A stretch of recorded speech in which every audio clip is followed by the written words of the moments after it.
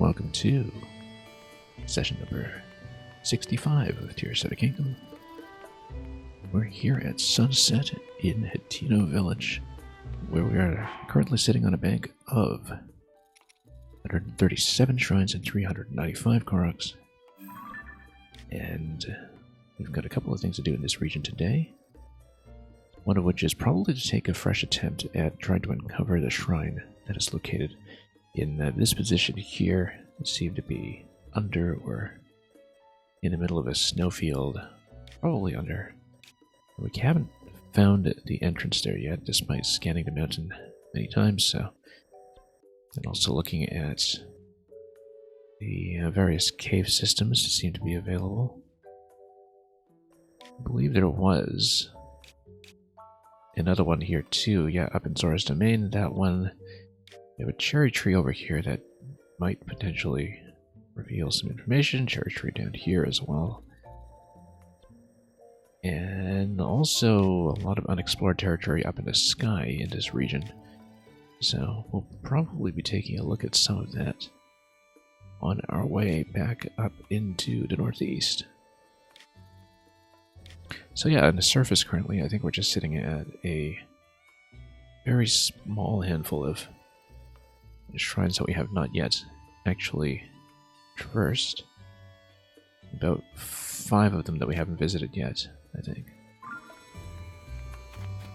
So we'll see if we can do some of them together, and we'll also see if we have any additional ingredients that we can buy around here, because yeah, I guess I've already bought them out of milk and such things. Pretty good for rice.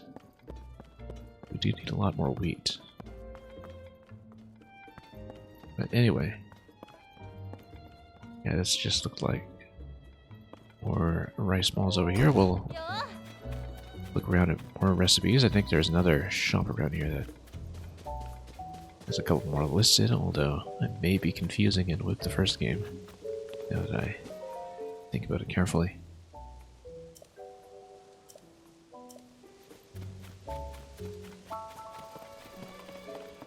Yeah, you've got quite a few other recipes over here. These are all for elixirs, though, not dishes. All different things you can whip together with monster parts. If you're not busy dyeing your clothes, which we're not going to do right now. No paraglider to use in conjunction with all of our skins. Someday, a second store. And yeah, I'm a regular.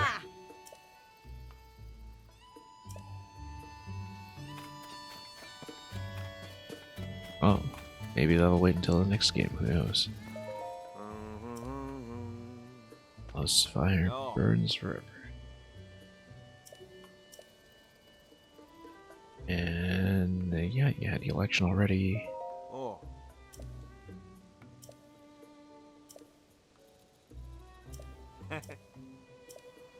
Don't know if anything has changed about Zelda's house.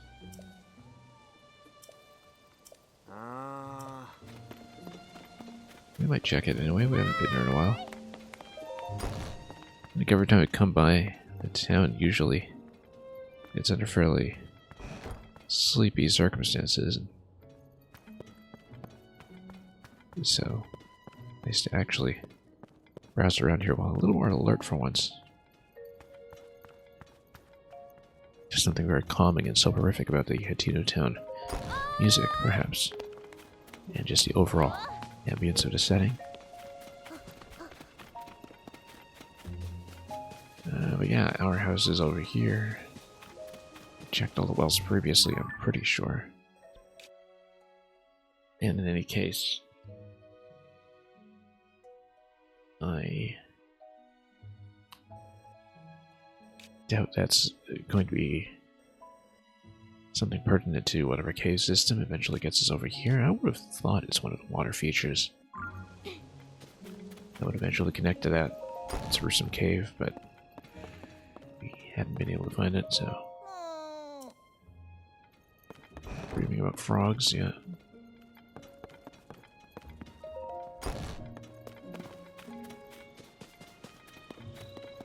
But no, we checked every one of these buildings yet.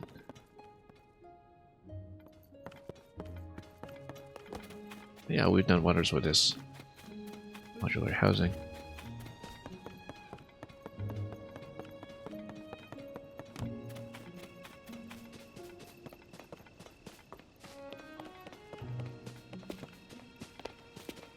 So here we are at the old shed.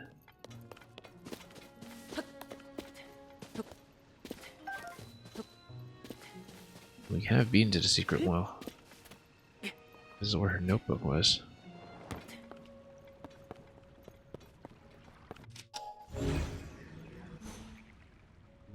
For her froggy research. Seems like too damp a place to really safely keep books, but notice all the drawings on the wall too. I guess it's the local children having illustrated her.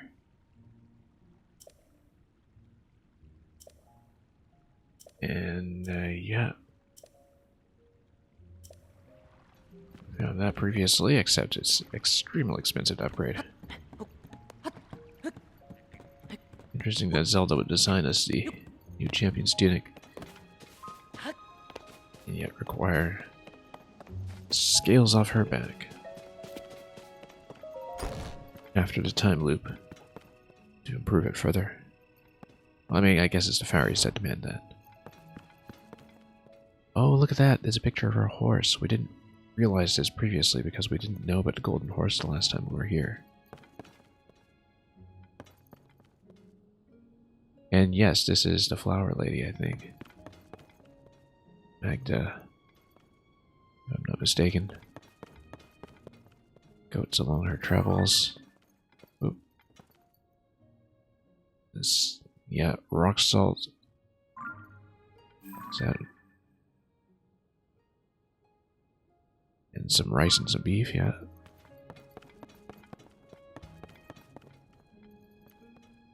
And these redondons.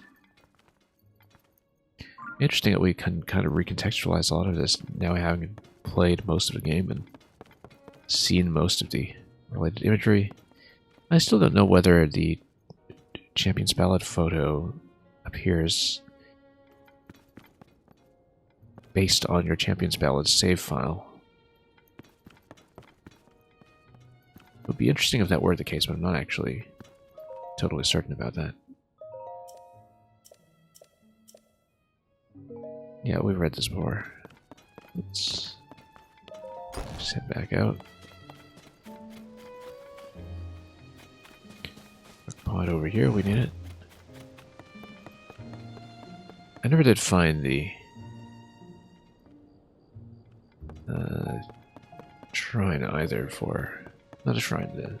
If there was ever a stat reconfiguration statue, like there was in the first game, I think it's just not here. But again, every time I've come here, I've maybe been a little bit too sleepy for my own good, and might not have been alert to all the relevant details. Also, this window here, have we checked it previously? I think it's just decorative. We've been here for one of the quests, I think.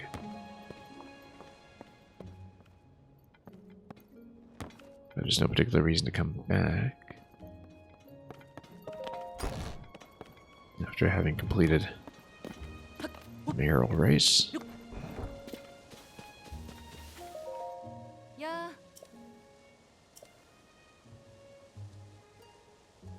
The cave that runs through Walnut Mountain. Which one is Walnut Mountain? I feel like we have seen it before. Walnut Mountain Cave, yeah, we've been there.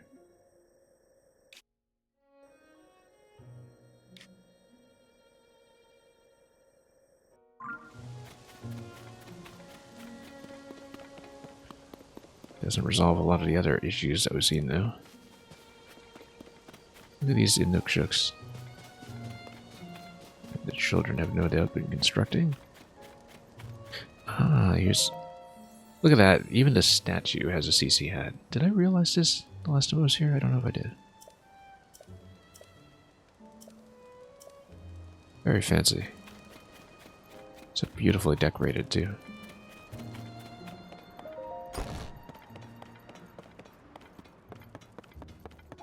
Anyway, everyone's asleep. They don't mind me just walking in.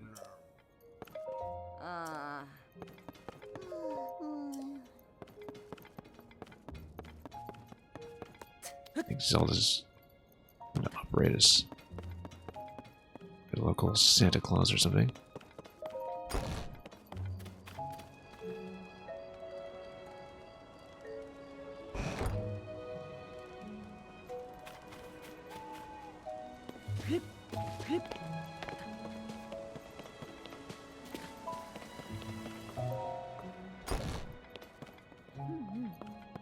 And, oh, we haven't seen this interaction.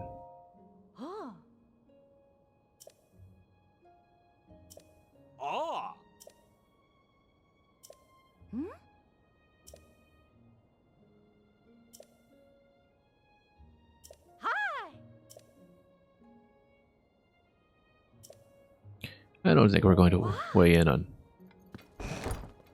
whether they need to buy each other new hats. Nice inn, though.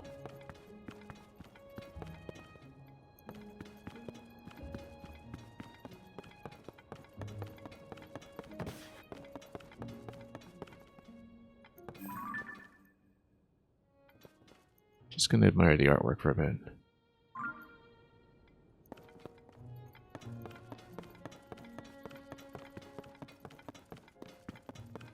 Not really doing much business today, though, I can see. 1 carrot, 2 carrots.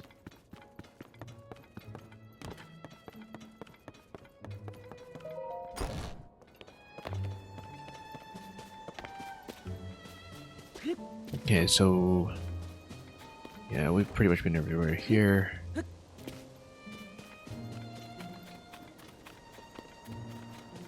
Just going through it carefully in case there are some clues. Hi. I'm not headed to the inn, but okay.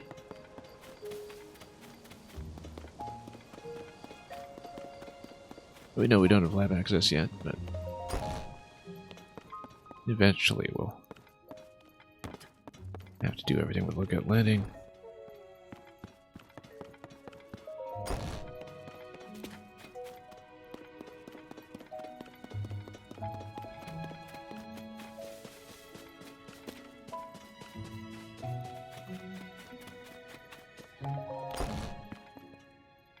And what do we have here?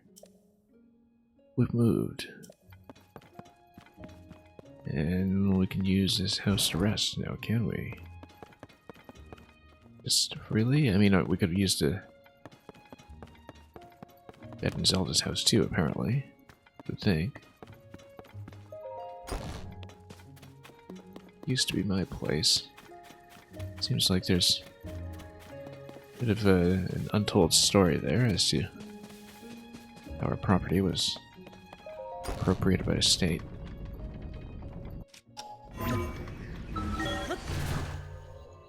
Anything on the next layer? I don't think so. Nope.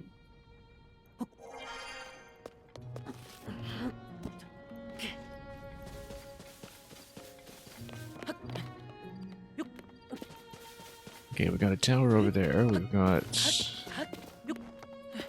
what else? Tech lab over there.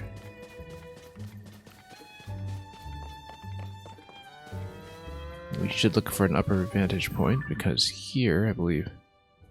that's just Great Sky Island, right? Yeah, should be.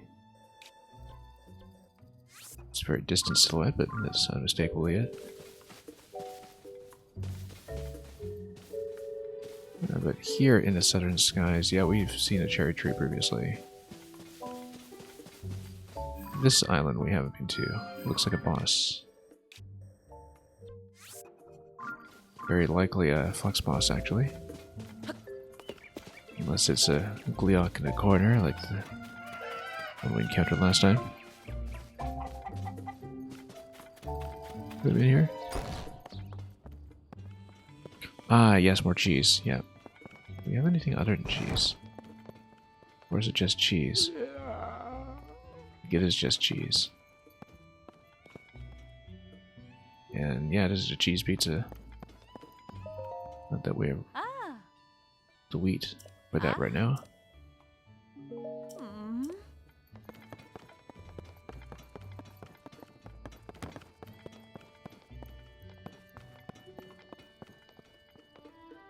Okay, let's get back out.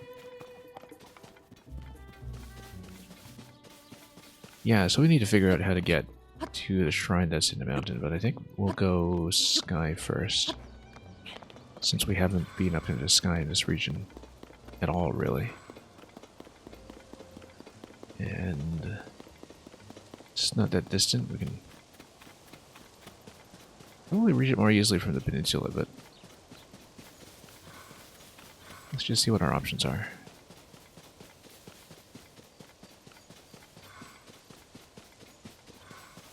Tech lab over here. Can't enter it yet so far as we know, although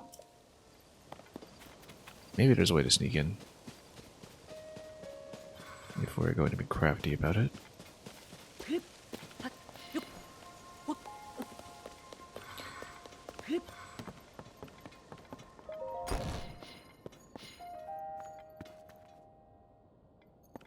And not even a notebook lying around this time.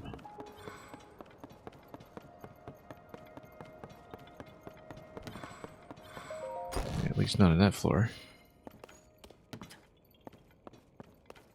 Notebook. We probably have been here before, but... yeah, because this is how we know that she de-aged herself a little differently.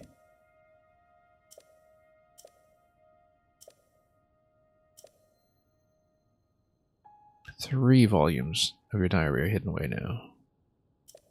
We found a northeast one.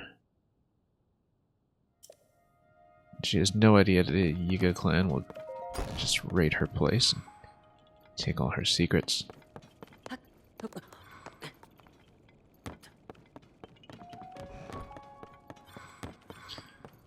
Yeah, if we are here, again, it's probably a short flight from the peninsula, given that that's actually above eventide.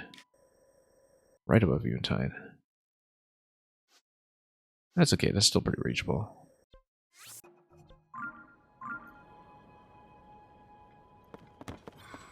Might need an extra battery or two, that's all.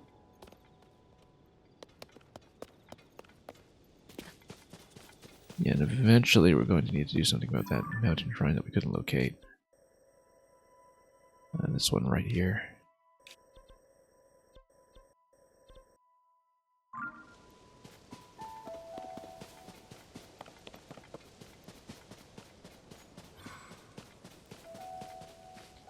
I think we'll just keep our current elevation and do that island first. And it's very clear skies from there, so...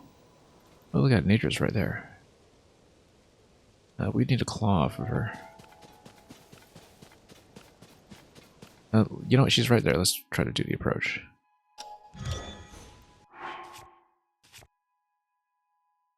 I feel like we should modify this vehicle and create something a little more powerful at this point, but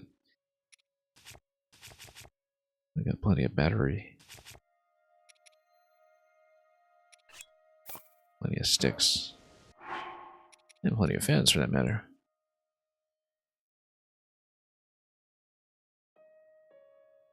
So it's just a matter of whether I want to use fans now or zonate. I think we should use fans. To keep things flexible.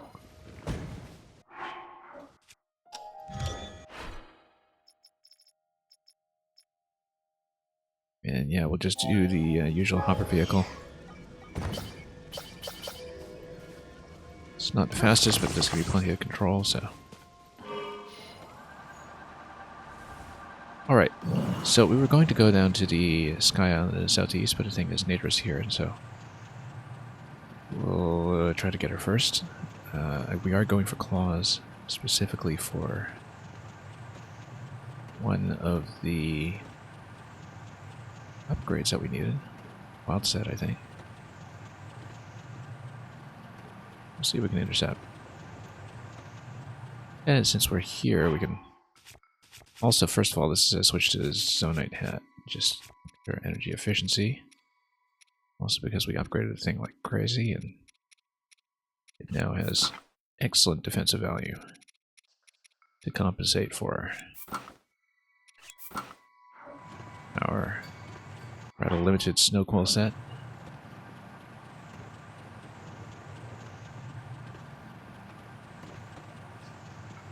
And hopefully Yunobo can aim this time. Last time we had a bit of trouble trying to take one of the light dragon talons instead.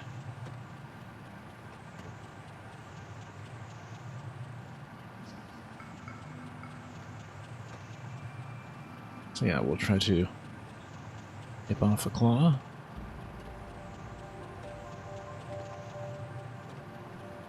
Without getting iced.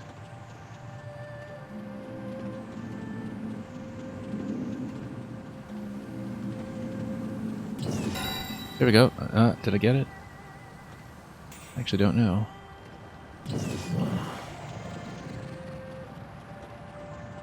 Well, looks like we should drop in here.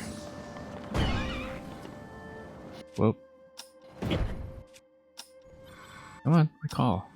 Recall. Get over here.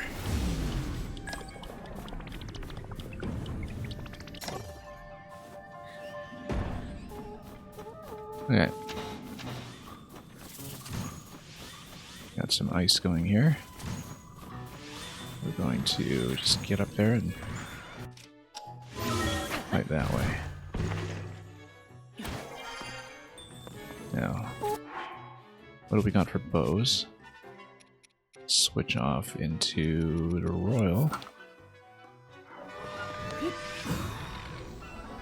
Oh. Nope, hang on. It's kind of a bad jump.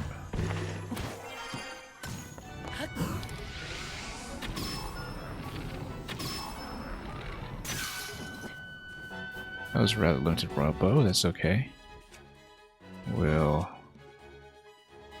switch to the other one.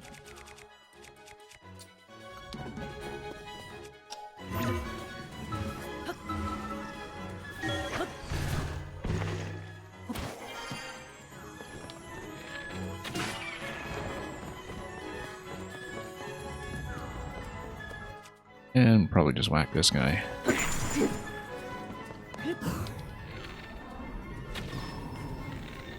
Okay, no issues here. And who's poking me?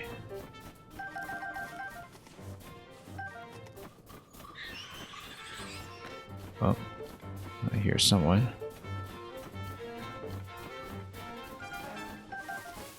Anyway, we need to make sure this is the right dragon piece. Looks like it should be a claw, judging by what we see visually. Good. I think we're actually up in terms of arrows, which is great. We'll probably ditch this Phrenic. It is technically long range, but that's not going to help. It's just 10 damage.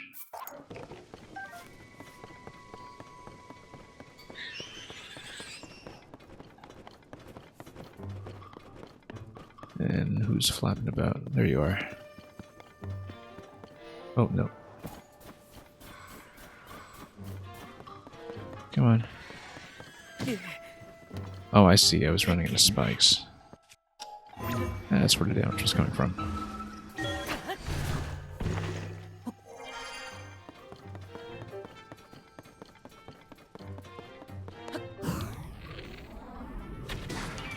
Go. Drop you and take your eyeballs. It's the humane thing to do.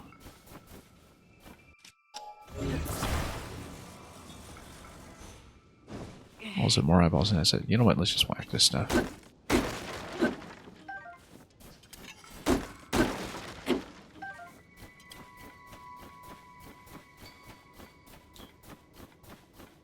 And we're a little bit slowed by snow right now, but we'll maintain our current suit.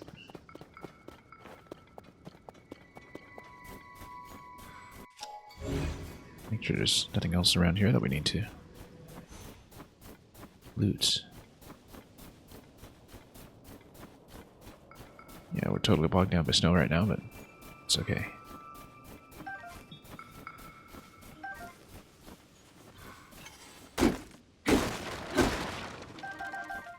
Very nice. Lots of arrows to work with. Smoke signal up there. And something else up there that... Oh, it's a pin, okay. We should actually check the smoke signal, maybe... It might have been a clue. Or it's just an enemy fort, who knows. But we know we had issues here previously with finding where to go, so...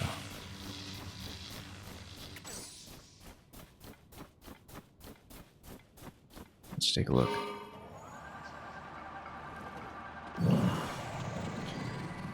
Yeah, after getting some elevation here, I guess we got diverted here anyway. Yeah, we'll eventually fly back into the southeast. Check what I said earlier, but... I suppose I can wait.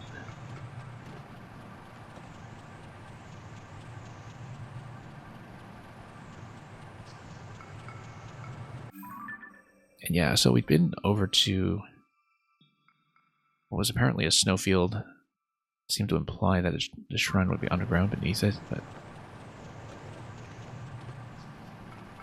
we weren't quite sure.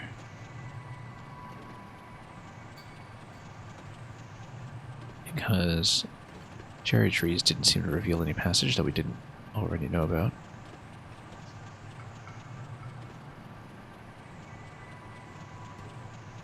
But anyway, we'll head on up here and see what this place is. Oh, whoops. Dunked it on his head. Not the most polite.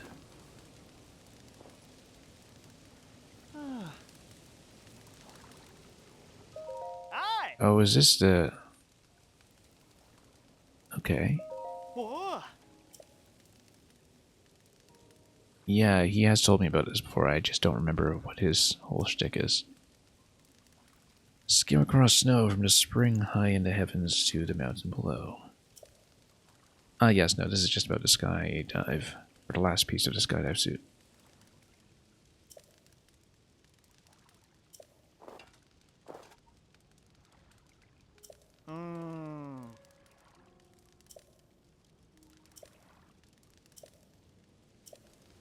Anyway. Yeah, so we know all about that. We had, in fact, seen it from some distance.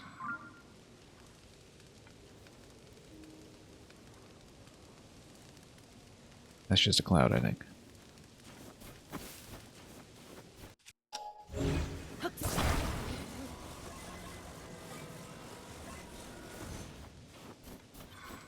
And we had already restored the statue over here, so... Yeah, let's take a flight around and let's be a bit more attentive this time. And see what we can find. Walnut Mountain Cave, that's probably not it. Neighbor Road East Cave. That's what's next over here. Maybe there was a branch off of that, but that already potentially connected to one shrine over here, so I find it a little doubtful. Yeah, we really need to just wrap around a mountain and see.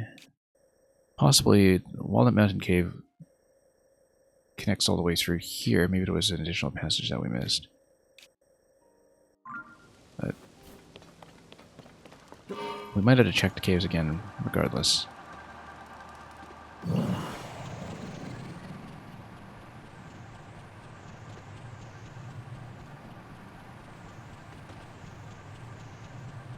Anyway, a couple of constructs down there.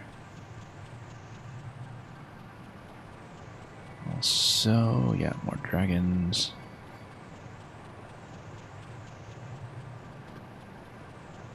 So yeah, we should wrap around a mountain and make a fresh attempt at this.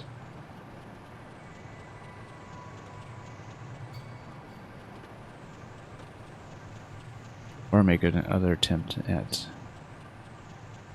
that dragon since it's right there. Oh, that's the light dragon, isn't it? Yeah, we'll definitely go for that. And again, we'll try to get the Talon.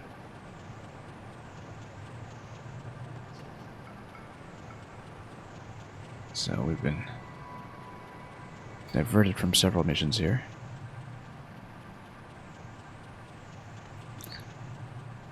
I don't know how long the reactivation time is on her because she doesn't dive into the chasms or anything. There obviously is a point at which you're able to loot another piece off of her, and I just don't know what that is. Anyway, we'll try to get up towards her and get a good angle on the claw.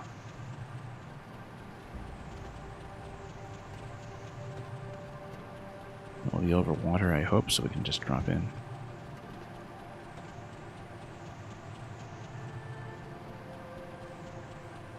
Let's head on up a little bit.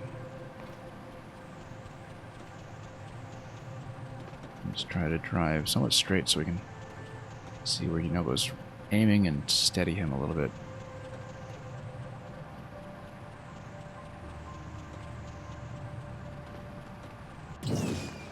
Nope. I have to turn around, I think. Yeah, it's not gonna work. Down, please. A rapidly depleting battery here. We need to take another piece, that's fine, but as long as we don't take the scale. Come on. Nobo. Oh, we're getting kicked up by updraft. Just refuses to aim. Absolutely refuses to aim. Where I would like.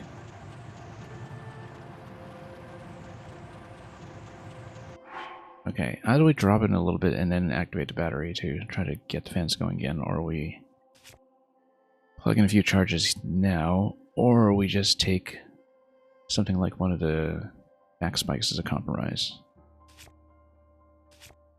The thing is, the updraft is kicking me up a little bit, so I think we should, in fact, pick up something like a large charge and, you know, fly around and try to reposition. And the thing is, we need 2 of these claws. One's not enough. Where's my charge? Here we go. Okay. Alright, let's swing back around so we're not kicked up. And try to tail her this way. To lose a little bit of elevation. And so Yunobo can kind of get a shot from underneath. Yeah, large charge was probably overkill, but I want lots of flexibility here. Without worrying too much about the battery. Let's go down and lower it a little bit because once again the updraft does kick me up. Let's come around for another pass.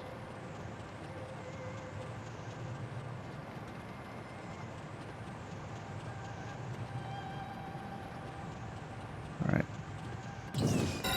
There we go. Got it. I hope. Alright, that's gonna get kicked way down. That's okay, let's just circle around here until we can get a nice solid landing. Wherever that was. Yeah, I don't think I can get a second piece off her anytime soon until the glow turns. We can just kind of tail her too, but I do want to pick up this piece, so...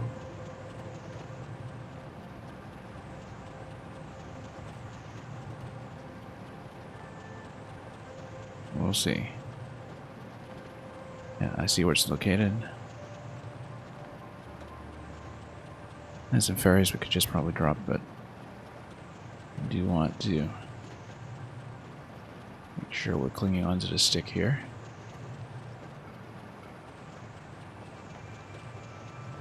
We'll just try to come around safely.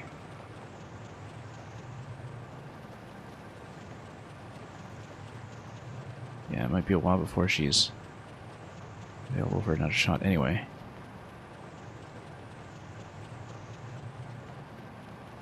Eventually we'll need some of the other parts. But we'll take this for now. Since the opportunity presented itself. We can also just do a straight drop into a water landing. Maybe that's easier and faster. But we're a little out of position with that now. That's okay. Let's just head down here. It'll be easy, so we just position ourselves properly and maybe even see the correct continuation from this point.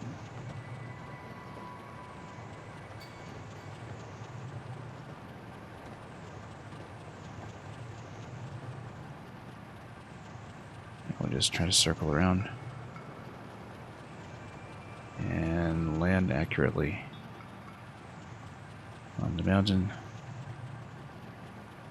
without having any major spills or disasters.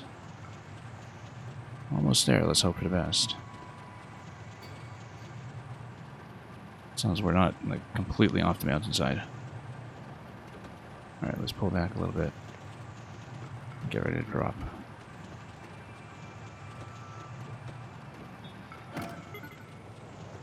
Alright, good, good, good, perfect. Perfect, we're so close to it too. Yeah, let's not confuse it with Addison here. We'll come back for Addison in just a moment.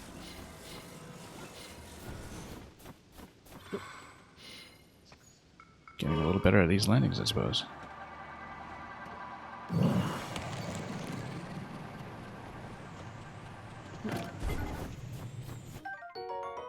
Like Dragon's Talon.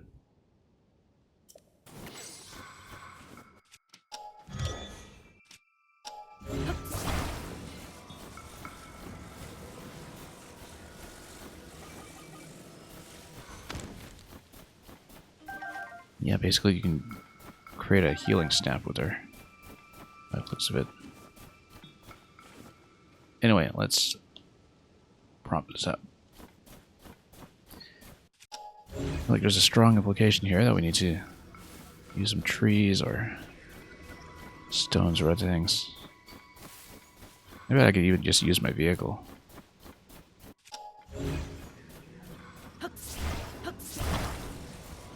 Since we're here anyway.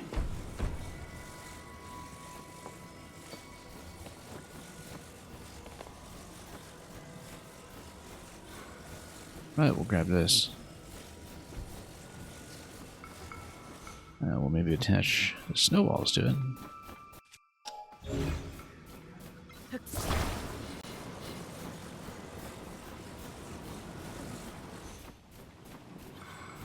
Whoop.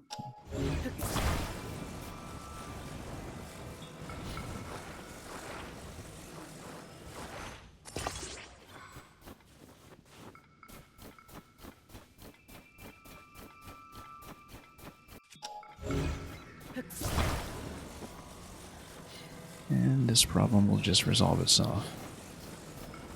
We hope.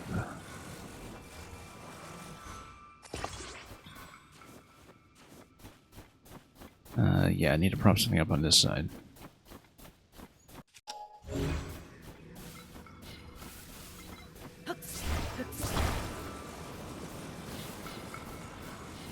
Feels like it's going to be a little wobbly. But we'll deal with it. Also, I need some way to talk to him after doing it this way. Can we? I feel like it's going to topple. Not unacceptably. Can I talk to you? Can I talk to you? Come on. As the president's standing.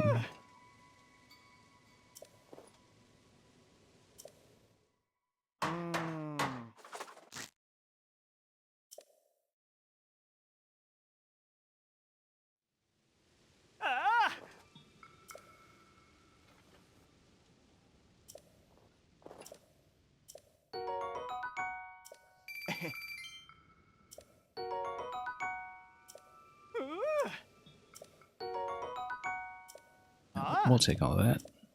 And with that, you're off. Okay. So, we still have to see about this. Might even just fly over, see if we can chase down the light dragon a second time, but no, we really do need to resolve this issue here. Totally not clear to me what to do with it, so.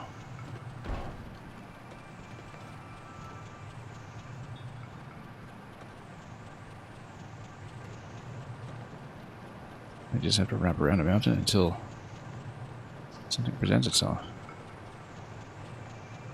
We did try this with cherry tree scouting earlier. Now, does each cherry tree reveal every cave on a map? I don't think that's necessarily the case. If it's not, then perhaps what we actually needed was the other tree. But I actually don't remember if there's some limitation on range with the assistance provided by the Lord of the Mountain. So we will go around and check that. We're really going to continue to be stuck.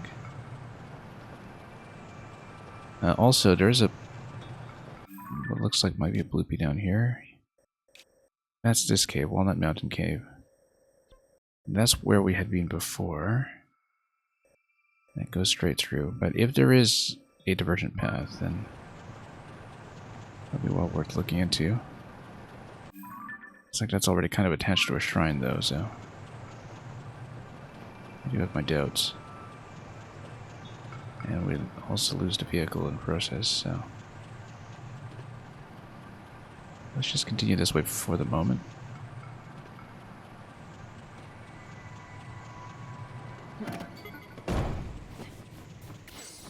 And oh, it's another steering stick.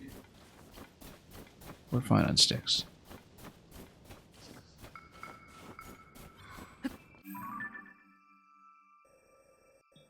Yeah, this seems a long ways out, but it wouldn't be totally unprecedented, of course.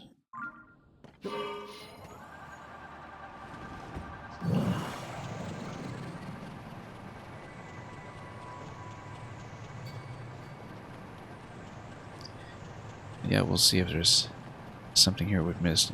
I feel like we spent way too long trying to look for this previously, but you know, we might have suffered from a bit of tunnel vision for all I know. We'll go squat down there, let's deal with it later.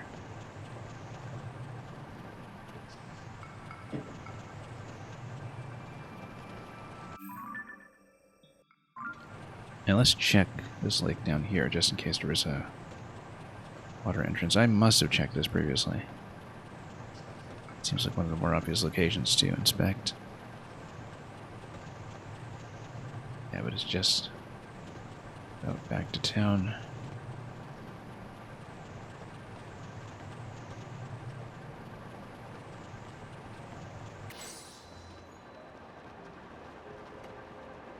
Speaking of being back to town, every time we go back, we should, in fact, check for more milk. Might as well just do that now. We're here anyway. We're also going to be a little bit short on wheat. But we know roughly where to get that. That's all the way to the west, so in the Tibanta region. Yeah, definitely running into some ingredient shortage. All the cooking we've been doing. Oh, whoops, that was a pretty bad fall, but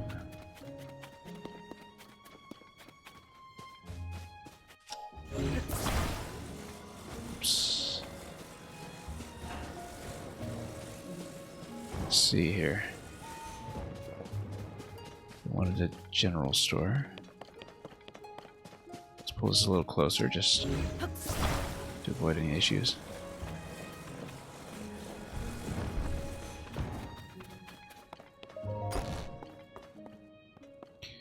No restocks yet. Maybe it's by the blood moon. or some other day cycle that we haven't calculated yet.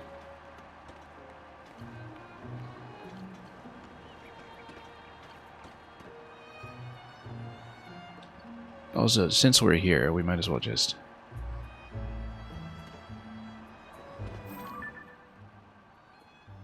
Yeah, it looks like she's already been depleted. I'm tempted to go for that twice. We have a cherry tree here as well, but the thing I'm actually going for here is the island above Eventide. Have we seriously not been there? It's right above Eventide. I feel like we must have checked it. But maybe I missed it, because the last time I was back there was when we went down to the chasm. I certainly don't see anything marked in the sky there. It may just be a construct boss, right? So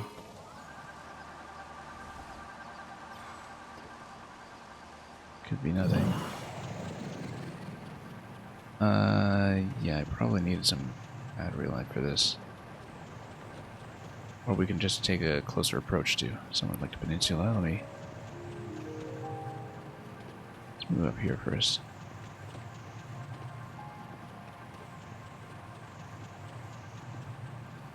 Maybe pop in a rocket or something. That gives me a more or less energy efficient launch.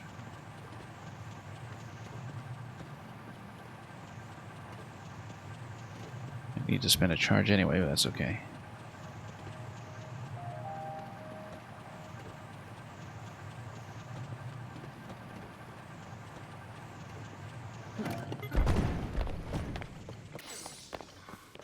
Okay, so we can aim all the way over there. We can also continue over to the peninsula and just cover a bit more distance that way. Actually, I like that idea better. Get in as close as we can first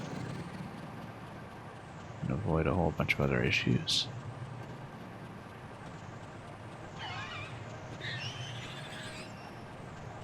Yeah, because that Sky Island is pretty isolated from everything else. I know I've been up that one over there to the right. Because that's the one above Earthland Village. Spent quite a while getting a balloon launched to hit that on target, actually, before we started switching to some revised designs that were a little better at landing.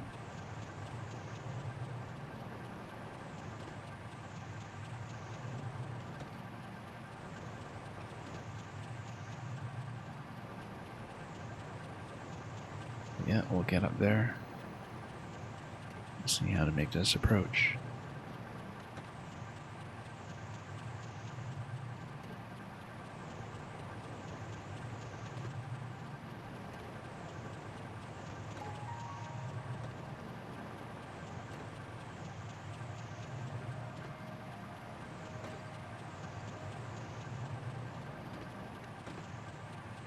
We can't just fly directly, of course. I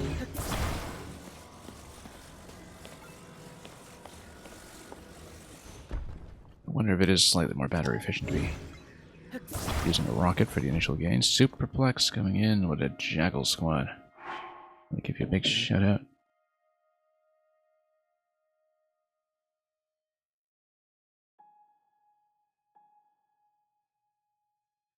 Also, I realize now I forgot to get my audio on for alerts. But that's okay. Thank you for the Jackal Squad and the generic raid message from Appleberry. Hope your own Tears of the Kingdom stream has been going well. We've been progressing pretty nicely over here. Doing a lot of mop-up on the map. Anyway, the thing I was going to do, this looks like it's well within range, but just in case it isn't, let's see. I'm actually starting to run a little low on rockets because I do want to save rockets for rocket shields, since that has been one of my solutions to various glider-related problems.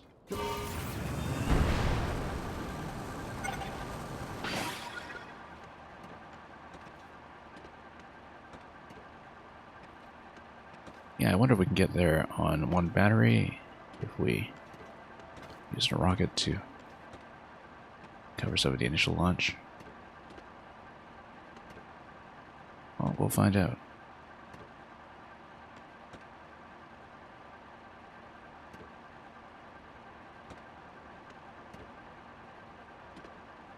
Started to 100% the game. Yeah, I am getting closer on the shrines. I'm at 137 shrines right now.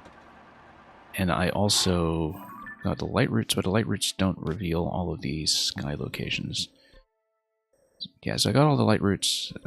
We had some shrines in the overworld that we know where they're located, but I've been having trouble finding out how to actually get there. This one especially, that's under the mountain or something, so, you know, we'll figure that out.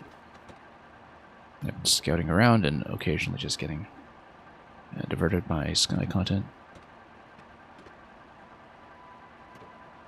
So yeah, it's going alright.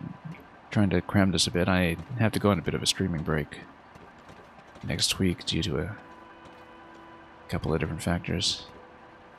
So I'd really like to get this done. But I'd also like to get it done as completely as possible. So far, since I don't have a paraglider, there are 4 shrines that I backed out of. I think 2 of them are solvable with a bit of trial and error and with a bit of finesse. 2 of them I don't know how I'm going to do yet. One of them I just need some equipment for. So, we've been finding some solutions. I think I might need additional battery for this one. We're about to see.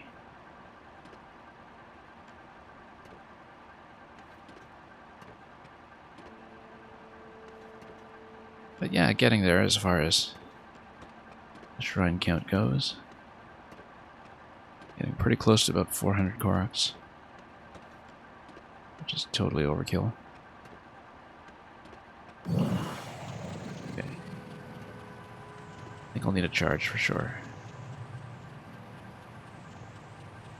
It's quite far away, actually. 1 full charge should do it. 1 full charge will actually be more than enough, but it'll be still more cost efficient than spamming the small ones.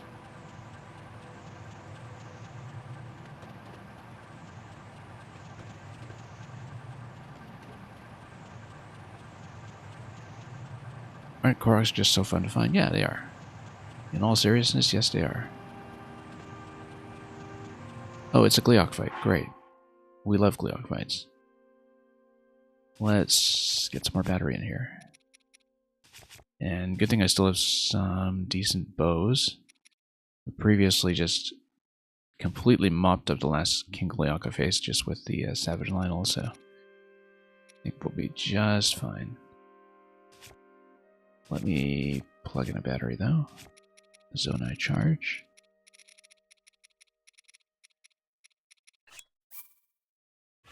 Probably going to be another Sage's Will off of this as well. So let's get some weapons prepared in advance.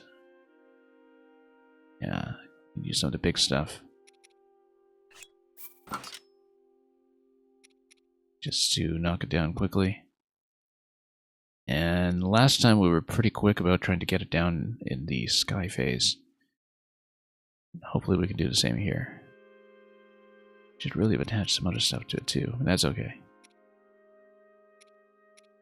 And yeah, I might actually use this smasher as well. Probably will, in fact. Since these guys can be tough. As long as I don't have too many issues with the final phase, we should be good.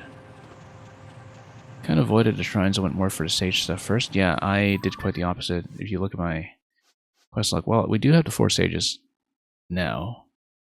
And they're telling me that eventually I should in fact go to Lookout Landing. Because we still have this initial set of quests here. But in order to do Spirit Temple, it looks like I'll probably have to go through some of the quest stuff first, so we'll do that at some point. Because I did go down to the Spirit Temple and Construct Factory and found that it doesn't allow me to activate anything yet. And that's okay, we know how to fix that.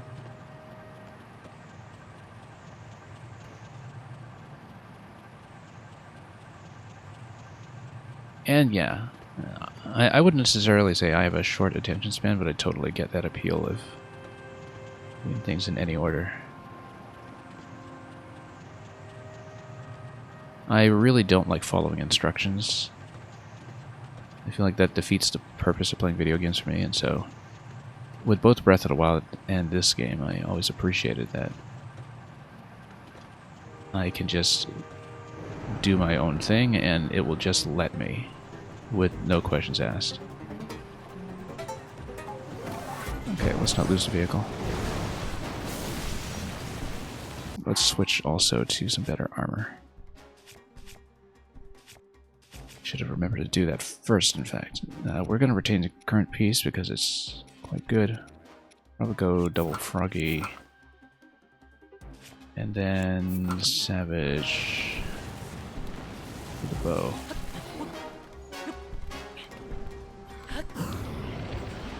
Guys, with a savage bow, we can just get him down immediately. Zero assistance. Yeah. And we'll just bash him down.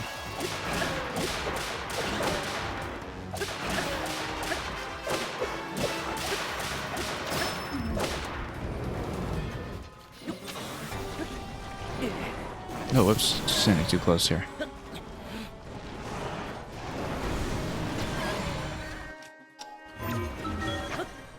Let's get up.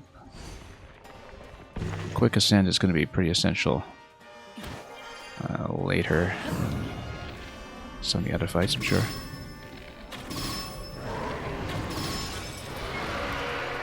Okay, down.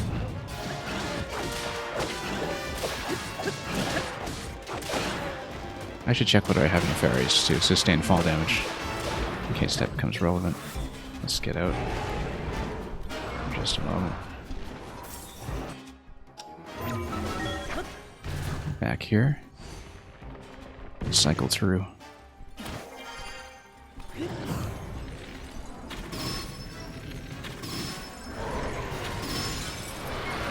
Very nice. And then let's switch over. I can just go Master Sword, but no, we can break some other stuff on him.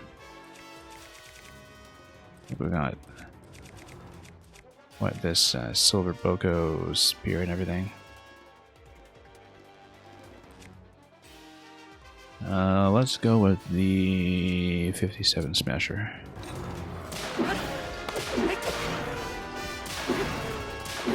Two-handers are a little bit slow here, but go back. Oh, got knocked back anyway.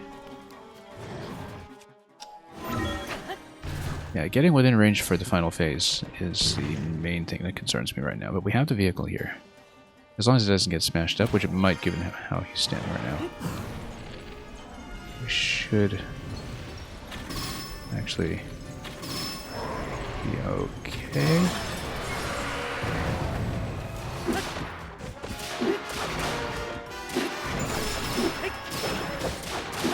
Just beat him up.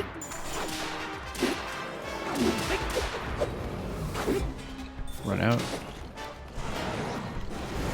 And again.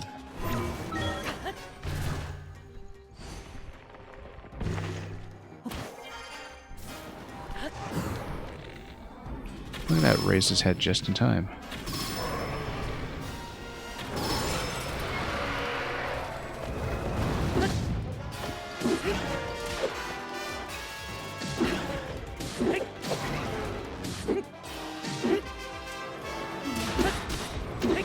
We don't want too much of a health pool on him going into the final phase, of course, if we avoid it. Is he going all the way up yet? He might be. Let's down him quickly. Now, the vehicle's not in a great place right now in terms of accessing it, so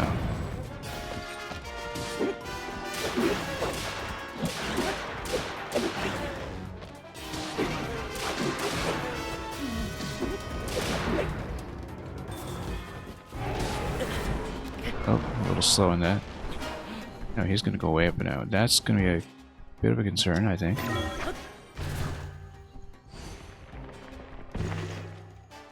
Let's see. No, not this way, not this way. I'm going to cancel out. Use a little bit of time here. That's valuable, valuable time. So he's going to go way up this way, and then we have to get up. Let's go wing on this, just so we don't have range issues.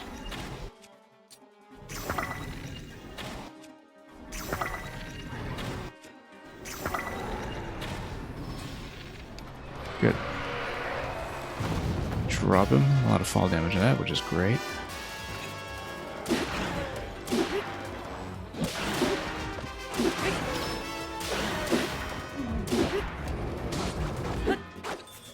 Okay, well.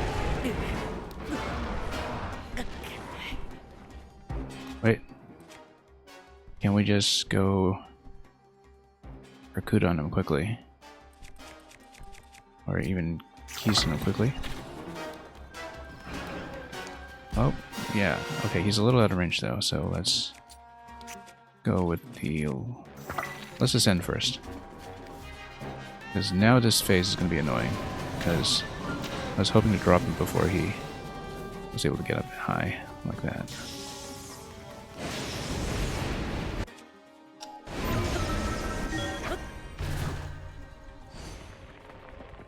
Yeah, that's a little annoying that he managed to get all the way up there.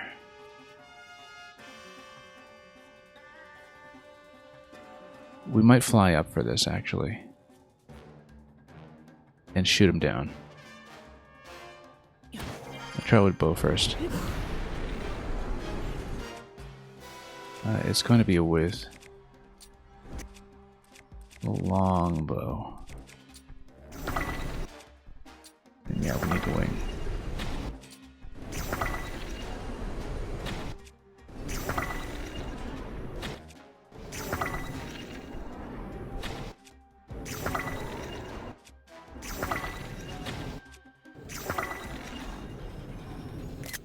He should be down. Look at that.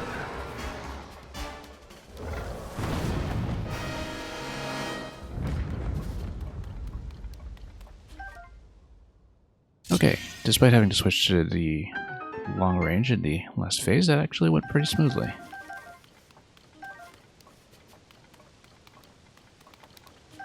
No problem. Okay, let's open a chest, of course, before we forget. But, yeah, my vehicle actually stayed alive that whole time, too, in spite of Leok being parked right beside it.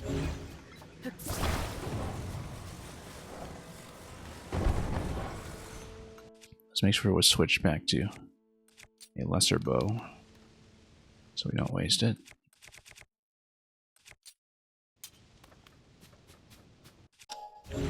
And if the one in the southwest was any indication, this should also be a Sage's Will, but we don't necessarily know that for a fact, so let's just take it first before we do any more conclusions.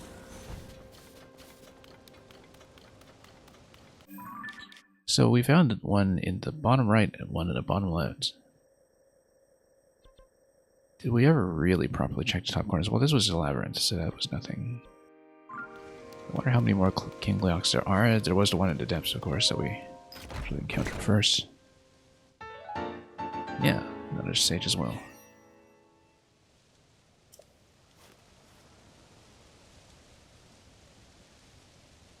Pretty good, we got 10 of those now. Out of 16, presumably. And James D, welcome. Just had a very smooth Leok fight. No issues whatsoever.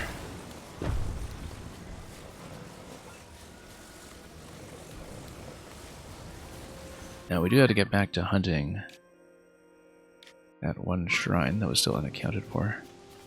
King Leok.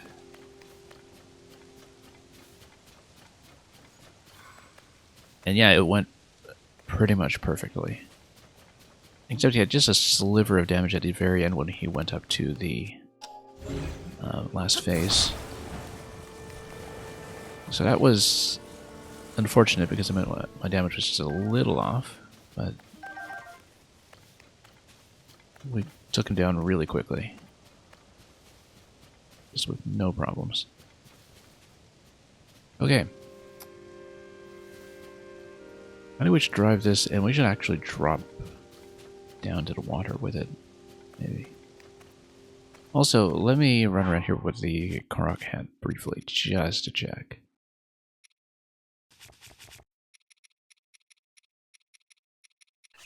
Before we do anything else. We'll have to remember to switch back to Sonai. I don't think there will be anything here, but...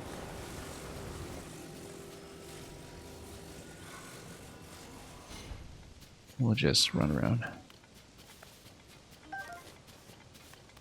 Doesn't hurt to check.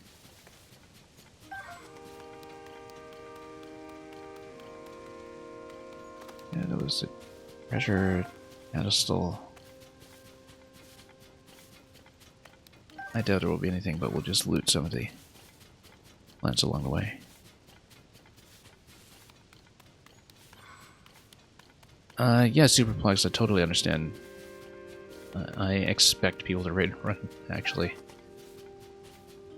Given A, the hours that I've been running, and B, you know, we're all kind of in the same boat when it comes to playing this game and wanting to be at least somewhat unspoiled. And yeah, do get some food. Gotta fill that belly after a stream. And best wishes with your run as well.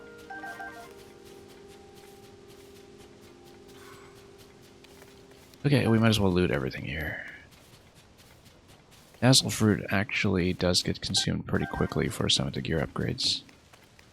So, we will take it, and we'll go.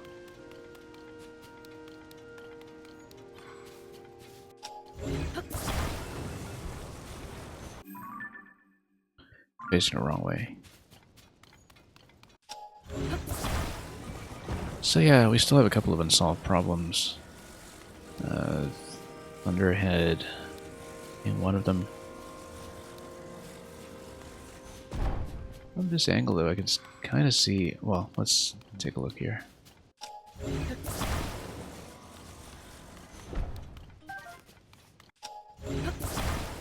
Hearty food is always great.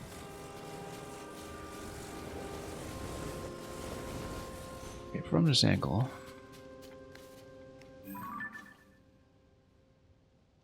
like, I've tagged a couple of things here. That's all the Thunderhead Isles. And you can totally see its structure from this side when you're this far away. What I can't see is where any kind of shrine would be located there, if applicable. Because look, there's this whole island chain there. We actually have a surprisingly good view of it. But I just don't know... shrine-wise, what that entails. How can we have such a good view of it all of a sudden? Maybe it's just from this vantage point, where it just doesn't render the storm or something.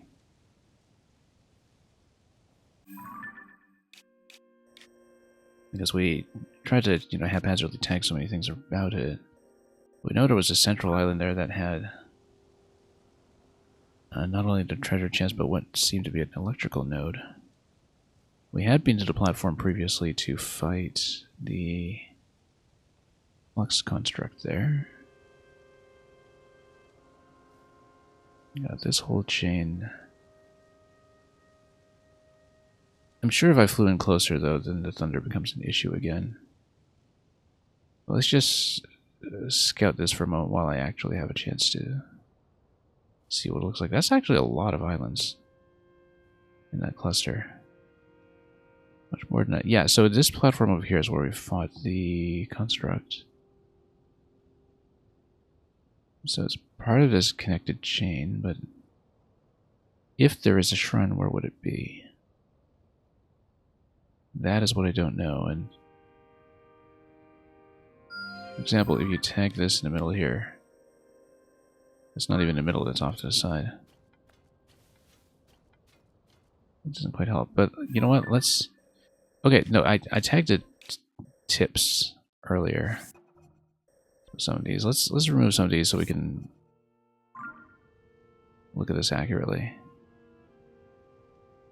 So we can just see the extremity where different parts of the island may be located. Yeah, you can kind of see that. There's a top part over there. There's like a middle part over here. I wonder if we can just get some more cloud cover to get it away for a moment while we try to see what's going on. Yeah, so you can kind of see an entrance over here. We'd flown there before on my first attempt. There's a whole chain takes you up into the center structure, which is actually right by where that treasure chest is, so we have marked that out. And there's kind of a lower set of islands over there. It's not going to be one of the smallish ones that is relevant. It might be this big center one over here. Let's take off the green bulb for just a second. Because that's throwing me off slightly.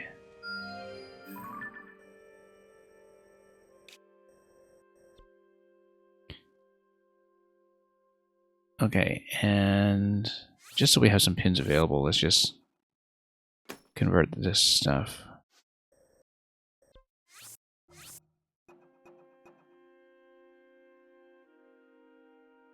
to whatever denotes platforms, I guess. I mean, it's pretty obvious. I'm just trying to mark islands here so we have potential landing points so we can land on blind. Roughly. I mean, it would be off to the side a little bit.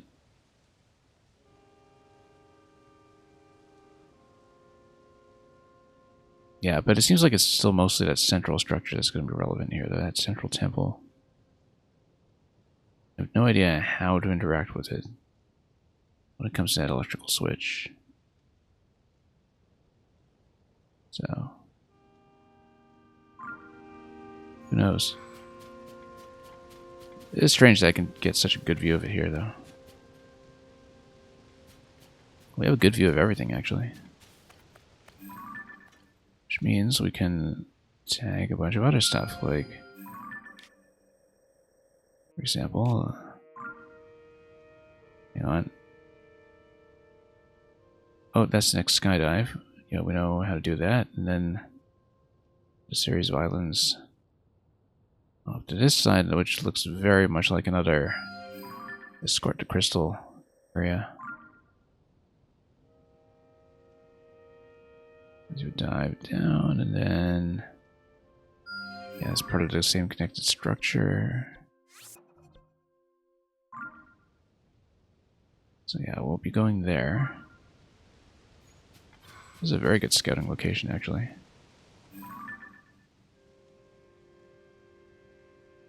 I've been here. Seems not.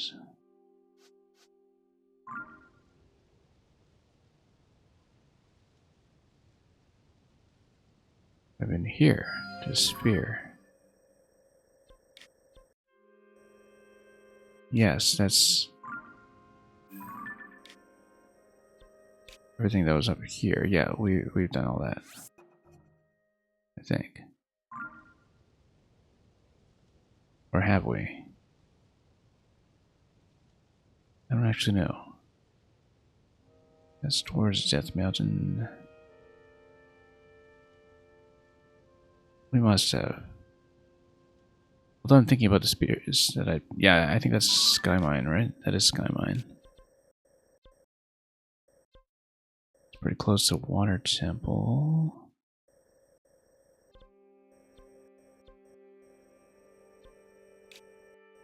Yeah, Sky Mine is over here. Oh, so maybe we haven't done that sphere yet. Let's make sure we have it.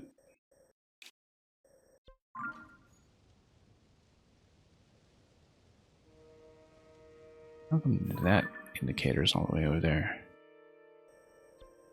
That's just a water temple sequence, so I don't think that's relevant. That's definitely just water temple sequence.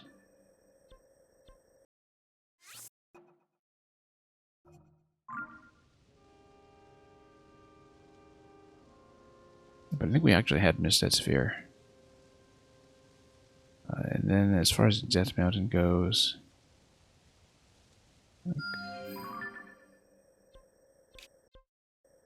Yeah, I mean, once you're closer to that cluster, you can see everything that's going on. At that point.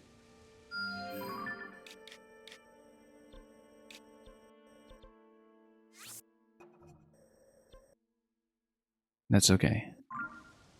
We can make it the most of those. Looks like the next destination, though.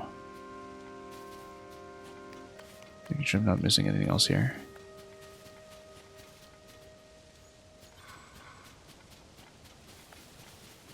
I did find it strange that I seem to be missing a lot of the Elden region. This looks like just another one of those flower islands with something readable that we can't actually tag yet. Maybe it's droppable. Maybe it's not.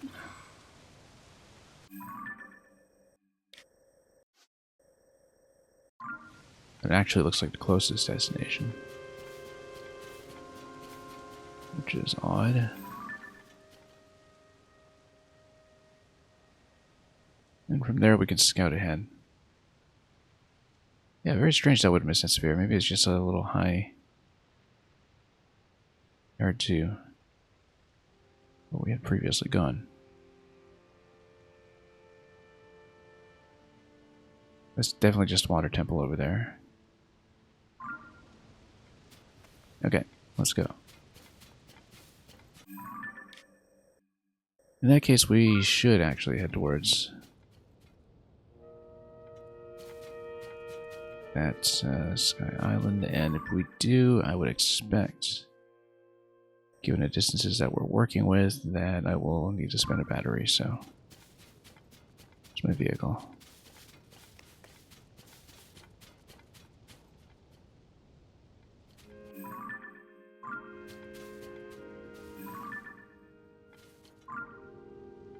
Yeah, we'll head up there just in case we can drop the platform or something. Let's reorient slightly. Let's not spend a rocket.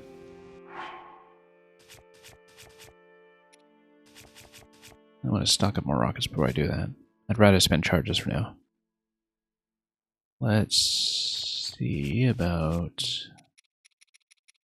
the power efficiency, though.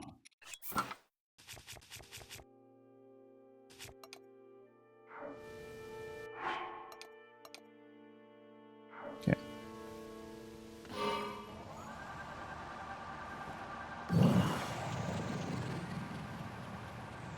And we'll tilt forward a little bit.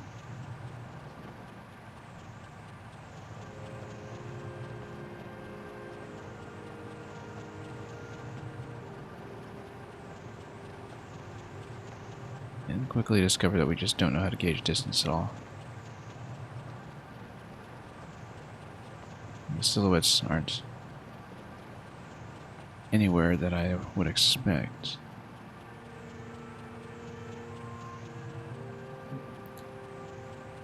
Yeah, we'll go for this.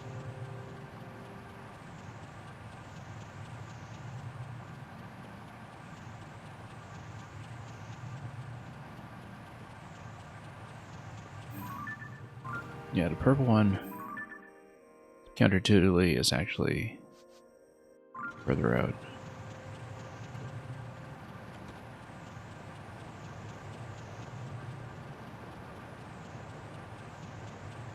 Beautiful view, actually.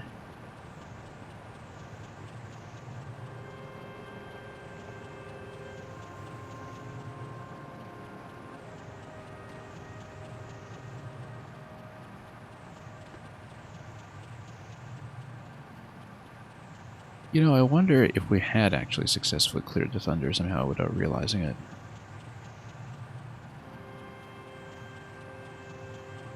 Or if we're just out of range of seeing it drawn.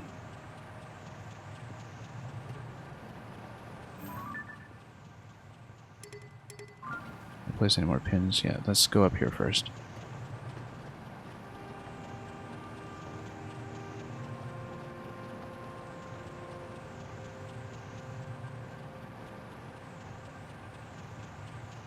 Propelling ourselves forward like this is actually very power efficient.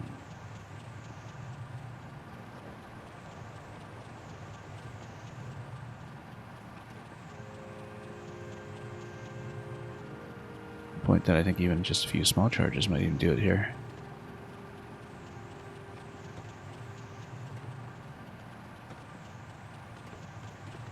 It's gonna be close. Very close.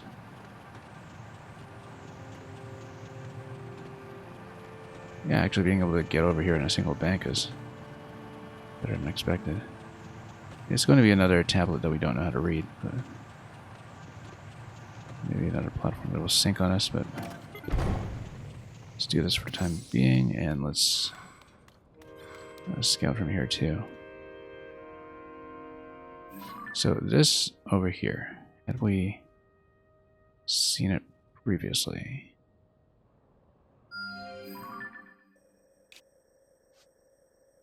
I feel like the answer might actually be no. It's not the one above Lurelin. It's pretty close to where we traversed before, though.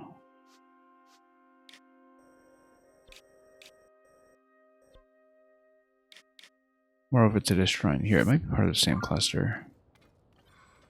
It is part of the same cluster. It's that shrine. Hang on.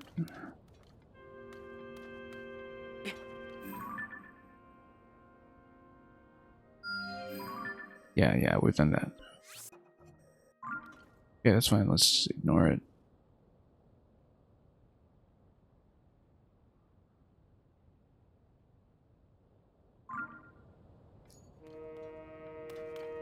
Yeah, so there's something else we can't read.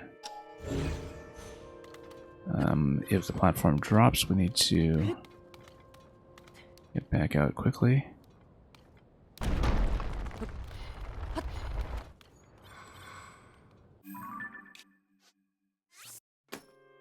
Mark it for later.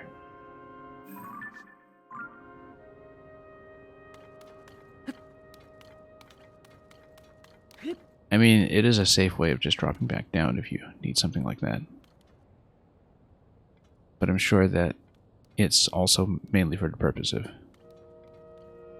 making that platform easily readable down below.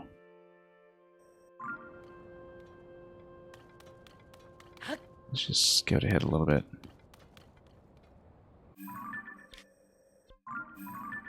So yeah, we'll go for the purple point next, I think. We'll hit both of those. This is a connected cluster. It looks like it's another pool and vehicle point, probably. Also, there's this up here that we hadn't previously seen. Given the pillar there, I'm assuming that's also another point that allows you to pick up a wing. This is Water Temple. This whole thing is Water Temple Ascent. That over there, I think, is Sky Mine. Way off in the distance. We've seen it. At the moment, it's actually mainly this island we're interested in. Once we get there. One of those has to be the wife wafted away. And then there's this. Which I think we had missed, actually. I'm thinking about the spheres that we'd gone to, and I don't recall that being one of them.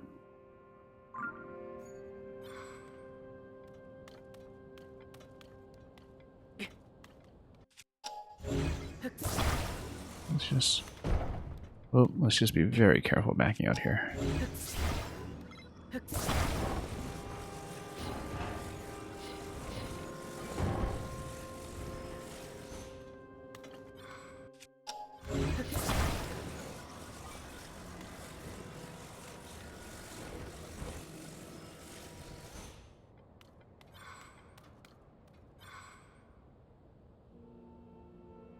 And let's continue.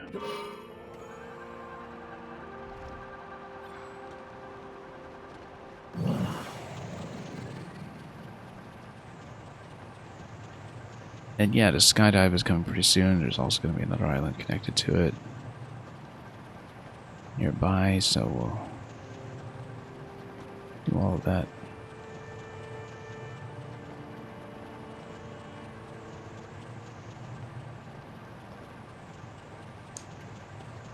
Yeah, we have the slight descent like this pushing forward that's very energy efficient.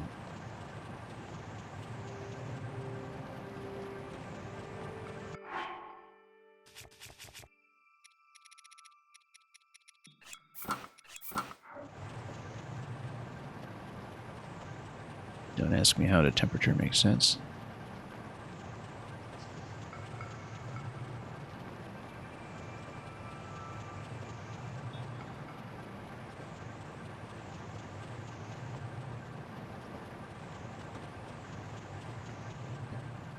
We've so far discovered 26 shrines in the sky, and we've solved 25 of them. Not even through half the battery, which is nice.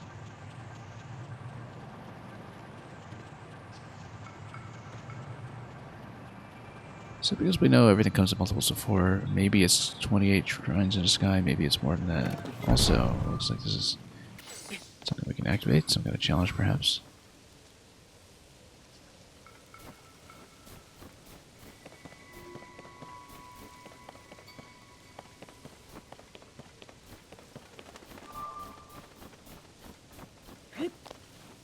So it shields. That's a lot of shields. Sled shield.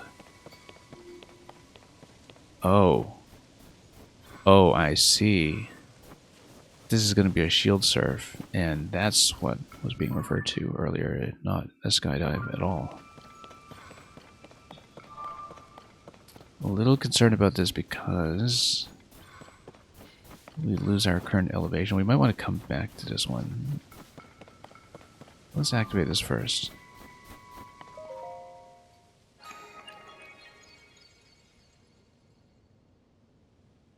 Maybe this relates to the shrine down below, though. Probably not. Okay, it is drop through some rings.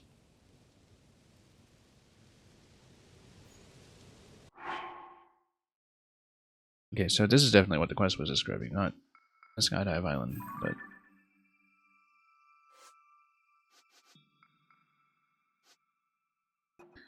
let's bring in the light rings. Skim across snow from a spring high in the heavens to the mountain below, pass through the rings of light. Oops. Let me just take a look here. It looks very much like this is a shield surf. The sled shield. Maybe the thing you actually want.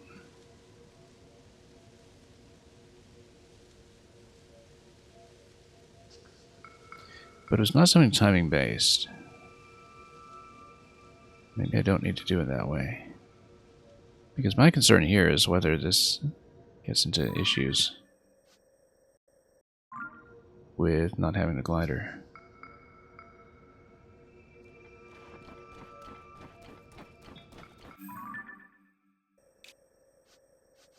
I think in the interest of keeping the vehicle, I might want to do restart the archipelago first, but well, we can always come back up. It's not a big deal.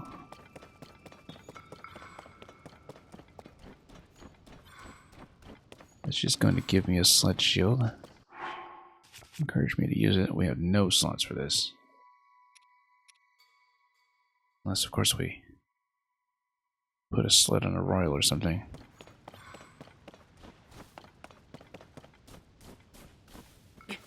Zonate shield, sled shield.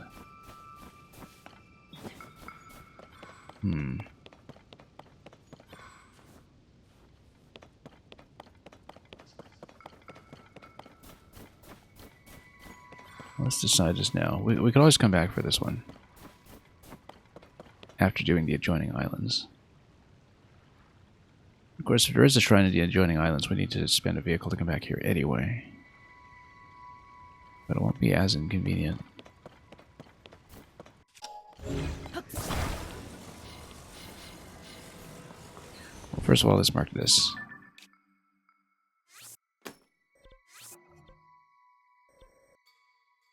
It is a shrine quest, incidentally. Ask for rings of light to see the light of blessing. Maybe that's what's necessary to unveil the one that is on the mountain. Because that's why perhaps it would be in the snow.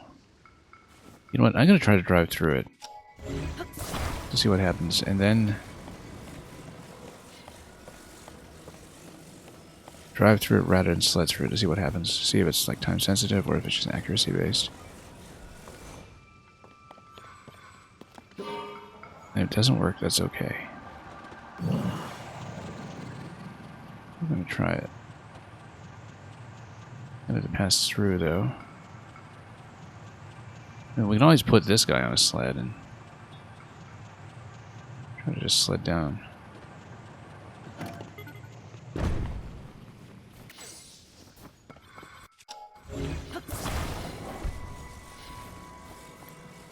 And see how this will work. We kind of need to weigh it down with a balloon or something, but then I wouldn't be able to recover from that. So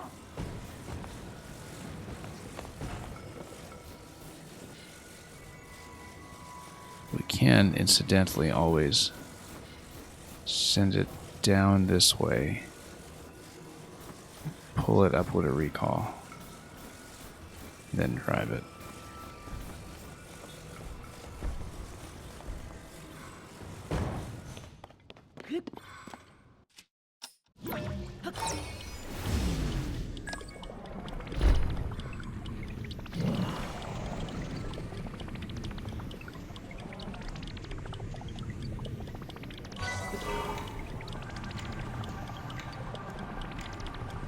Oh. Might be time sensitive. I don't see where the next ring is, and I assume you have to drop into it. Yeah, there is a timer between rings, so... Okay. We'll do it, but we're going to do other ones first.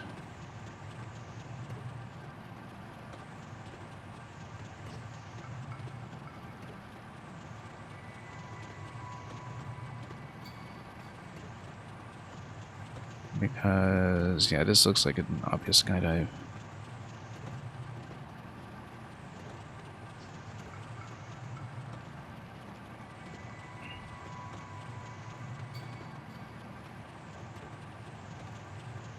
Yeah, again, a little concerned about how that one's going to go without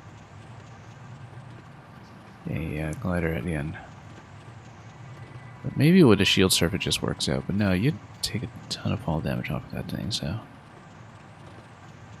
Well, we'll see.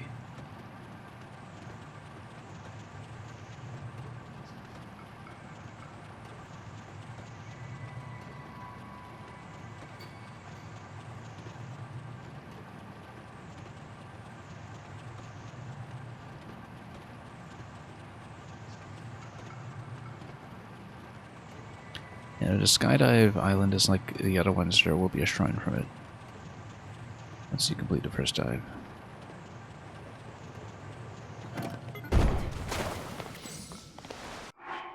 Let's do a quick Korok check here.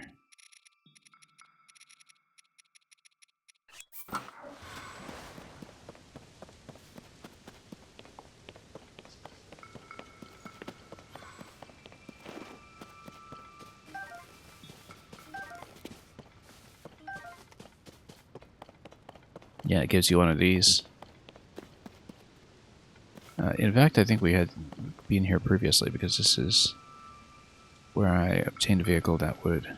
This is actually where I obtained this design, in fact. And headed up to the labyrinth, if I'm not mistaken. Or maybe it's... No, maybe I took another one over there.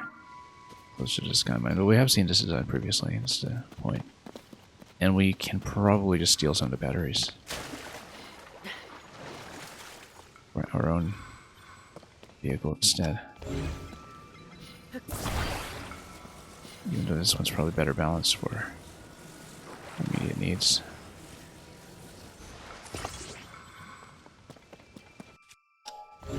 It doesn't actually lose elevation that well though, so we'll just load up.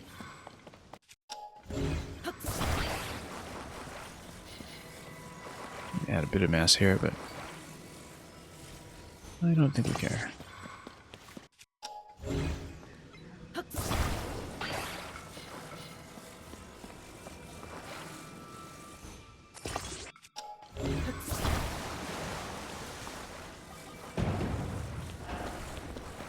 Always use rocket to do the initial launch as well. In this case, probably an upward launch.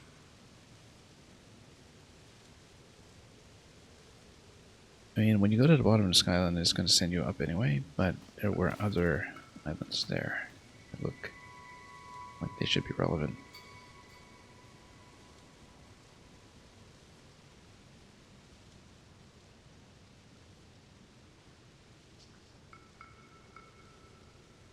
Like, I mean, not the ring structure, but it seemed like there was another island off to the side that's currently behind the cloud cover, and which was sort of about halfway up, like this whole structure here.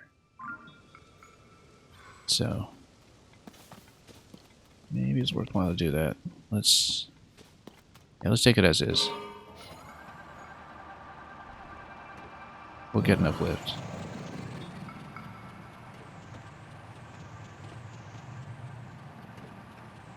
There's a battery tower. Looks rather silly, but that's what a modular design gets you. Kind of adaptability. Allows you to pull this kind of thing. Just ascend upwards to all of these hover platforms that are placed for our convenience.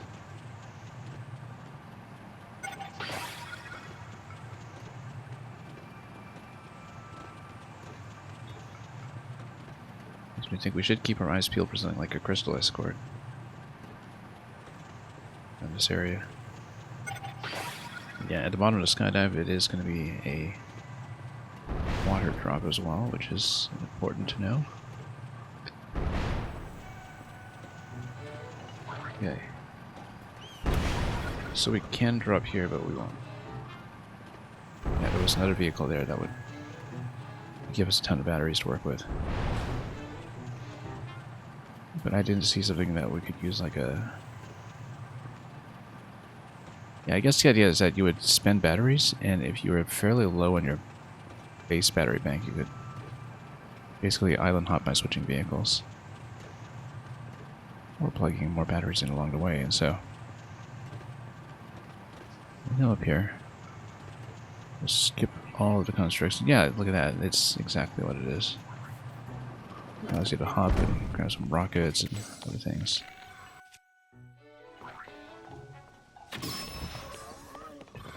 I'll duel him slightly. Let's not fall down here.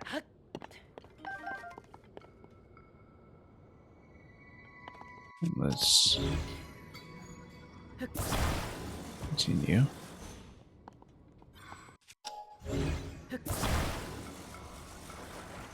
Yeah, we can raid some more rockets and batteries in our current vehicle. Head all the way up. Or really just up the diagonal, I mean... yeah, so we have a rocket going here, we can just continue rotating our current craft. Those is come in so handy. But yeah, it gives you the flexibility to basically skip from one to the next. That looks interesting. But it's just a moon. Okay. It's just coming up quickly.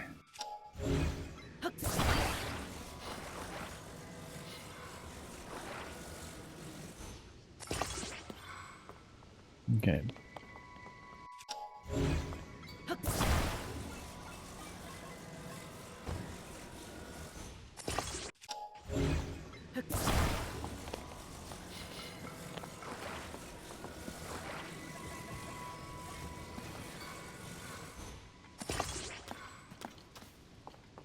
All right.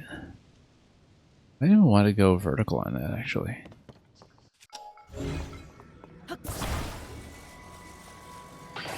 So we have enough battery to go horizontal after that. This way we don't undershoot from below. I'll just move this a bit.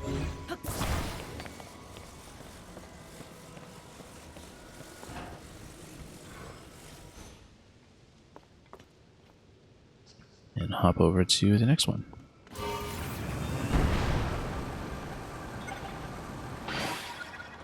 Look at that.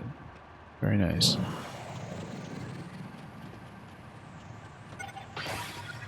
There's even a little Korok Island off to the side, to the right. At least that's what it looks like. Yeah, we've got a whole series of islands over here that are traversable, totally separate from the skydive. That's precisely why we're doing this stuff first, and we'll sled down at the end. And yeah, I think it's maybe the sledding that makes a shrine appear on the surface level, and that would account for the shrine that we didn't know about.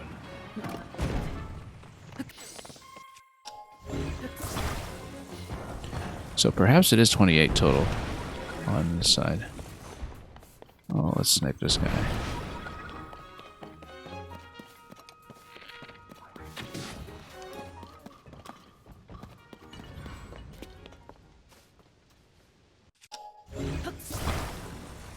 Oh, whoops. That's the guy we got the rockets in. That's what we actually wanted.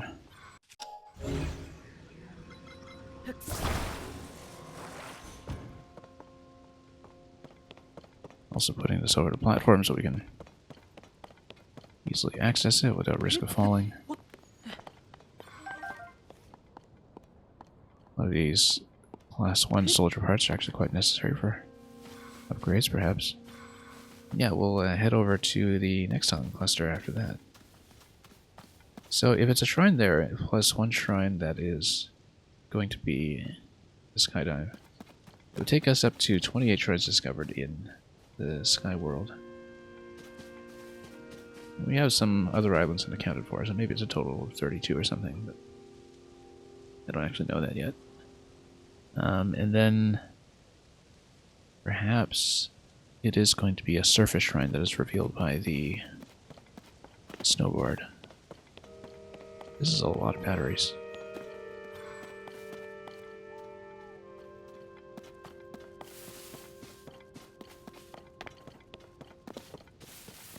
We don't even need them because this island is right here. This looks very much like a crystal escort. And we'll see it. Yeah, we got so many vehicles available here too that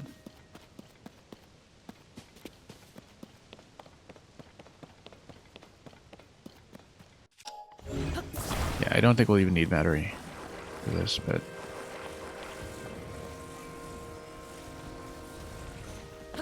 yeah, let's see what kind of distances we're talking about. Very close.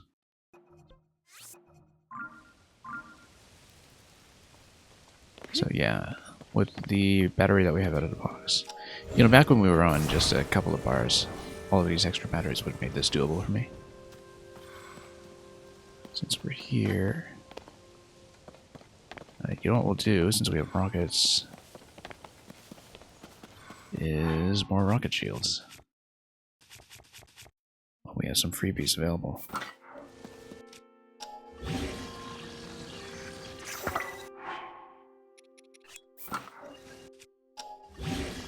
We'll need a sled shield for one of these eventually, so but we'll deal with that when the time comes.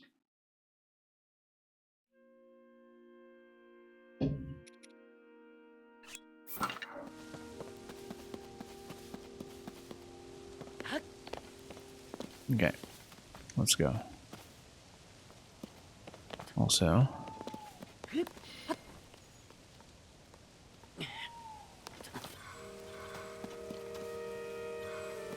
yeah, let's do it.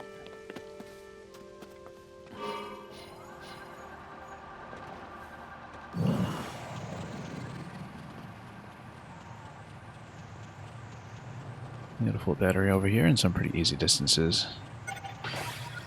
And you can see the shrine ring. I bet it is going up to the tall island and retrieving the shrine from there and sending it all the way back.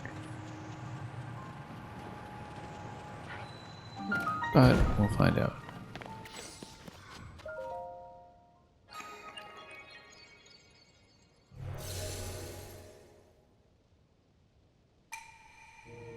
See the crystal connected to me.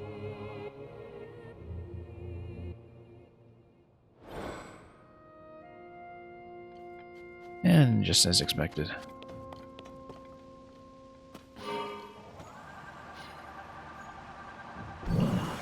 Oh, we should have used the ball first, actually, just in case of disaster. I should have thought about looting it first. That's okay, we'll do a couple of rolls and see what this is. What it is likely to get me.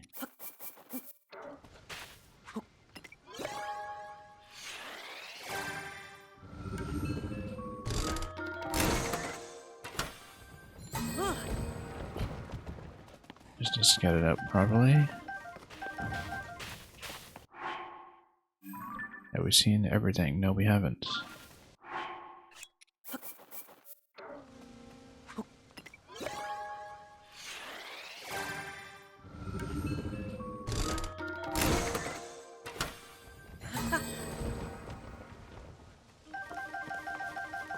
Batteries. Pretty generous amount of them too, actually. Let's go for some more wings and batteries.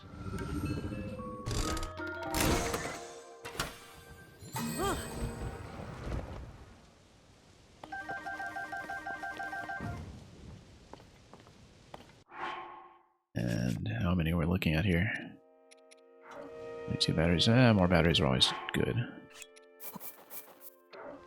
Let's drop some more.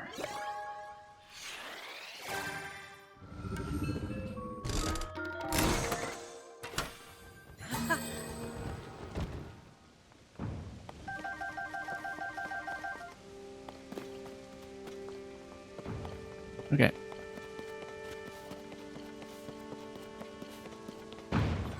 Now let's figure this out. We can do that. I feel like I want to do that last, after we've done the whole shrine interaction. It looks like it's probably just a climbable Korok wall up there anyway. We'll just try not to forget about it. But I think it would be wiser to deal with the main interaction first.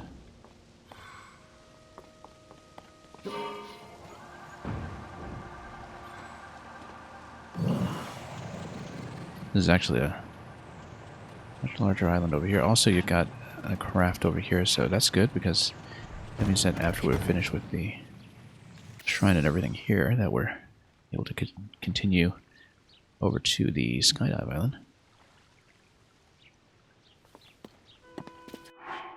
Let's actually scout around here with... Oh, we're already wearing Korok. Yeah. About to change out of it. Well, nothing here then.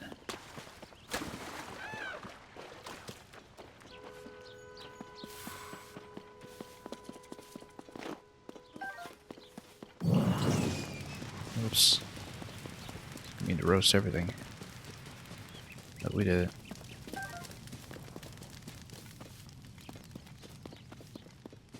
And yeah.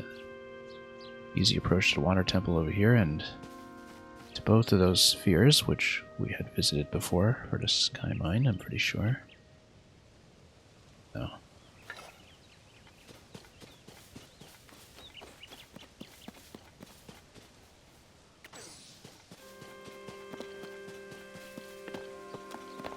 Let's just head on up.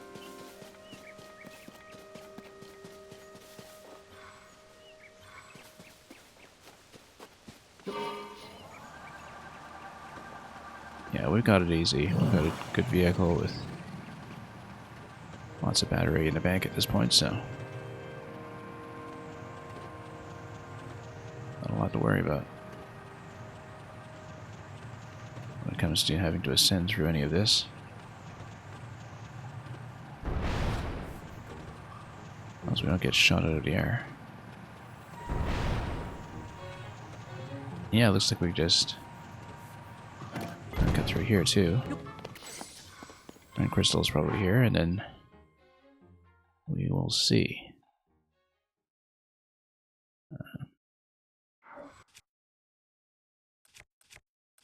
Particularly care what weapon we use. Just use the Master Sword.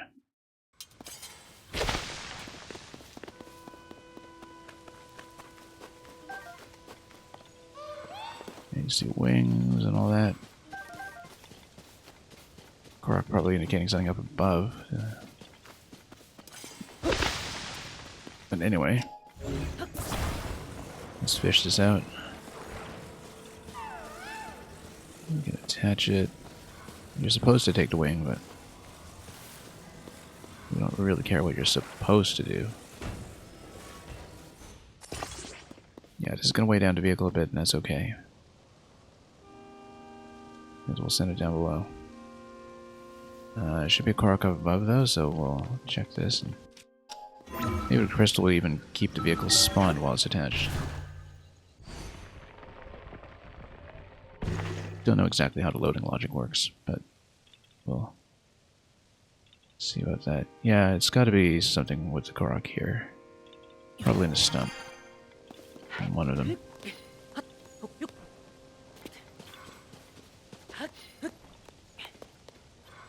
Still giving me a good old Korok rattle. Okay, let's see what I'm looking at here. This should be a bow shot somewhere, right? But where?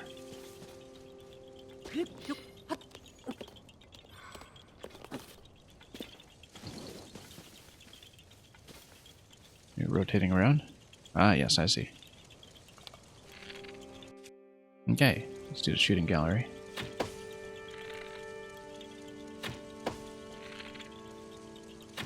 There we go. Nice and easy. Nice little variant of this kind of structure.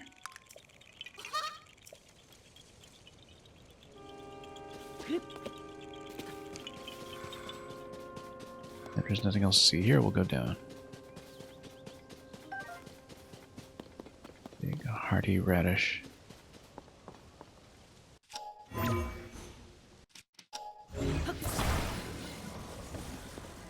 Just be a radish. But it's got a big heart. Alright, let's go back down to the vehicle if we can.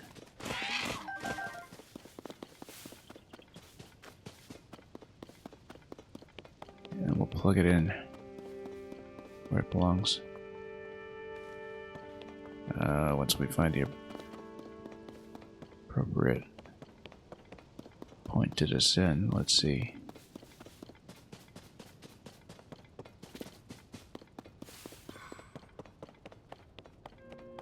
Oh yeah, it's facing a platform on this side, that's correct.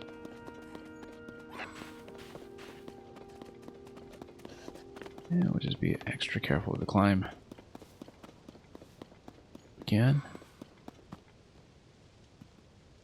Can't see very well, it's over here, okay.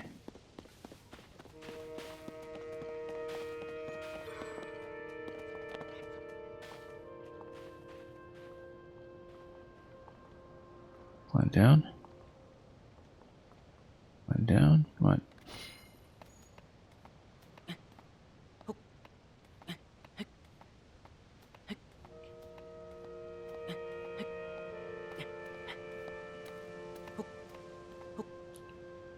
Have to be a little careful here. Just so we get a continuous traversal down.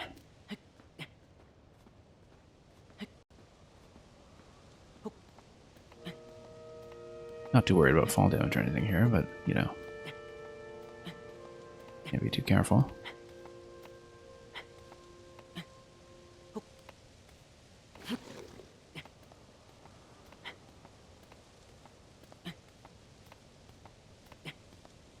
This should be good.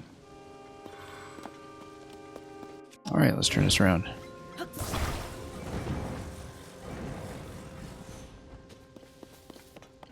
And the shrine crystal's right there. We got platforms plenty to land on. We don't care too much about the crystal weight. This one can just pitch straight down. Just drop with it.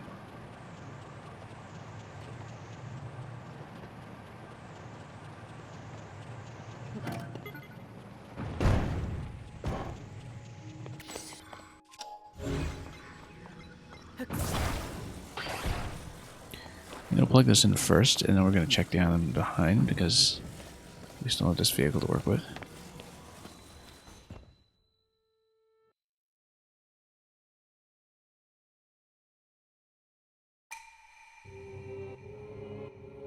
Light that banishes evil, yeah, very good.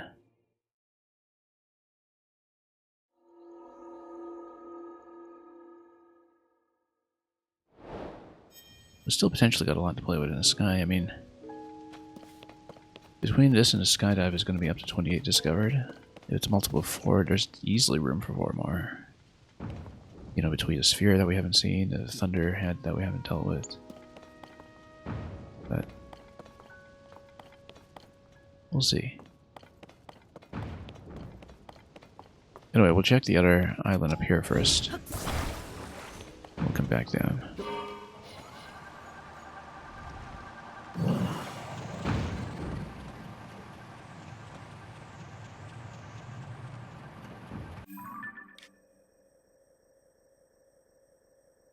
The other island down below to the southeast, I think, is where we were previously.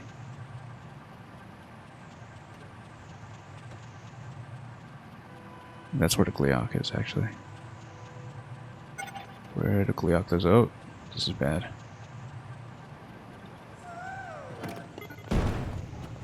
Oh, yeah, we've been on the fence long enough that we actually do need to replace them.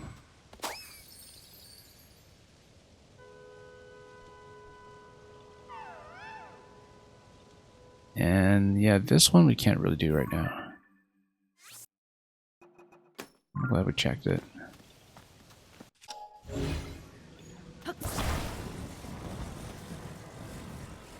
I sort of think, given the situation with the fans breaking off, I mean, we can replace them, but we're so close to being in a shrine and having to negate all these pieces anyway. Maybe I should just rock it over.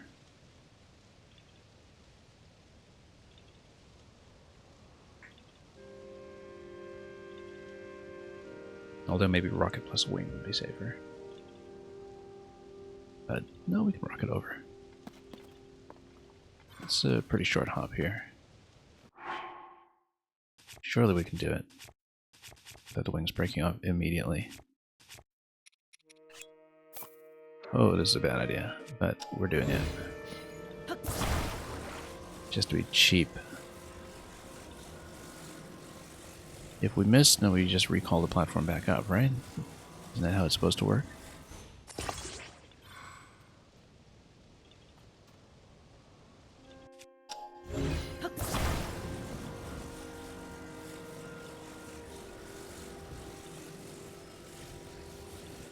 This is a dangerous stunt here with the fans about to break, but we'll do it.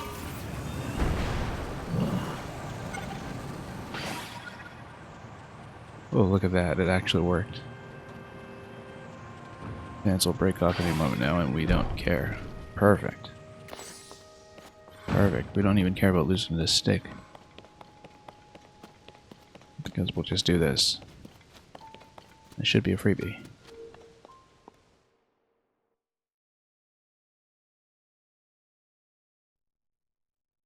This will be number 138. Oh, is it an actual shrine? That'll be nice too. The ice guides you. I guess it does. I mean, you can toss the ice fruit in. This looks like frost emitter. Why would the ice guide me? because you would have ice panels that would allow you to roll something over, yeah.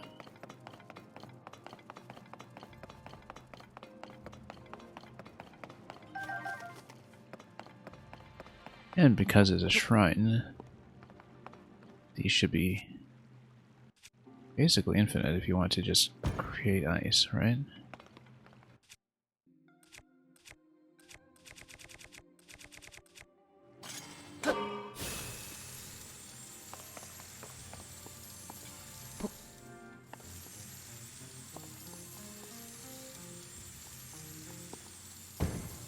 I mean, we can also just, oops. That's not what I meant to do.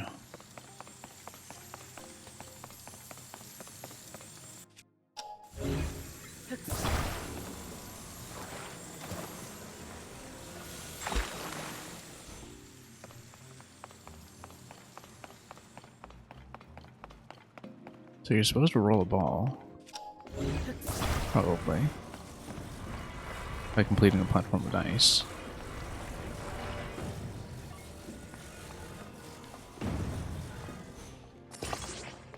This guides you.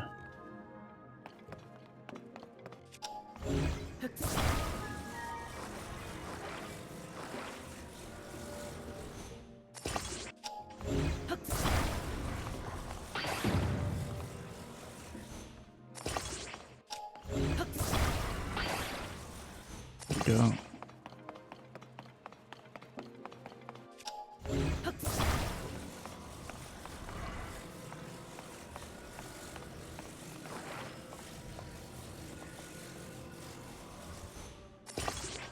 Maybe it looks like you're supposed to. Perhaps these just spawn panels, though. Rather than anything else. Got a ramp over here.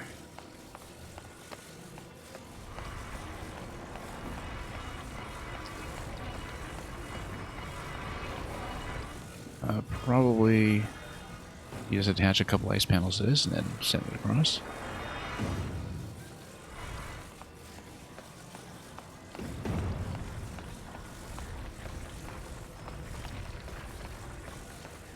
That seems simple enough.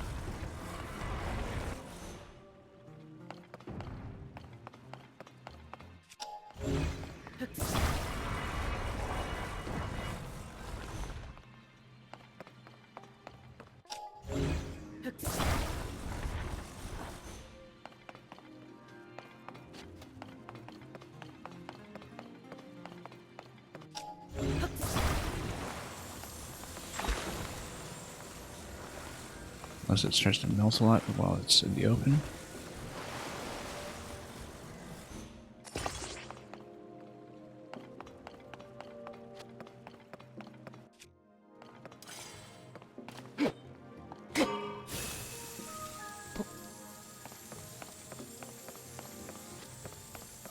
In fact, in case of melt... Nope, hang on.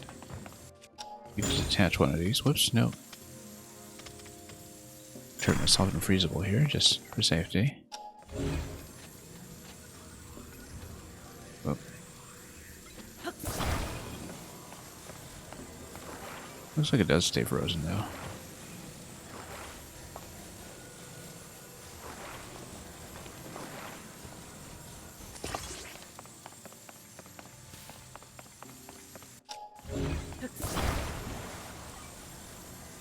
Why don't I just attach a whole bunch of planks then?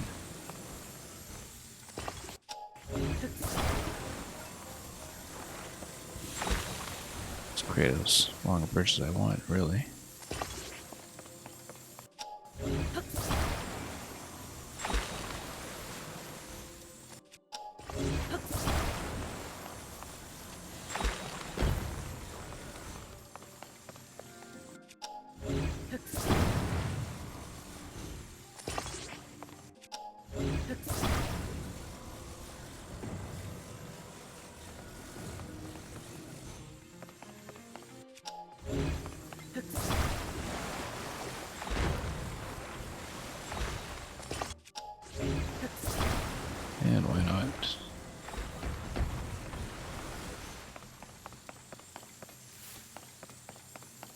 so many at this point, we might as well just walk this over.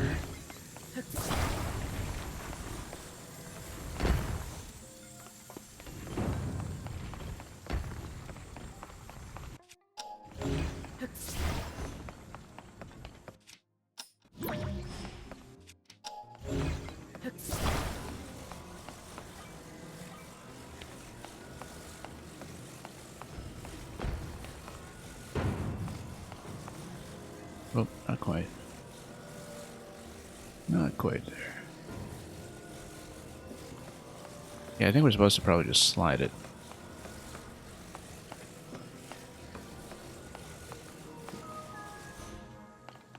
Down to ramp and have it hit with a certain force.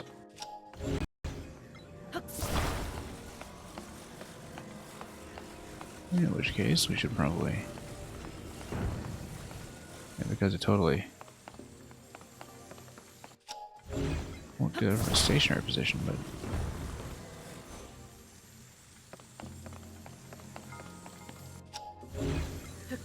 certainly this can be improved.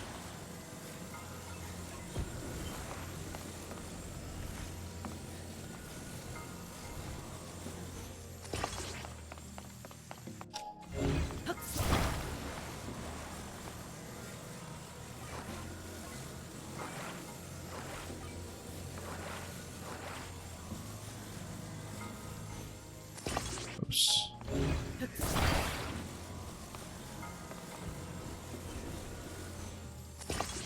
No.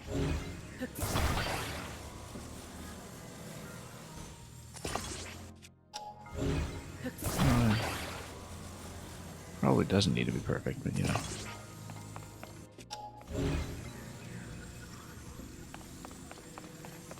Add a couple pieces. Goes up to 20 anyway. Also, it's not in a great position.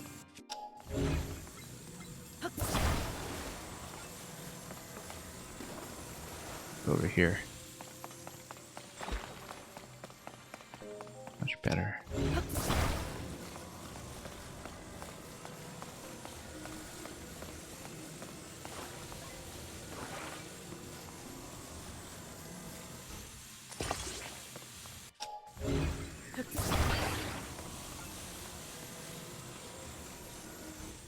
Okay, good.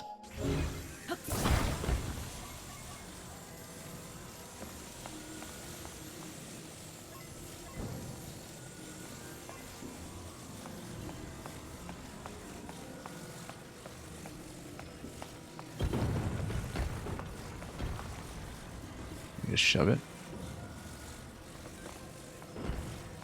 I think we do need to slide it.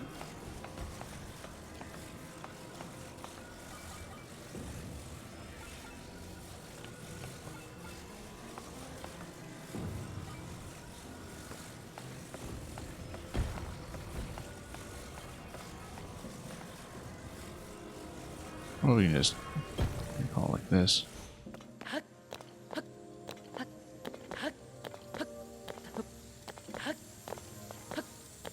Yeah, I'm pretty sure we actually do need to slam it in, but...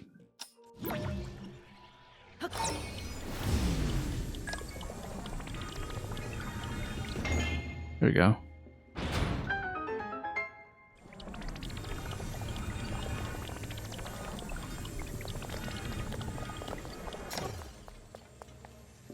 Is there a chest here that I might have missed?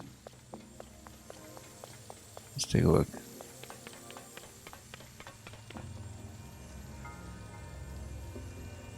Not that I could see.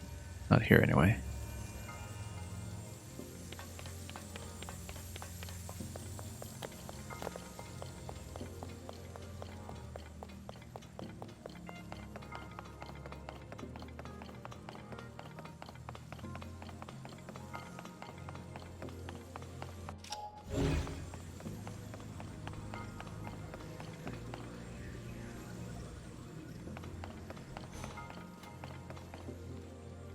But there's this whole area over here, which would have a whole second puzzle, which makes me think I should take a few pieces through. just in case. Not the ice necessarily, because we can make more, but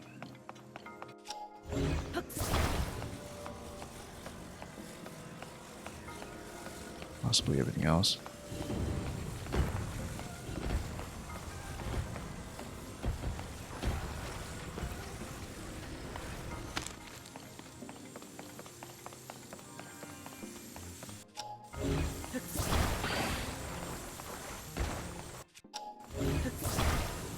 Indeed. I don't know if it'll fit, but it might not. It might deliberately not fit.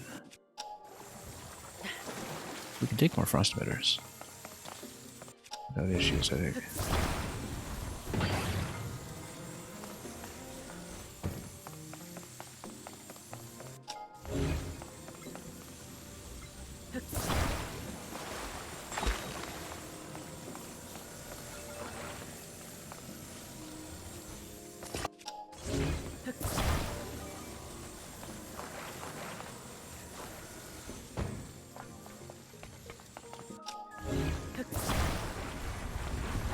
Oh, it totally goes through.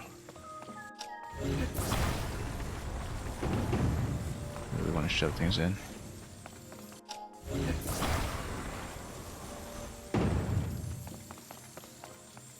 You might shove the ice in if you wanted.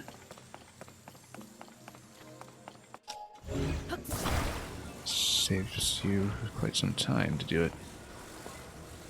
Potentially, whoops.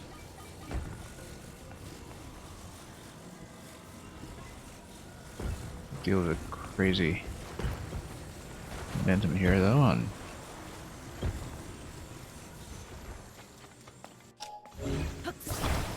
rotation.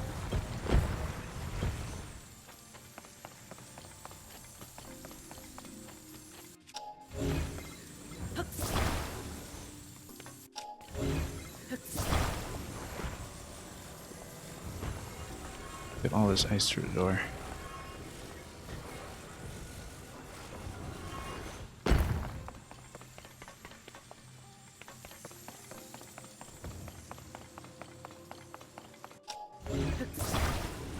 And why not grab a few more pieces? They're here, might as well take them.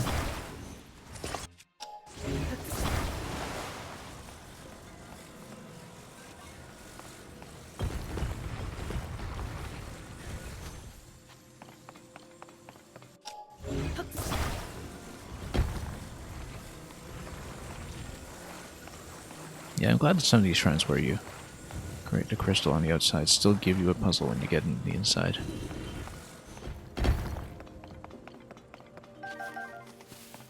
As much as I like the outdoor play, that overall focus of Tears of the Kingdom, certainly I think it's quite possible to sort of miss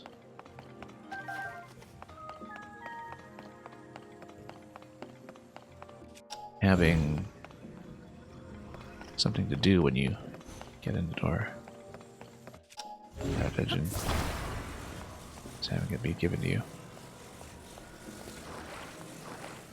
Yeah, you got some more panels here.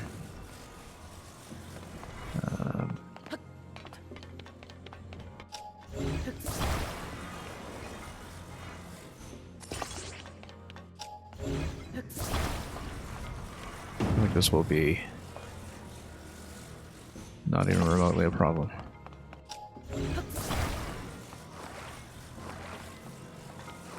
You just send the whole thing forward and watch it slap.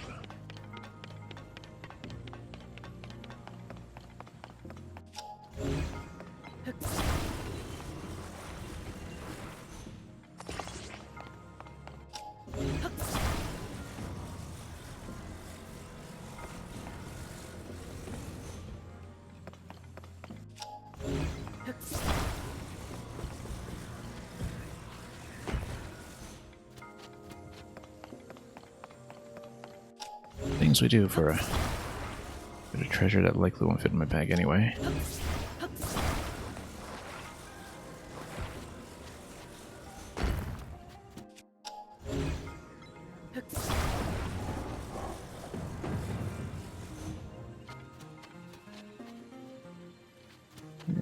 Let's see if we can bring this down.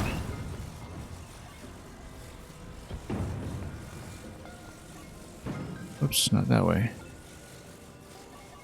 Not that way.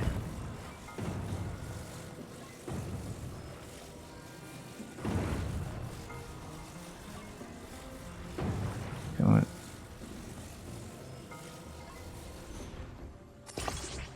Not like that, obviously. Oh, but you know what? We can make it work. Do it not at this angle, though. It's a bit awkward.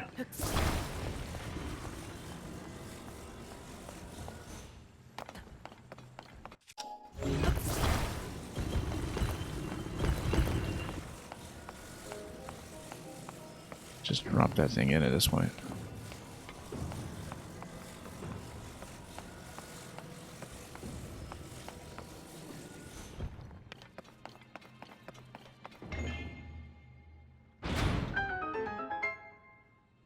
Okay, that was definitely overkill. But we got it.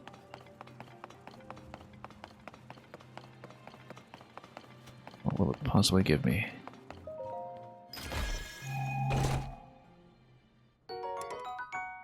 More shields we don't have room for? Absolutely don't have room for it. Might give me some durability on something, but that's okay.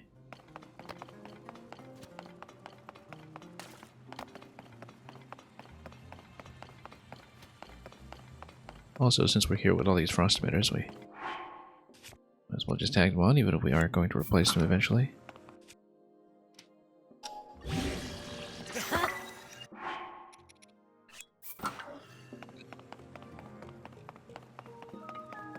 Just to have something on these weapons that's free while we get it.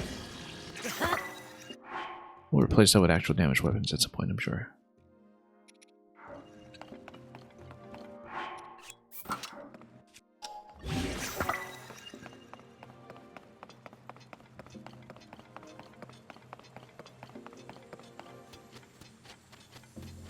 Anyway,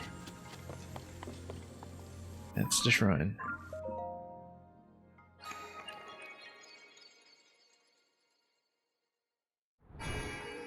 Very straightforward, just took some setup. It's number 138.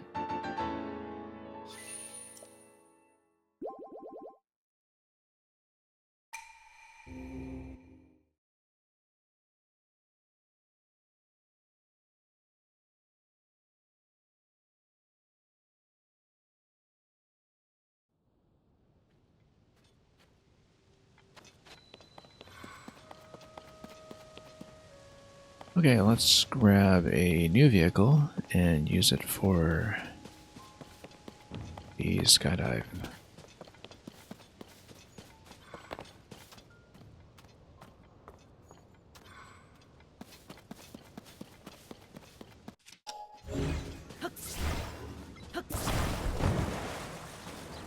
We'll have to change the pan positioning on this. Because otherwise it's going to go straight up.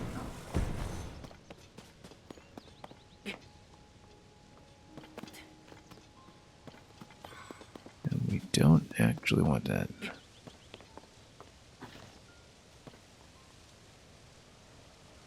Well, we could, I mean... It's designed to let you.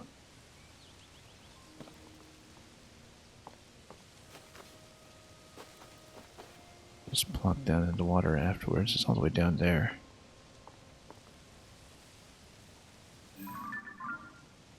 Yeah, we did all traversal coming up. It's clearly designed to light you, and we have a ton of spare battery anyway. So we can start up to the top, dive down to the center, talk to the construct, and dive all over again, which, you know, could totally work.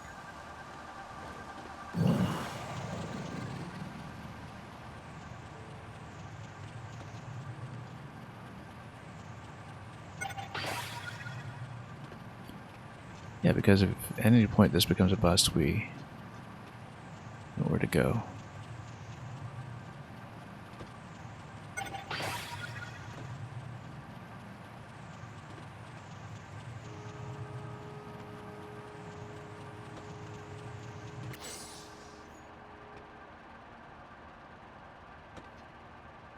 Well, we'll see.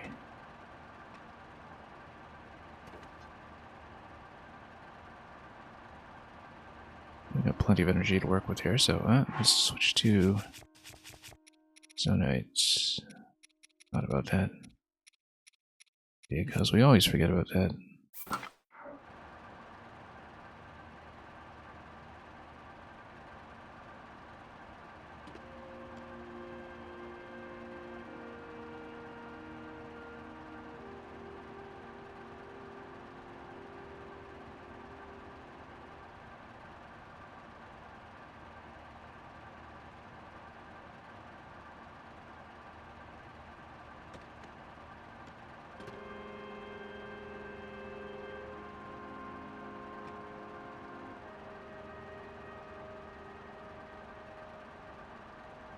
And yeah, there's a skydive point over there. Probably is reachable, and even if it isn't, we'll be teleported up. When we do the actual interaction, so absolutely nothing to be concerned about. In fact, we'll make it up.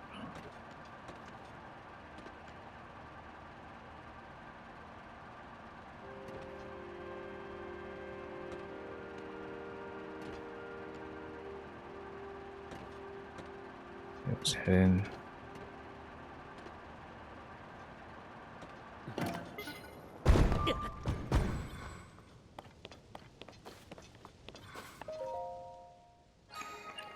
Activate this immediately.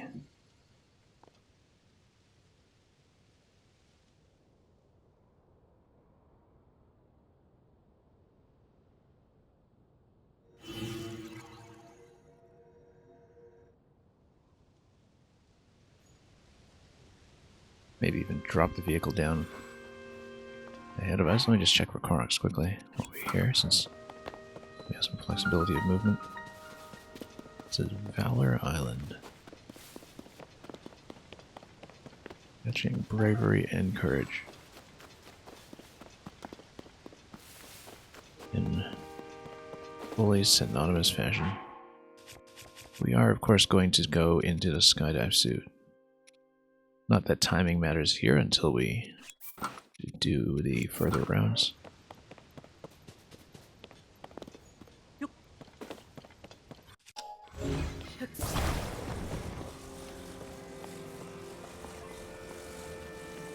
We might as well take this so we have all the parts available for our next vehicle build. After that, which of course will... Actually, it doesn't matter because we're taking a shrine at the bottom anyway, right? So we'll definitely lose this. Just in case. Just dunk it.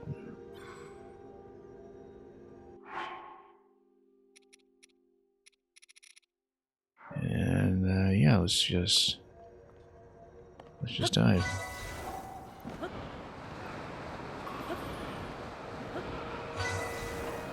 Don't see where it is. Oh, there it is. Yeah, with this one we have to be careful, A, with the cloud cover, and B, with not smacking into anything. Did I miss a ring? I can't actually see. I feel like I missed a ring from lack of visibility, which is unfortunate. Yeah, we'll have to do it again. It's okay. We can pay the guy to send me up. It's too bad.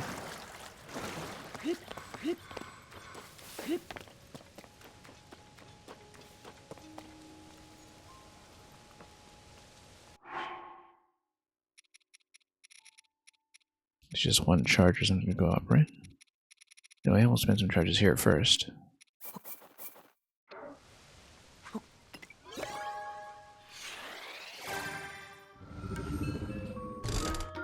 Yeah, not only can we not see here, we have to be careful not to slam into platforms as we're going down. So we do kind of need to memorize a position unless the cloud cover would just finally get out of my way. That would be nice too. Spring hydrant emitter stick. Yeah, we want to roll a few more. We actually need lots of springs potentially for a spring shield place as we try to find alternate solutions for the new outstanding shrines that remain.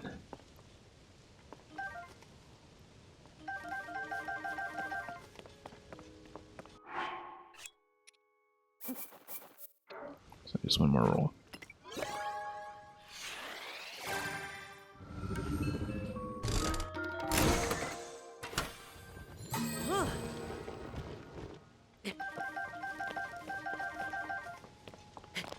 Okay, that's good. Let's pay the toll and go back up. This is supposed to be the shrine location once you successfully traverse the rings. I really hope the cloud cover isn't that much of a problem every time. So that would get pretty annoying quickly. I am a challenger. How did you guess?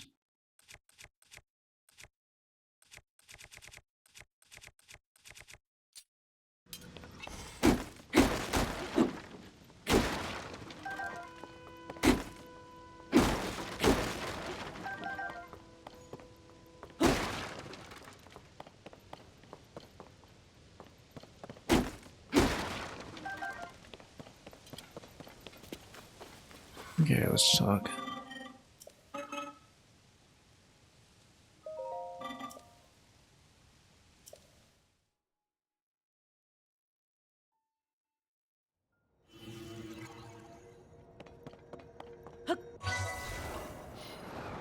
Yeah, cloud cover is an issue, but you can kind of see where to go. Up and then left. And down. Just gotta follow the bulb. And veer immediately.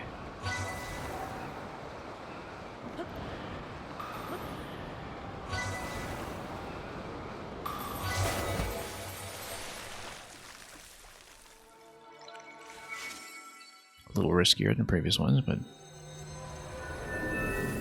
wait, no reason not to take the shrine since we'll lose the vehicle anyway.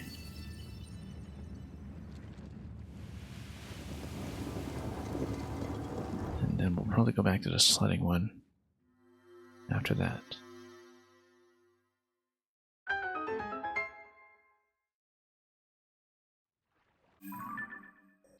Yeah, let's untag some of this stuff.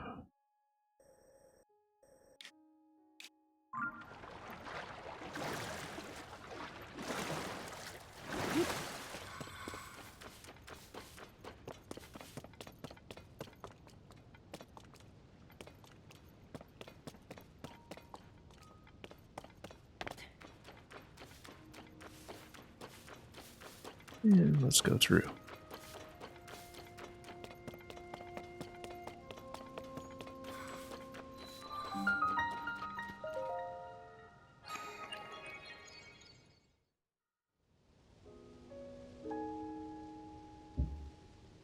Okay.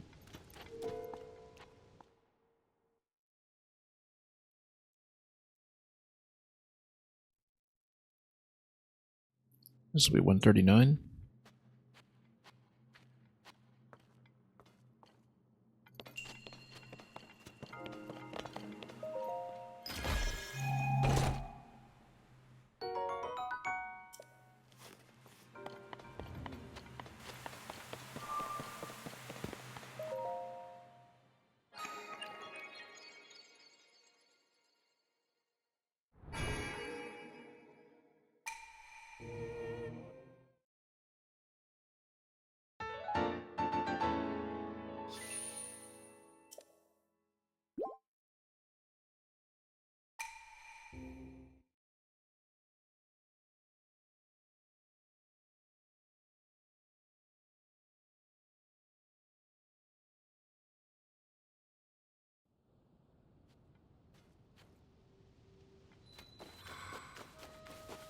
Yeah, let's pay up and try again.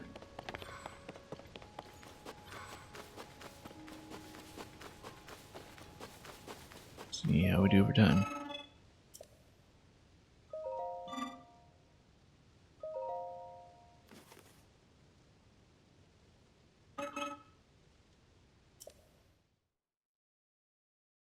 $35. Yeah, we can do that. And then we'll see what the second benchmark is after that.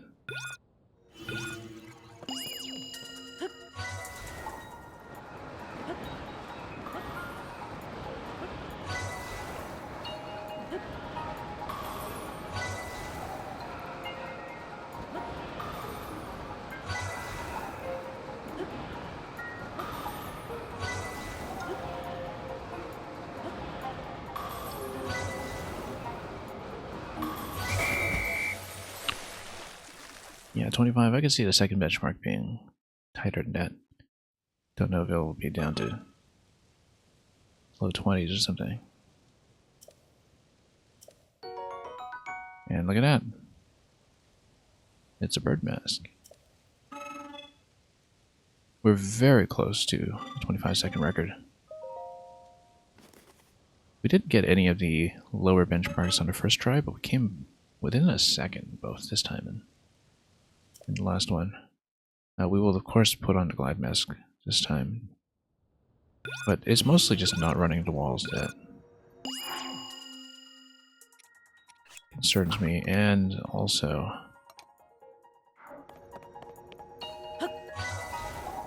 yeah, just getting the initial dive.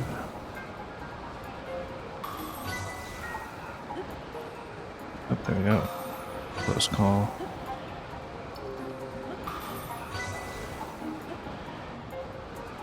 And of course, having the mask does simplify this considerably.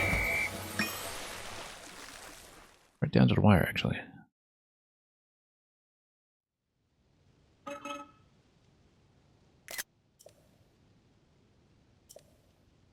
Okay. That's all we got.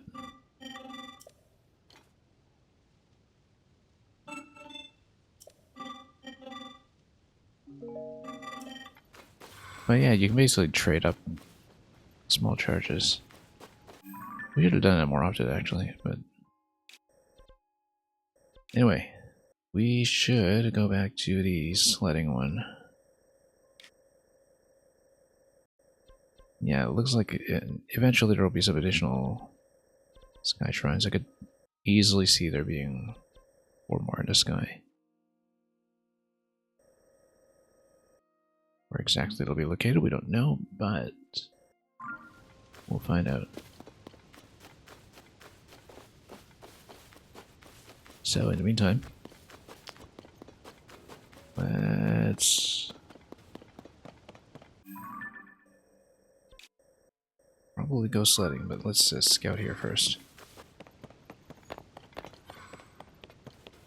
Just to see we didn't miss anything critical.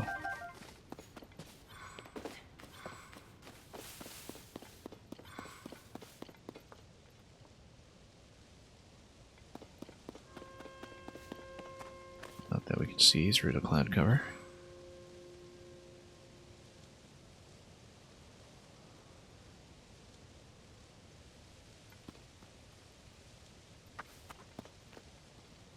But yeah, that sphere in the middle there that I think we did in fact miss.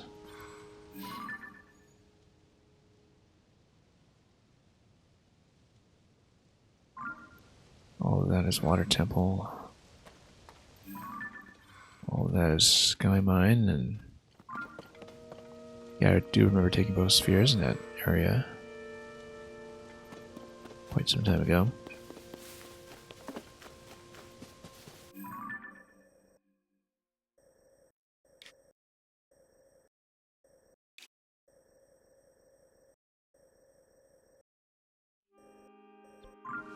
I think we clearly should be going back to the sled.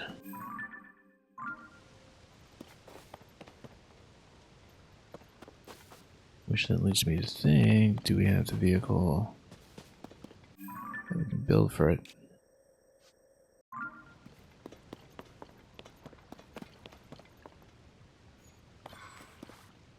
And yeah, we do.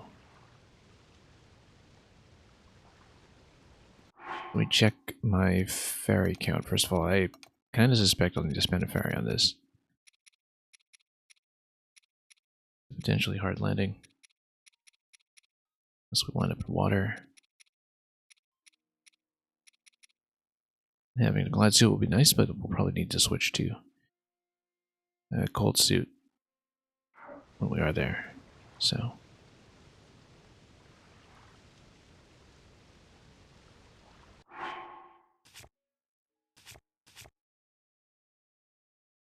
Also, yeah, we'll see once we upgrade this set to tier 2 whether there's an additional bonus. Because, again, that could potentially resolve some glider-related issues. Trying to get a view of that dragon down below, but can't quite see.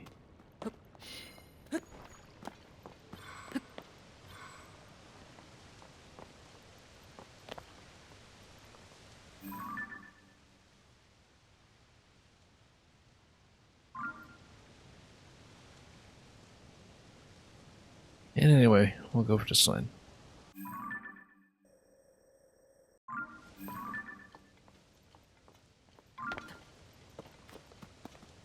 Hang on, let me make sure we have the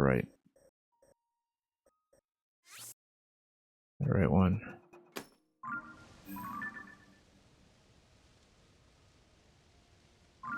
Yeah, that's the one with the ramp.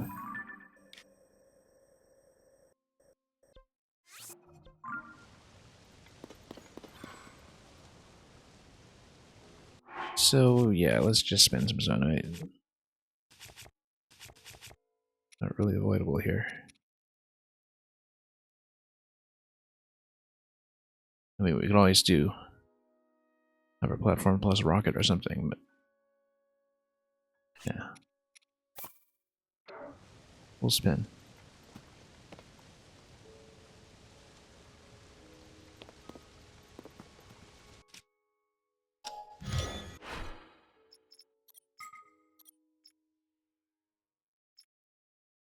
Do we want to go zone it or do we want to go fence for this, given that we're using this up immediately? We don't need this to be adaptable, so we'll just spend.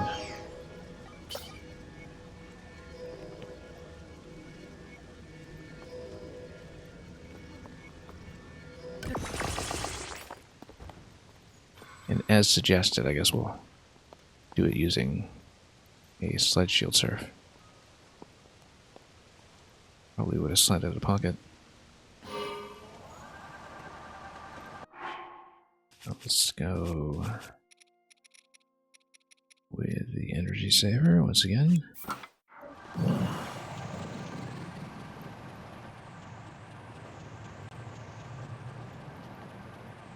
Yeah, we'll slide down. We'll see if it gives me a surface shrine, as I suspect. Well, no wonder we couldn't find it.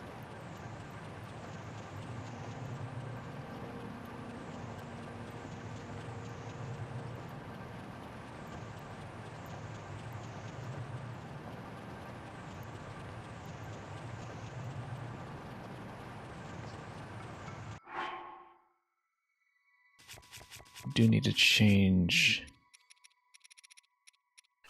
into 2 pieces gold resistance.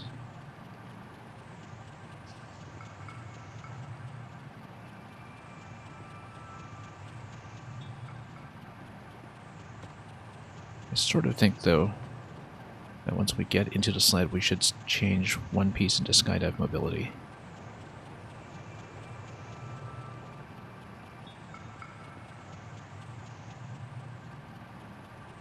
We really don't know how this shield surf is going to go. Specifically whether it's glider dependent or if we just fall through the rings or what. So we're about to find out.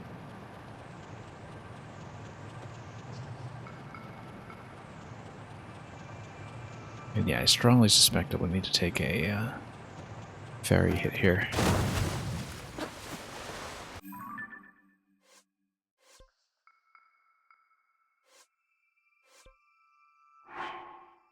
me see how we're doing.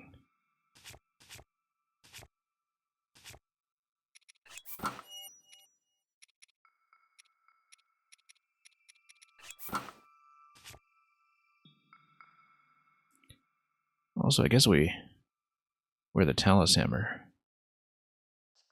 Or even the Ruby Rod. Do we have a Ruby Rod? Oh, we took it off. Yeah, I shouldn't have taken that. If we're going to Tarrytown soon, though, we can just wear one. But also, does Star Fragments give me heat? They do not. Didn't think so.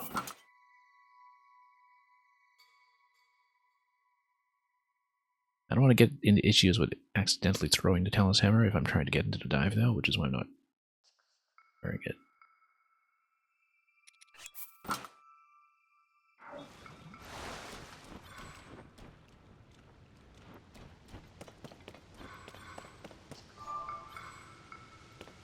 So yeah, let's attach a sled to one of the shields.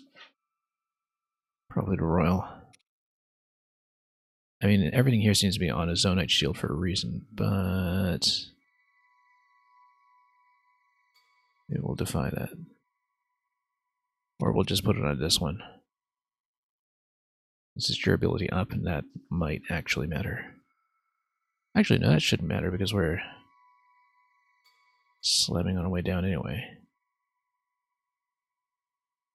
So.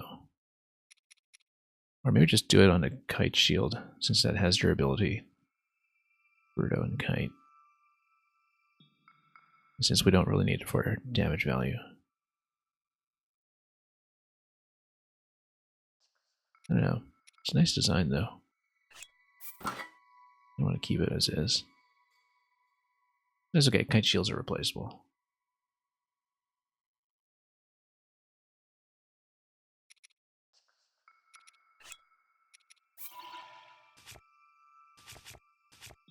Let's go sled. It's heavily implied.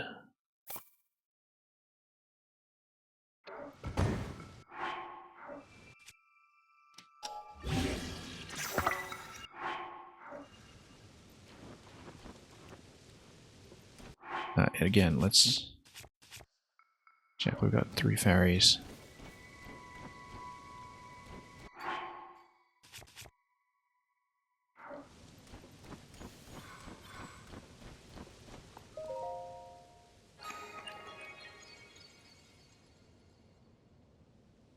Let's see how this works. I can't see what the next ring is. We just have to fall in accurately.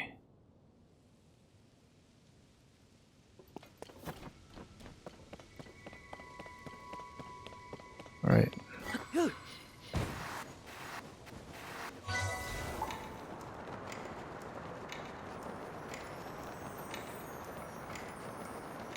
Can I?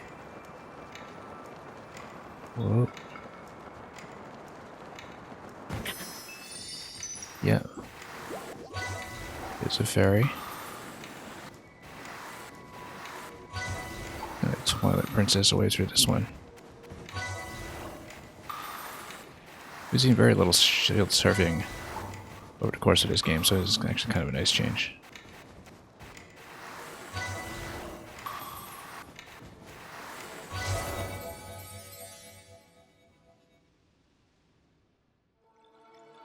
There's the shrine. Right where we hoped. No wonder I had so much trouble searching for it. Spent an hour on this thing. Practically falling asleep on a previous stream just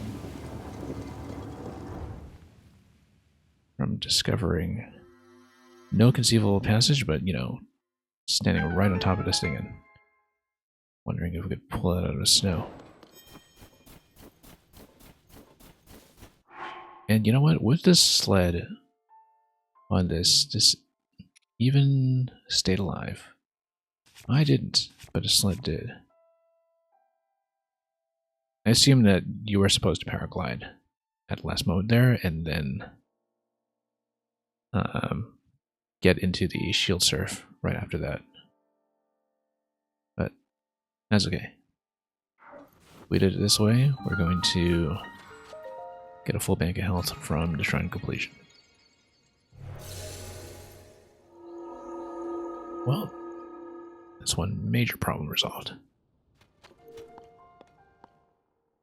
Turned out to be a good decision after all to prioritize playing in the sky first.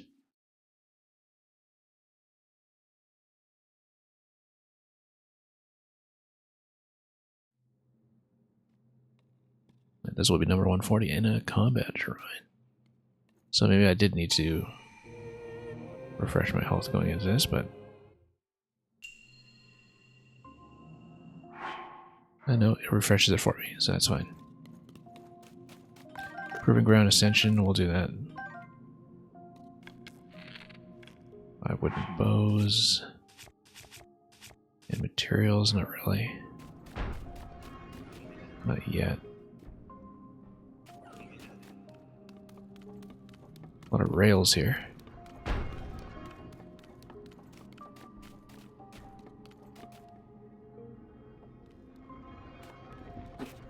Continuous series of rails, in fact.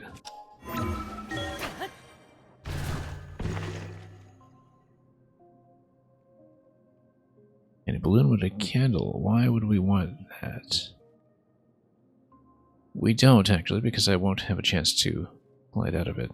But what we can do is perhaps put the candle on. I know candles don't really do much damage, though, so maybe that's not really what I need.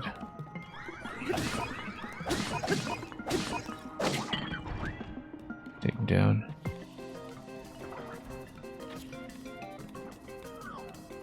Yeah, we need to jump into this guy, probably.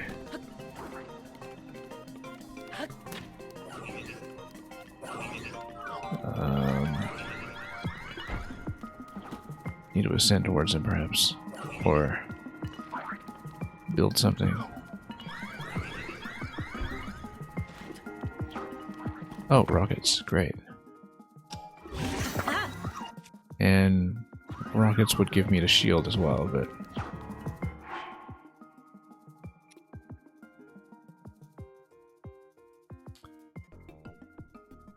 I think what we'll do... Yeah, rockets would break this weapon, so we don't want to use rockets of both. We'll...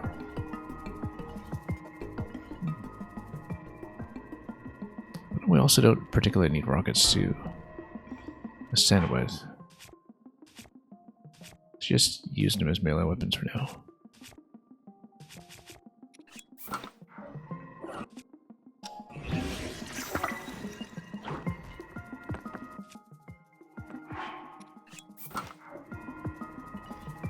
And whack him in.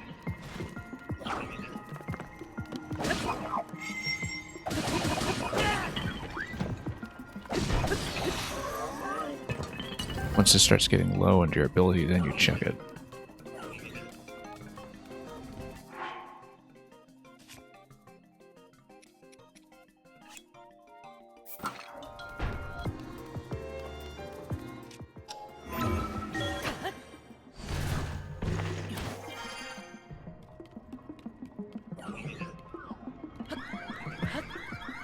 Nope, we could have made it.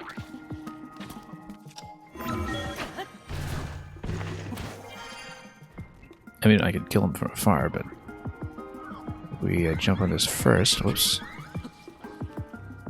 then we can actually loot, mostly.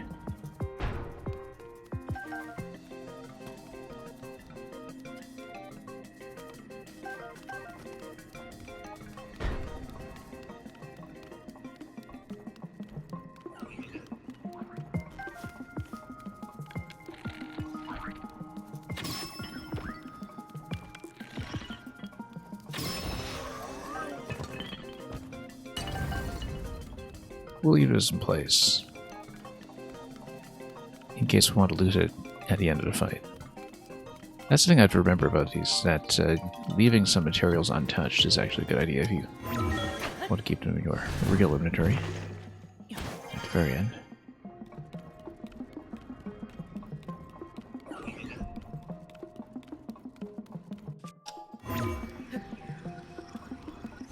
this is probably why we needed the balloon. Although, we can always send it up. Recall.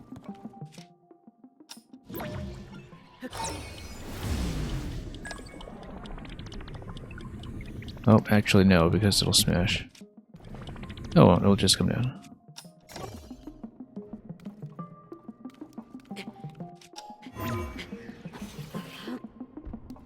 You can bring it under the other bridge.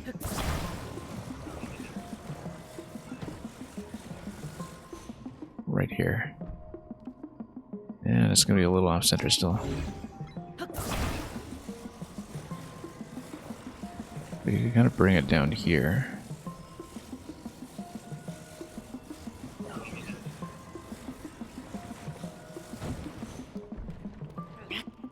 Maybe. Hang on.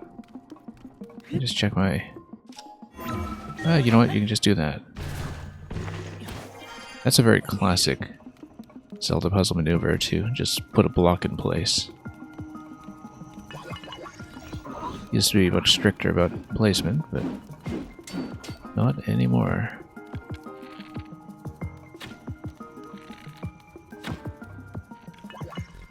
Alright.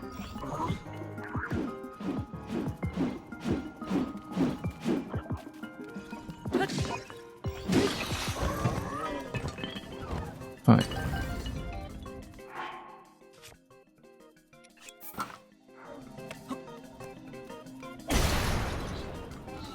No, not actually that effective.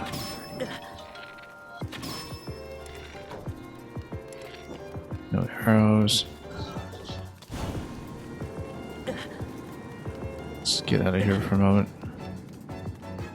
Whack them with more rockets.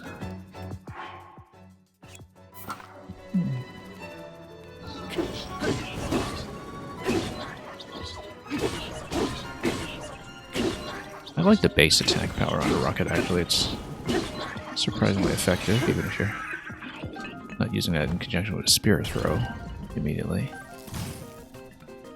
Okay, gotta watch out for this.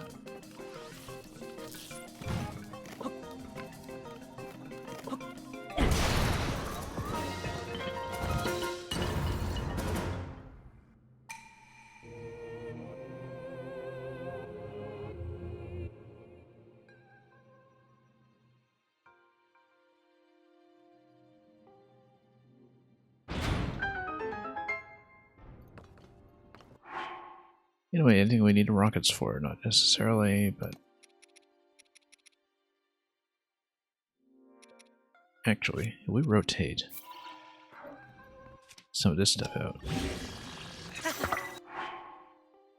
that's a lot better for attack power.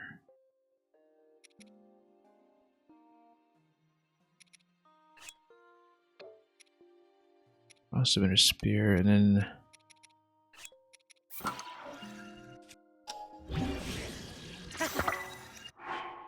Yeah. Quite like that, actually.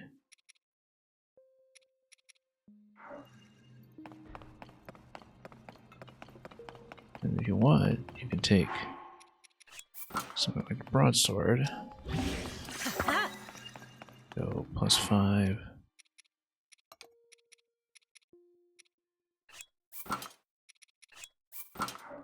Indeed, there's nothing on a Master Sword right now, so... Let's well give that something modest as well for the time being.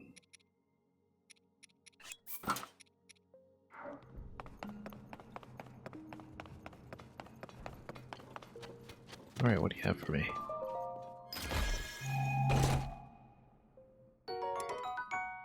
Oh, something even better. I will drop this one, obviously.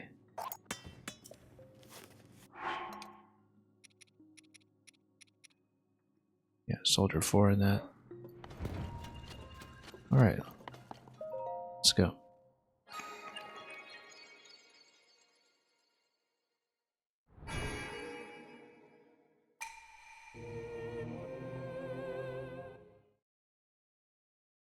Well, like I was saying, that solves a major problem navigationally.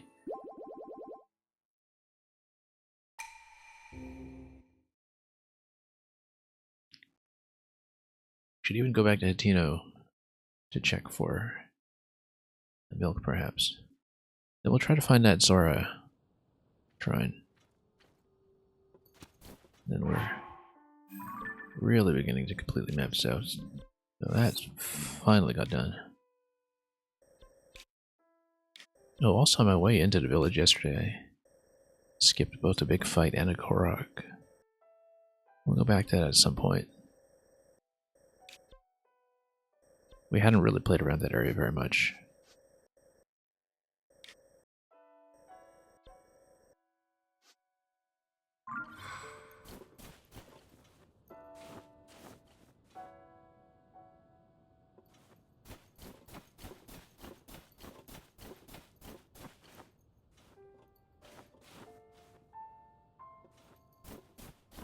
Okay, so let's see where we can go.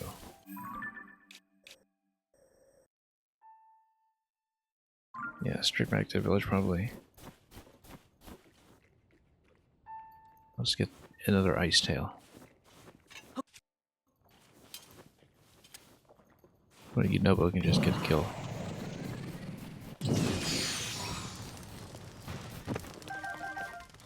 And yeah, even with the instant kill, it is possible to get a tail, apparently. Something that would have been useful to know.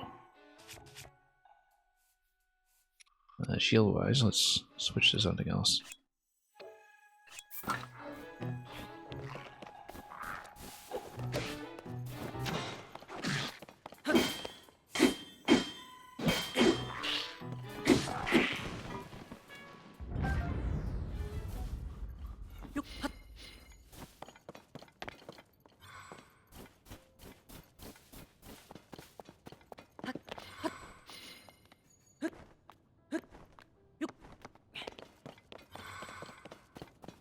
Yeah, I'm sure that if we go back to Salmi's spots, there will be another shield surf challenge as well.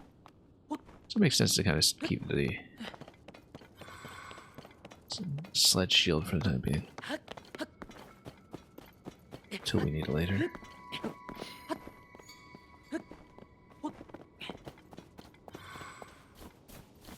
Nadra is there again. Let's... I don't remember if I need 1 claw or 2 claws off her, but in case we need 2, we should grab it. So, let's pop out some materials here. Yeah, let's do it.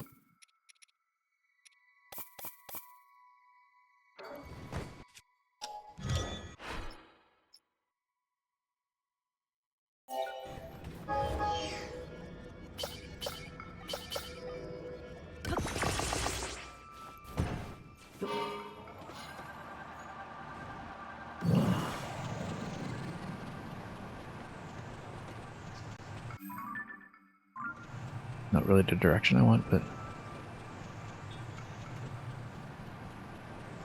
that's okay.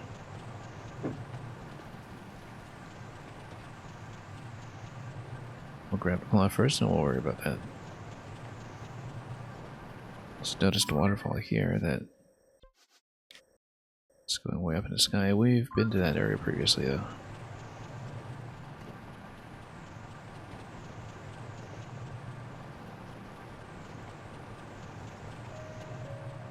Also, for the sake of battery, I'll actually drop on top of the mountain first.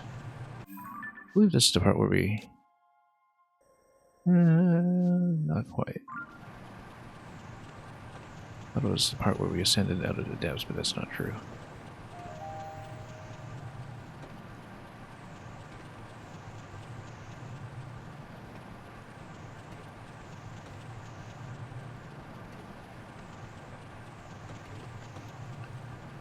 And looks like Madra's on a descent anyway, which is fine. Whoa, no, no, no. Recall, let me recall. Okay.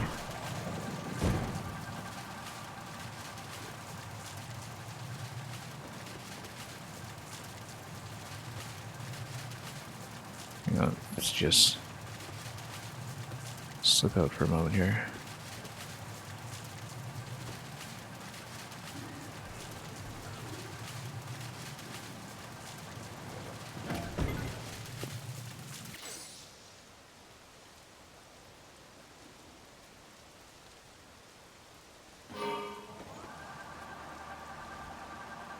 And yeah, we're kind of behind her right now, but we'll move in and try to intercept.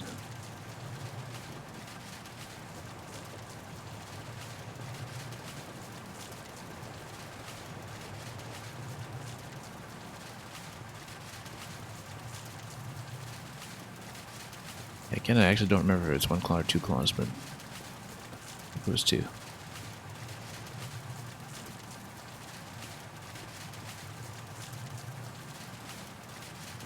This is for the wild set. Tunic of the Wild.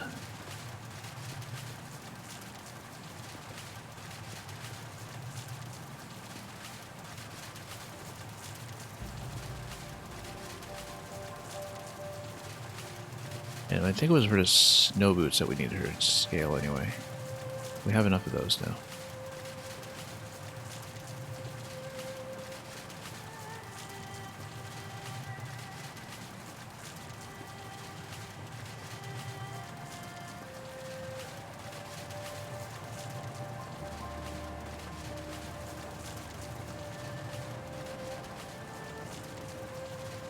Actually, is this Nature or is this Light Dragon? You can tell from afar. I think it is maybe Light Dragon, in which case. Yeah, it looked like it was blue from a distance. Let's get in a little closer so we can get a shot in. Yeah, because Nature gets snow all over you. Okay. Got Talon. Let's find out.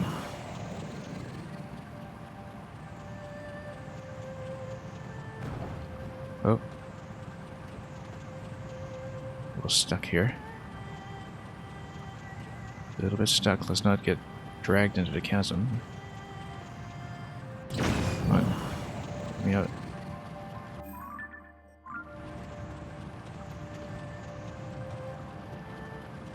Being dragged into the chasm is a real risk right now. Come on. Let's dislodge.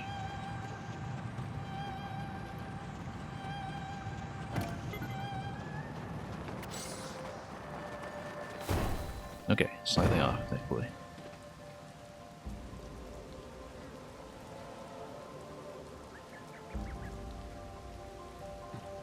Let's track this out. Know that the part is a ways over.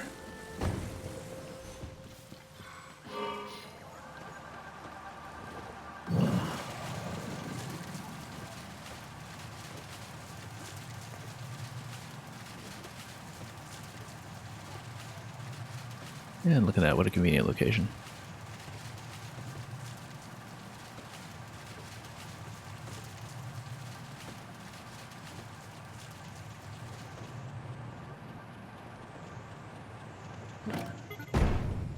So, is it a Talon?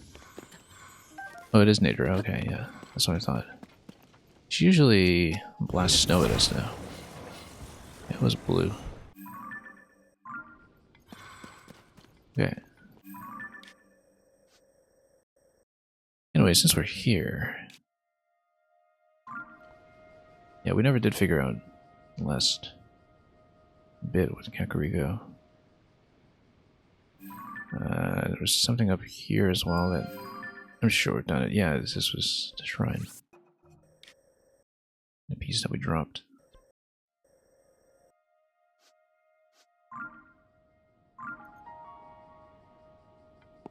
Why did I mark something above?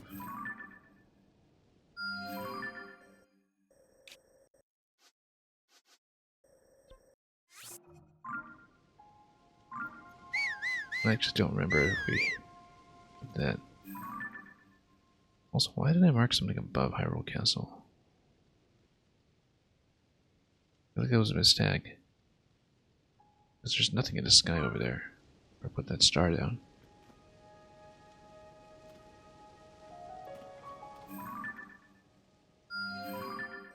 We can check this anyway, of course.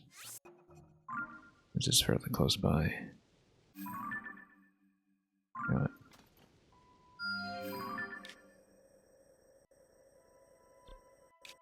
And this we've done.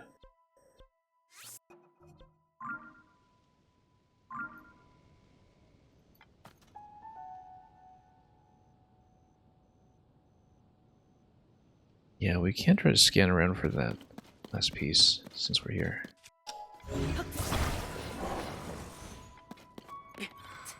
Try to finally complete this quest that's been sitting around since, what, day 2 or 3 of playing the game.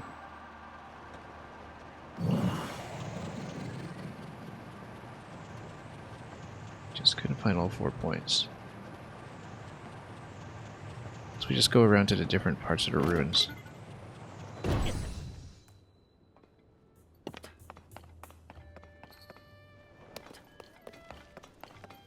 Pretty sure we had checked it.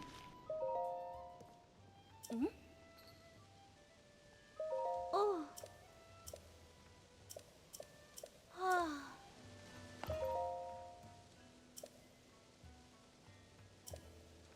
Sages, etc. Yeah, we've seen this one. I mean, we should have a pretty good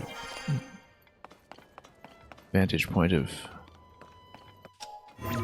the other 3 locations, right? So why don't we just hit each of them, and how could we be missing one? Unless it was just one that I skipped over repeatedly from confusing their positions. Possibly even the ring itself, but I guess the issue was that it previously just didn't let me go there.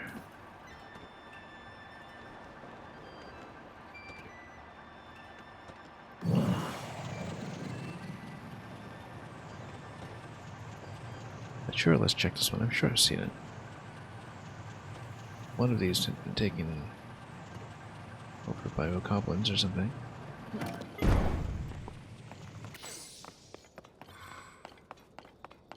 This even has some springs and balloons and all that.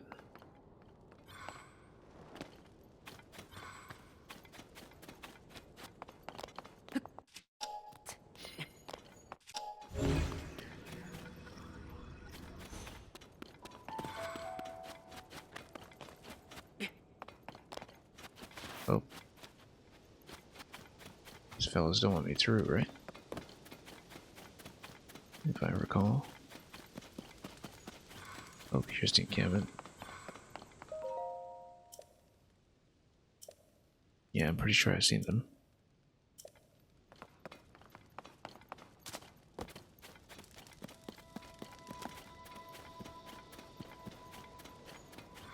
No, we don't want Ashika to rob me of my vehicle by denying me access to the site or setting me.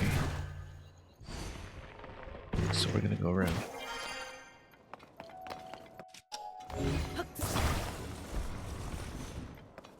Past him on the main ring. Pretty sure we had been there previously, though.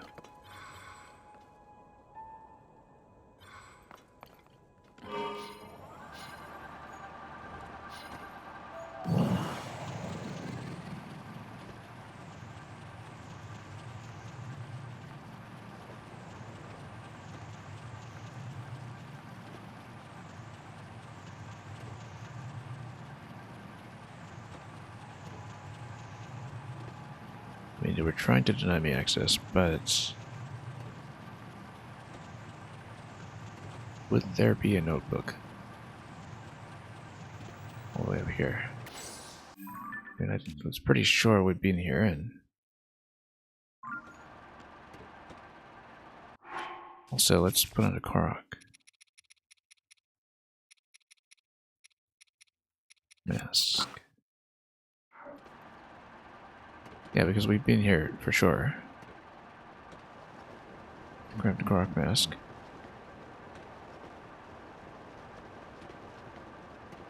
And possibly it was a translation point that I previously wasn't allowed to land it yet, but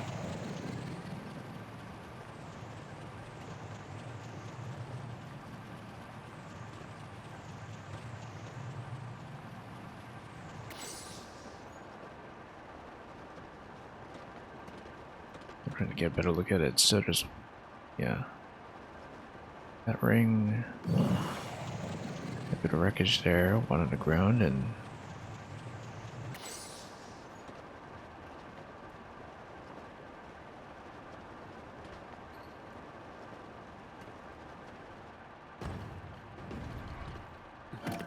think it should let me through.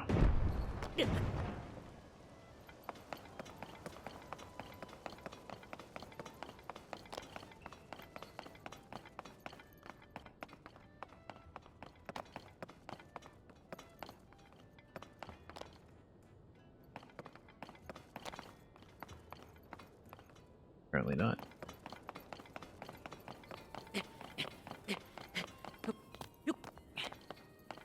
But we'll get a chest at least.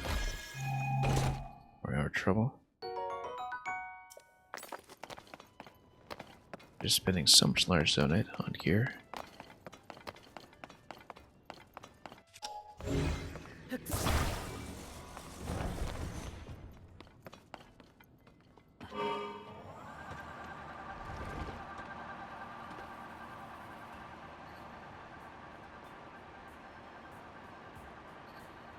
Yeah, this is the part that was marked and blocked off.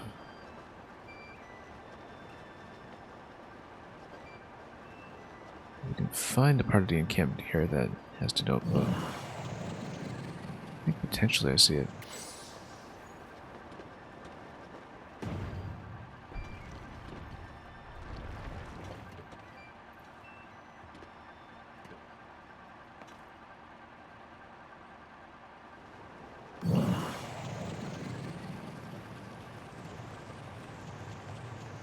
Would have just kicked me out immediately.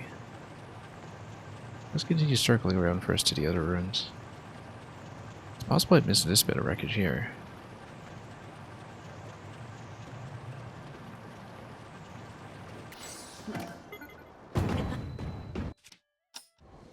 Come on. I want to select sometimes.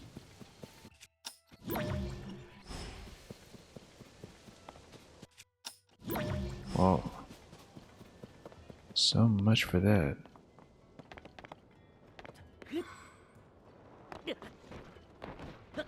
Oh, no, no, no, no. That was a bad fall.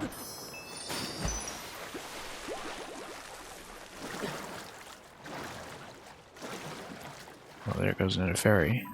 Also, yeah, I've been to that cave.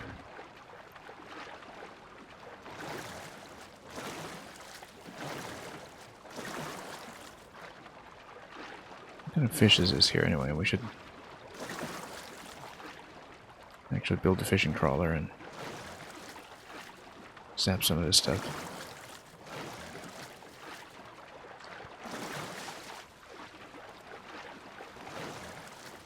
Oh look, dragon. Let's go for that instead.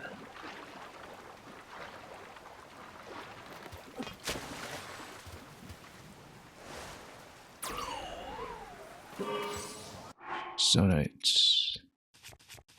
Elm.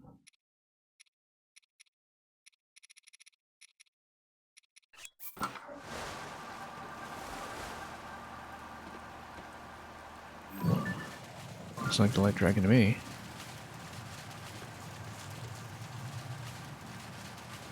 Let's go say hello.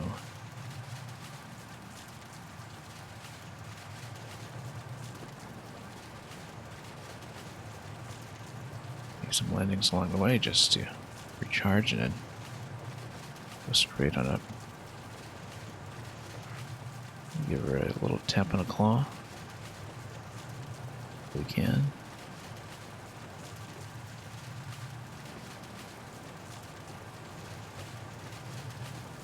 I'm sure we'll need some additional parts like the horns or something for her. Oh, let's not fight this yet. I'm a little busy right now.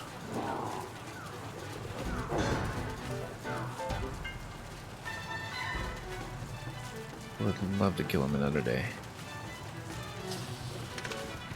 I'm a little preoccupied.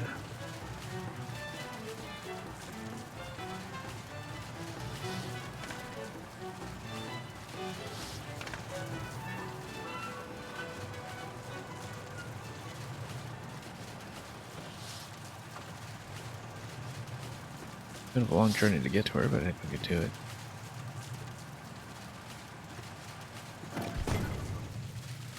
Just recharge first.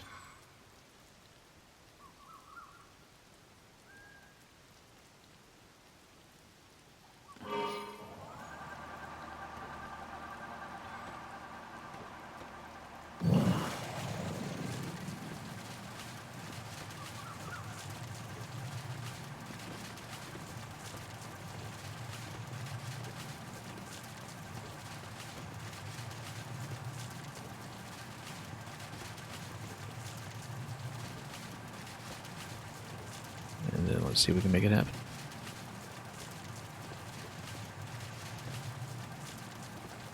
We're so far off our original course. That's okay.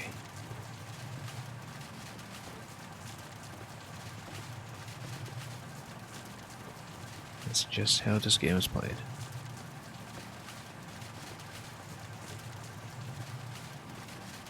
Dragons are actually easier to track in this game than previously, as the chasms give them some predictable patterns.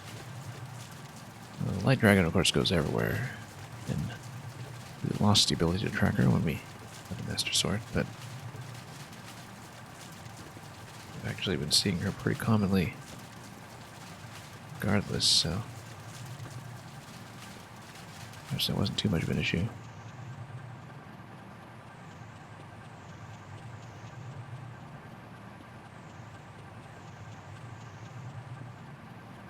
Of course, after we tap the claw, we'll have to go straight back down, so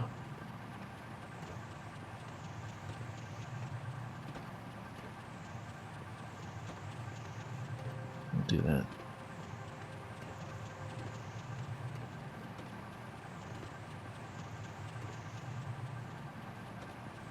Watch the battery, of course, and Inobo's notoriously fickle aim.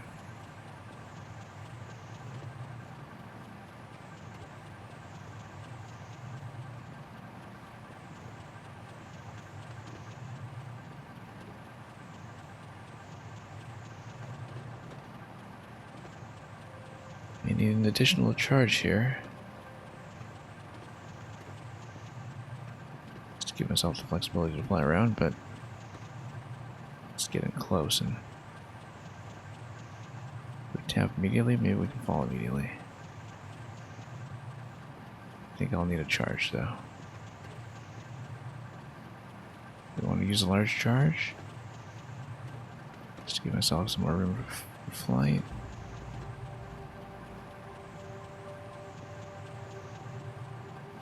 Small charges would allow me to fall pretty soon.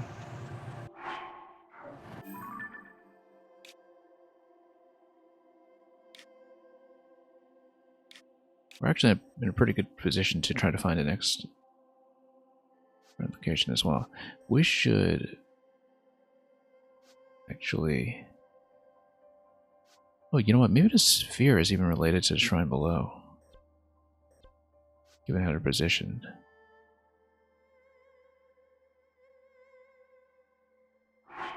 We should get a full charge, just in case.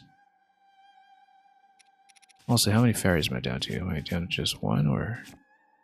Yes. We should eat defensively anyway, just in case we have a bad fall, but...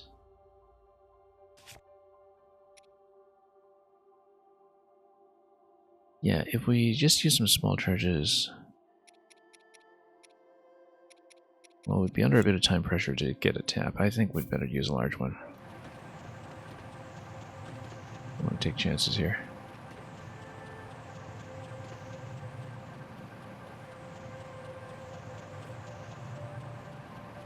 We'll just circle around until we pick it up at the end. Alright, let's see if we can get an accurate shot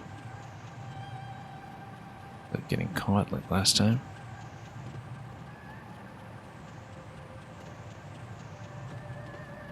Getting Inobo in a stable position for once.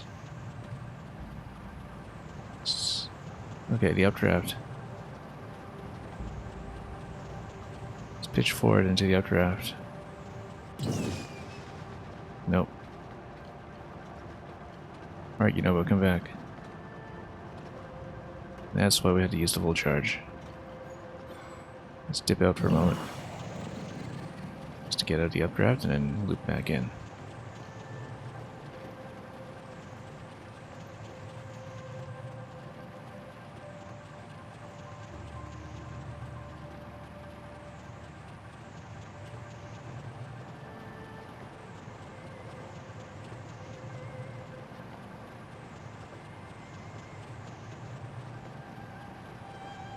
Imagine having the luxury of doing the arrow shot. If you had a paraglider or something. Imagine. Nope, it's a miss. Stay out for a moment. A couple of different talents to try, so.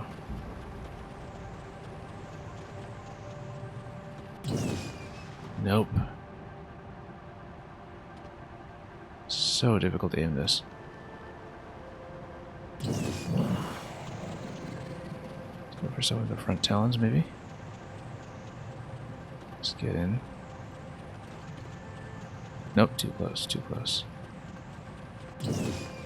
Nope.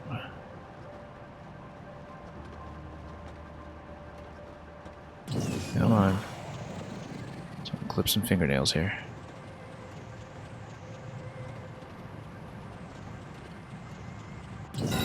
There we go. And of course we're stuck, but that's okay. This just means that we'll drop. After battery runs out, and then we'll hopefully find out where the part was located. I hope it's nowhere near that whirlpool. Actually can't see. Okay, no, it's on the pool. That's great actually, because of water drop. We could even do it quickly. Now, dive in. Now, we'll drop over the lake. We'll be fine.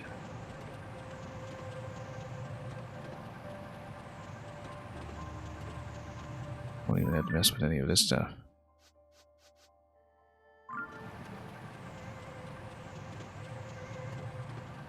As long as we don't get sucked into the whirlpool, that's the only thing that worries me a little bit. Oh, this is the Zora one, though. So the risk would just be losing a piece. We have no issues getting out. Think we'll get a water landing? Let's see. We did not get a water landing, but we got a very accurate landing, which is even better. Okay. That was incredibly accurate, actually. Didn't think it would be that good. Alright, so we still need to deal with the shrine. We can stab it, go up. Given that I marked the sphere, though, I have a hunch that we should check the sphere first, because it is directly above what we need. Also directly above the tower. The two are at all related, and if we have a sky shrine to activate a land... Rather, if we have a sky challenge to activate a land shrine again, that would simplify things a lot. I think I probably just missed the correct cave, though, when I looked for that. Let's go for the cherry tree first.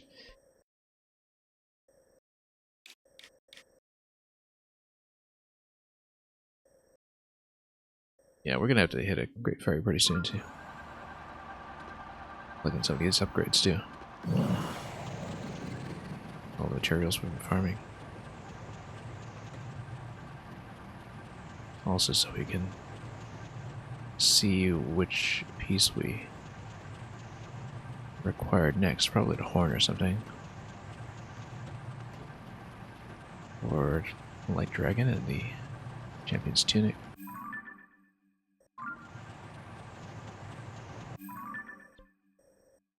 Okay, straight on to the cherry tree.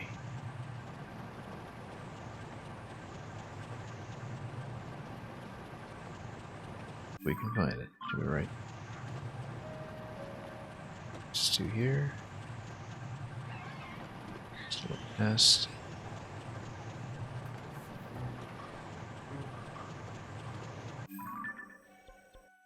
Yeah.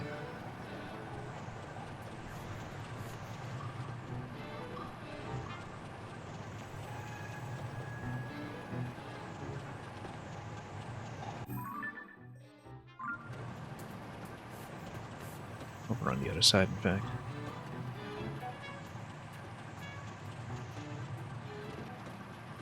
This is a pretty good vantage point.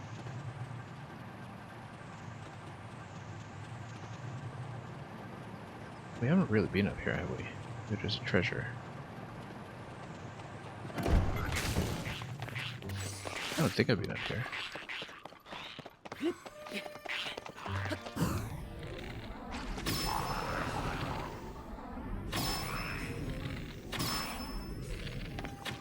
Oops.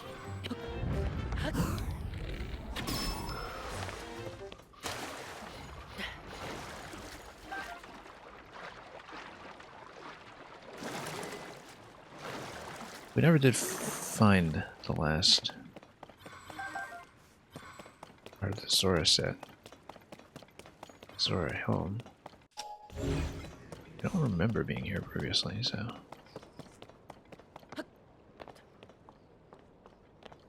Oh, maybe I was here.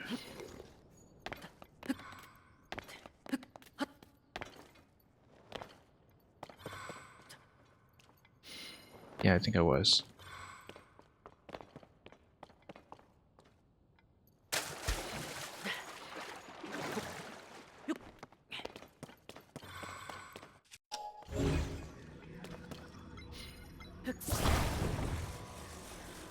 As you stand here, you basically ascend through the top. Yeah, I sort of remember this.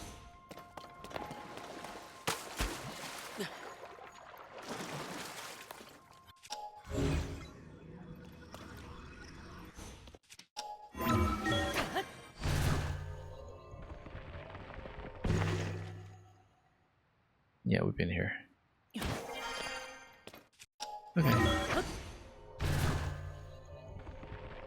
Don't even remember what this was.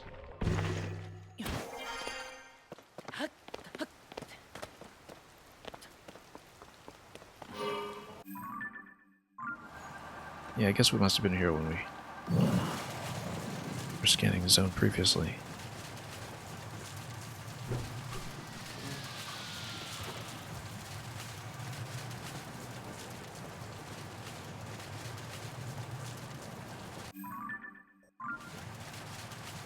Oh, cherry trees over there. See it.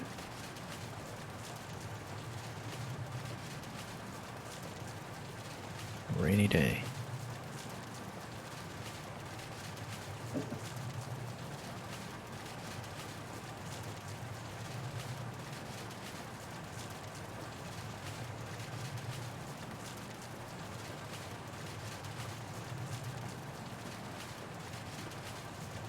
We're coming in a little high. We've got lots of battery life. We can loop in a little high to get a good landing here. Gonna burn the last ferry either, so.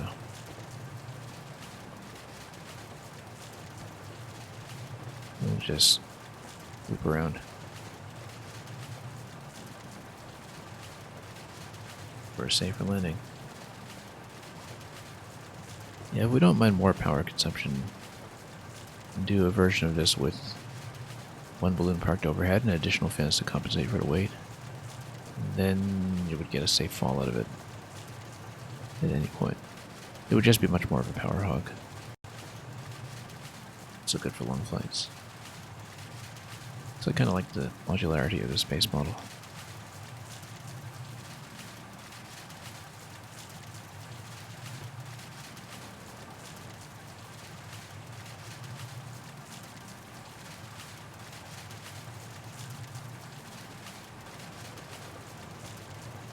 Anyway, let's try to go down here without getting too much height. Bit of a slow descent. Yeah, I feel like I should add an additional fan to this. Let's eat up just slightly, so I can afford to take a very slight fall, if necessary. Actually, I don't really have much in the way of food that I would just want to use.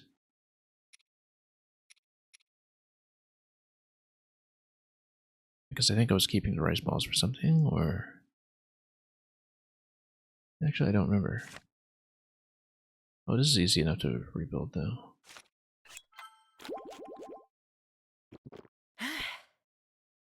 Maybe the ferry as well. Whoa, no. And we spent a ferry. Luckily, the vehicle's here too.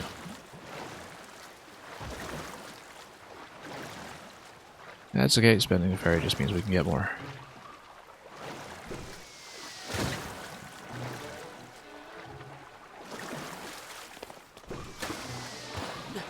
After taking the care to deal with all that food too. You know what?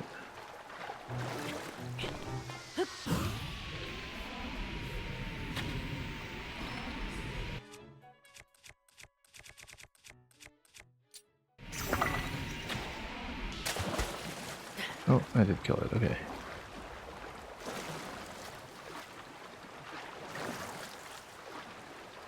Let's take some ice fruit for a moment. Or white chew jelly, but ice fruit works too. Just so we can flip this.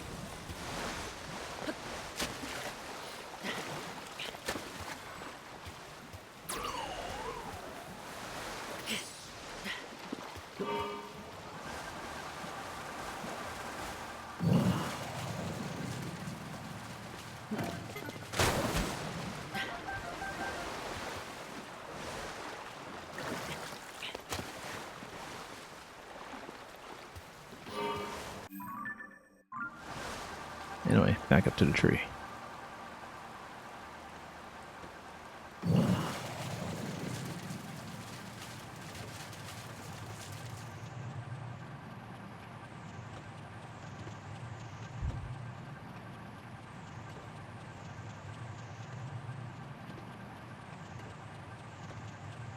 This looks like a Korok. We should try it. Even if I don't have a mask on. It's not. Okay. That's alright.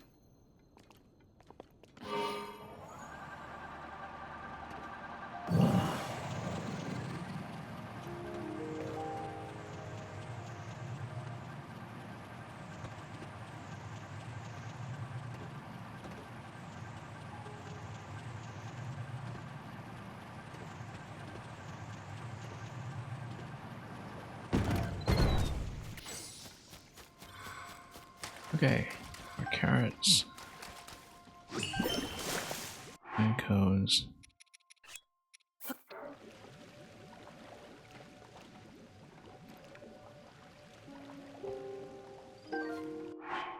little bit of accuracy here.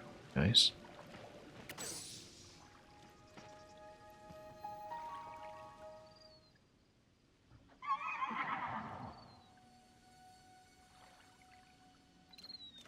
Now we'll just try to map out the tunnel so we can have another shot at finding the shrine.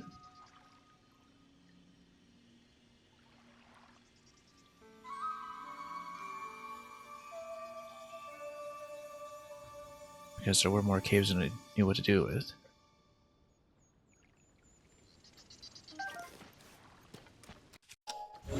It's probably the best possibility, but going up to that sphere that we just noticed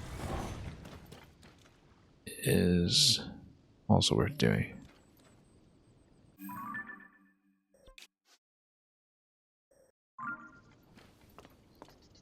Because it would be up roughly that way. Alien cult, welcome.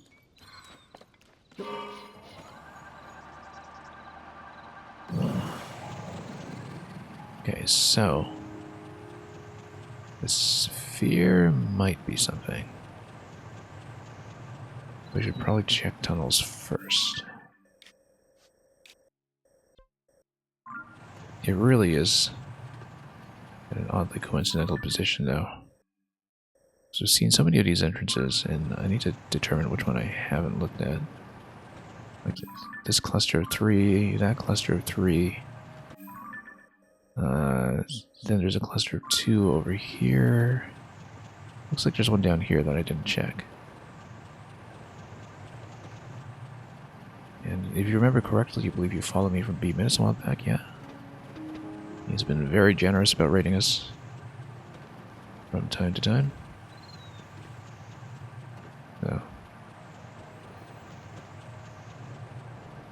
Always happy to see more of that crew there. Come by. Okay, so we have found one cave here that I think we hadn't seen previously. We should really heal up before anything else happens. Oh. Oh, look. Okay, so this is actually Crystal Escort, which is great because we have a vehicle. We don't even need to take the boat necessarily.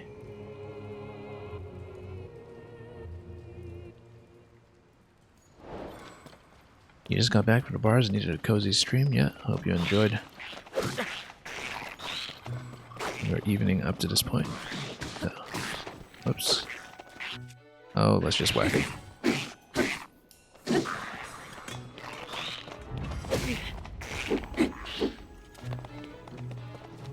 Yeah, we've just been doing a shrine mop-up over here.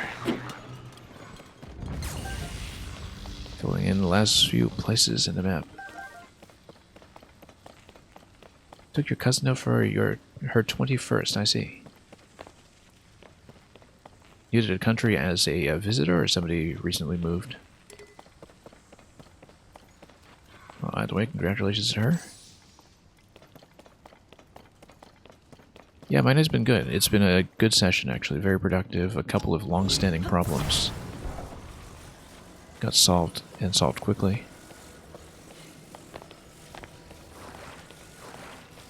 So yeah, you're supposed to drive a boat here that gives you all the materials for doing so, but I'm taking my craft anyway. This will be a little bit heavy, though. But I think it'll work. Might sink a little bit, but no. We can get just enough lift to sustain height. The boat would have been faster. Boat would have been quite a bit faster, in fact, but that's okay.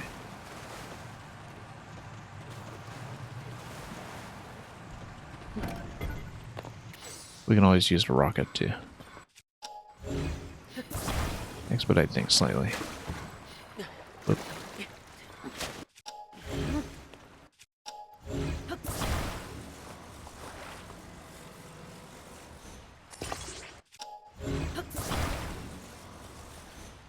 And she moved here from Iran. Excellent. Been through a bad wreck and a mass shooting already. Yikes. That... Yeah, no. I mean, I totally get it, and I know that, certainly, you know, in Iran, I know that it was the women's movement there that was the big story in the news last year. That's, you know, definitely been a bit of a conflict zone in its own right. But yeah, no, I've definitely heard stories about people who came out of extremely dangerous situations who kind of got to America and had to, well, deal with quite a bit right away. Makes me rather, I need to get my first person and second person straight. Makes you happy that I know about the women's movement there. Yeah, it's I've never been to Iran, but I've long found it pretty interesting as a country. Like, I used to follow a lot of Iranian cinema, actually, like a lot of the new wave cinema that gets exported a bit, and a lot of that, especially from filmmakers who have been domestically banned, like they're very interested in issues like that, so...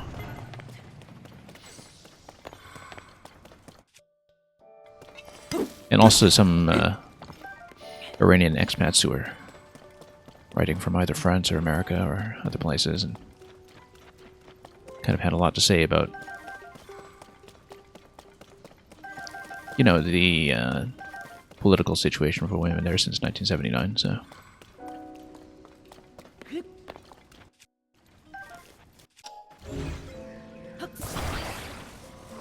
Anyway, here we go. Yeah, I actually did see A Girl Walks Home Alone at Night a few years ago, and it's funny because it's so there are some people who are really into trivia about trains in films, and of course, trains feature very prominently in that film because of the big uh, scenes that are set around a train station, right? And so if you look at things like IMDb trivia pages and such, the train people really come out and talk about how they could identify immediately that it was actually shot in America because they used Amtrak engines or something like that. But I found it to be a film with a very interesting aesthetic.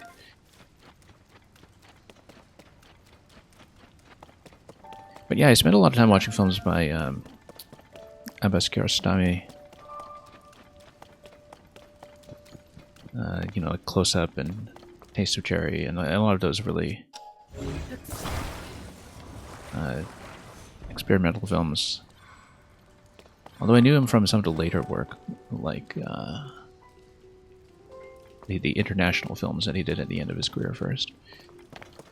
Jafar Panahi, I highly recommend. He's somebody who is technically banned from filmmaking in Iran for the next 20 years or something, but he still gets stuff out to international festivals somehow. And he's somebody who actually works pretty directly on some issues of like the human rights situation there. And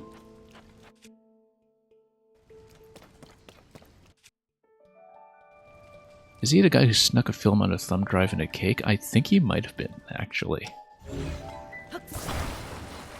But yeah, he's technically under some kind of 20-year ban, but he's still very actively filming. And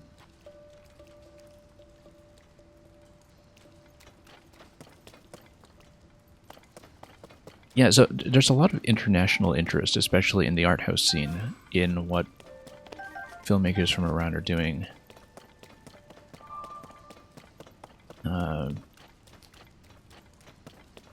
And I'm trying to remember the director of the film. His name escapes me right now.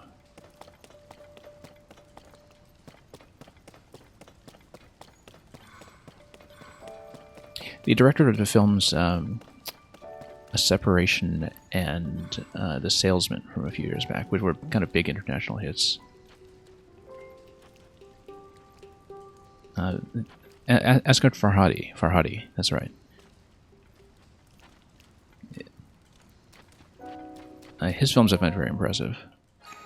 And they're more kind of conventionally narrative, whereas some of the other Iranian filmmakers tend to be much more experimental. But yeah, there's a great deal of international interest in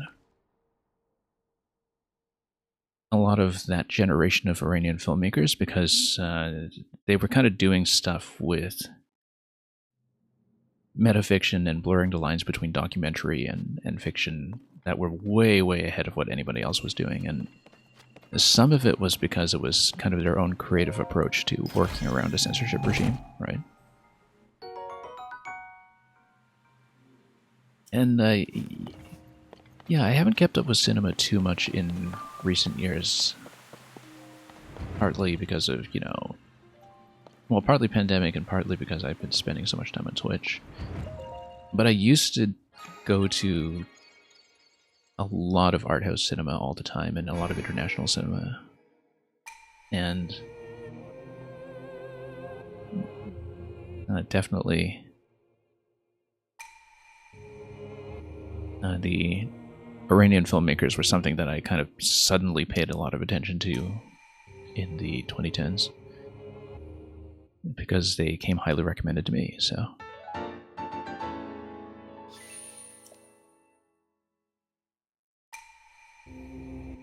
And yeah, if you know either the...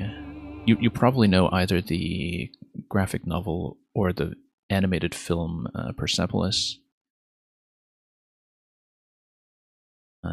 That was kind of some of my first big early exposure to a lot of the sort of post-revolutionary political dynamics around. As somebody who, again, has never been there and just kind of learns about this stuff through books and film. I think something that gets lost sometimes when people talk about around internationally, especially in, I mean, I don't live in the U.S., but, you know, obviously you heard a lot about, you know, the axis of evil and everything back in the 2000s, in the whole war on terror atmosphere, and something that gets lost, I think, is just, you know, how much they are alike. My impression, anyway, is how much it's alike countries in the West when it comes to like a very sharp urban and rural cultural divide that kind of defines a lot of the politics, right? And yeah, you recommended Persepolis to one of your students, and her mom got it for her the next week. Yeah. Yeah, that it made a pretty major impact on me, sort of around the time that I was kind of getting up to speed on graphic novels, which are not a form I know very well. So, anyway, I want to take the boat here because I want to find a bubble frog in this cave. So, also checking off this shrine is excellent. Anyway, I'm always happy to, you know, converse about this stuff on stream. I actually don't get to talk about this on stream very often. But it actually helps me stay alert and play when we get to have a bit of conversation that we might not otherwise, so. Oh, you could pronounce it Persepolis. Okay, I didn't know that, actually. Because, you know, again, I only get this by way of the West. But no, I actually appreciate people telling me how things are domestically pronounced, so.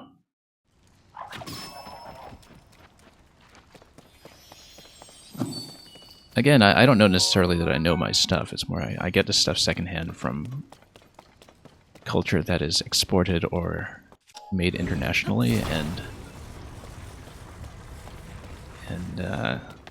I'm glad, you know, you're not just telling me that everything is full of deception and lies or anything like that, but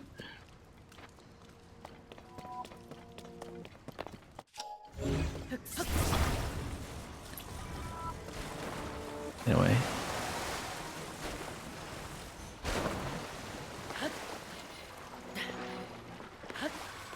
Okay, so Bubble Frog is done, Blood Moon is here, let's get out. There's an additional cave, I think, that I didn't see and hadn't marked. So we'll get out and see if the lights are still out.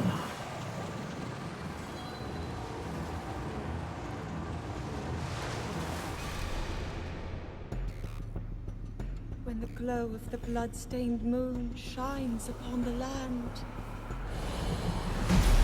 the aimless...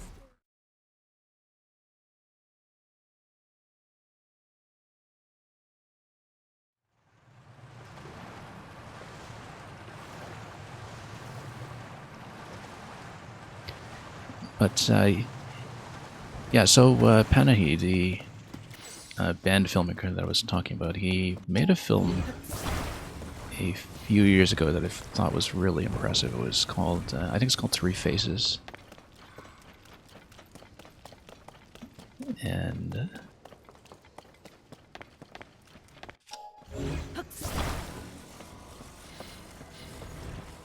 yeah, it was one that was very much kind of about women's issues in Iran as well.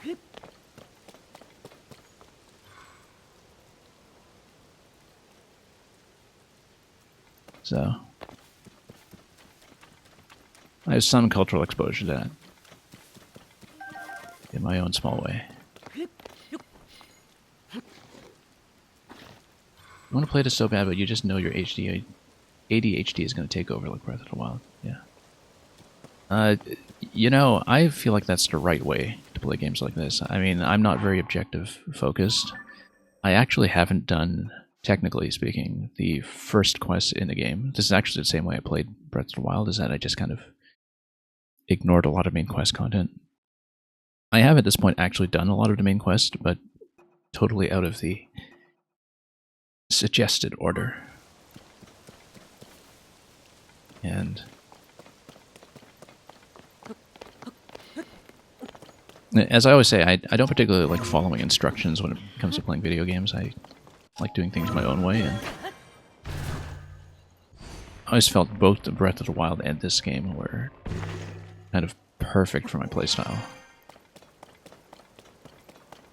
In that I can just tell the game, no, I don't want to do that right now. I want to do something else instead, and it will just let me, and it will give me the freedom and flexibility that I actually want. And not a lot of video games actually accommodate me to that extent. So, I think this is a cave I missed. Let's see if we can mark the entrance here. Discovery? No, I think I discovered this one already. Rallis channel. Yeah, no, I've got this one already. Let's switch to the froggy clothes so I can actually get out of here. Where is it? There we go. But yeah, this game has tons to do. I underestimated how big it was, actually, and I should have known better given the scope of Breath of the Wild, but even so.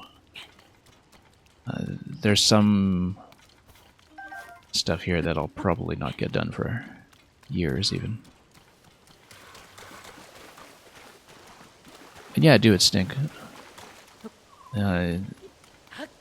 I mean, it's not even just the scope of it, but definitely the sense of freedom and the sense of interactivity, too, where the thing that always impressed me about Breath of the Wild when I first played it was just that you could just do the thing that felt intuitive. And the thing that I always think of as the example is just, you know, feeding a horse an apple for the first time. You could just do the thing that feels right, and very often it would actually function. And it's amazing how rare that is, right? So, okay, we've been to this whole cave system already. I should actually get back to my aircraft because, yeah, so I've basically been clearing out the remaining shrines on the map that I know about. Oh, we wanted to go up to the sphere. That's right. And since we're doing that, we can complete any lingering caves here that I might have missed as well. So let's get the vehicle back out. I should have done that below when we had access to a couple of steering sticks and the like.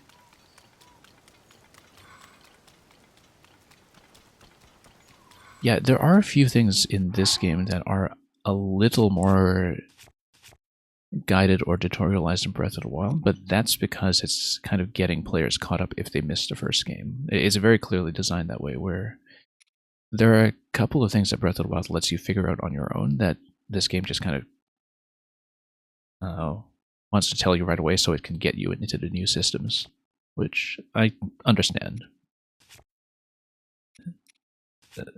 Yeah, there are a few respects in which Tears of the Kingdom actually feels quite different, in spite of the similarities. Like,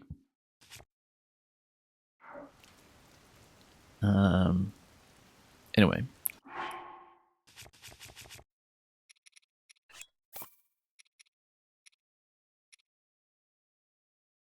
So, yeah, let's just get my favorite build back up in order, and we'll do it that way. Once again. And we'll also put on my energy saver. Again. There we go. And I'm just going to make sure that I've actually seen the caves here because, again, there's just so many. We were kind of scouting them in clusters. So we'd seen this set of 2, we'd seen this set of 3. I felt like I was missing one additional one on the other side, but we'll check for that.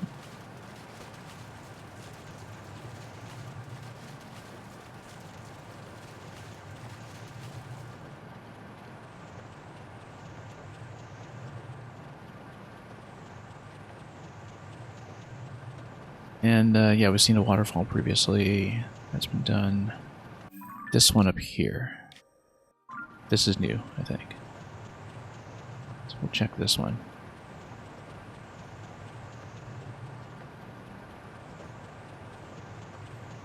You find what a tutorial pop up here and there, yeah.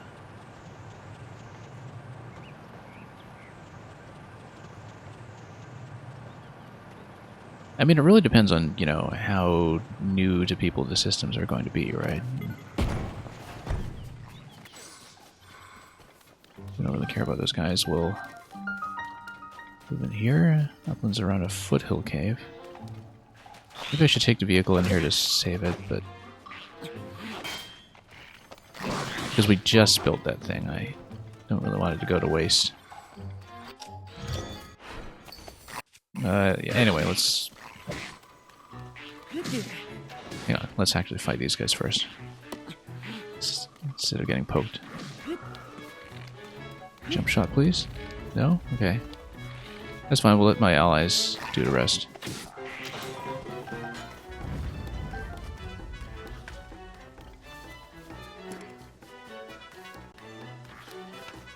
Yeah, there are a couple ways in which the pacing of the world in this game feels quite a bit different than Breath of the Wild. You know, the way that things are spaced out and...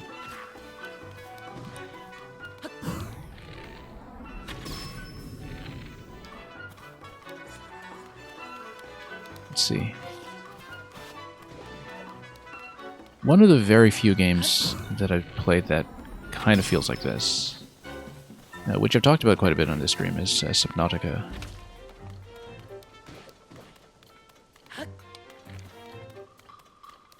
Which has a much smaller map, but is a very vertical map, and it's one where you just kind of, you know, can stop at any point and just build stuff and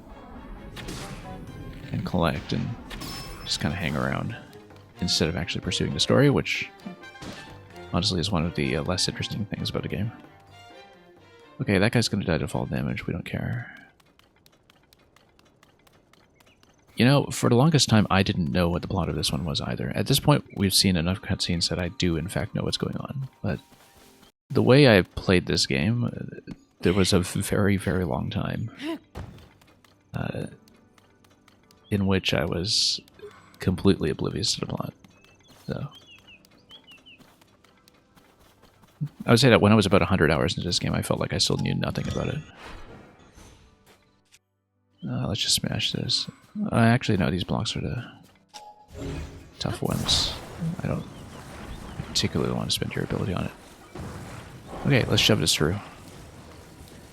Our all-purpose vehicle. This got me through so much. We've got a lot of rocks for smashing things, and we're not going to use them because we have... Unobo. No, not you. Okay, get over here. My artillery man.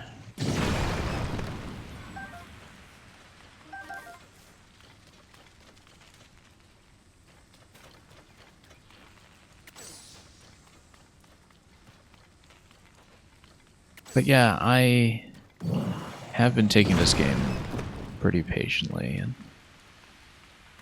I say that despite actually playing it very, very heavily. It feels like, you know, I've just been cracking it a little bit at a time. We can climb through this, but let's take the vehicle. Oops.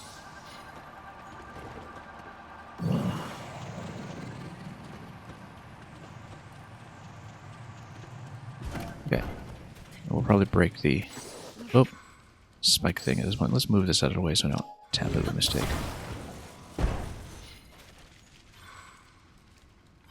Yeah, I've never really been a particularly plotty player anyway in video games.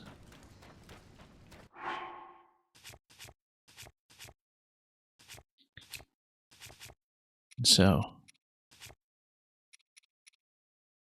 the kind of relative simplicity of the structure of something like Breath of the Wild or this game, where there are just a few key cutscenes that you can get to at some point. Like, it actually works out quite well for me because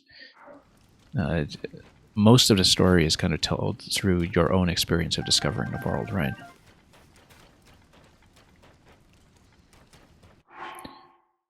And that was what I always loved about Wind Waker as well when I played it back in the day.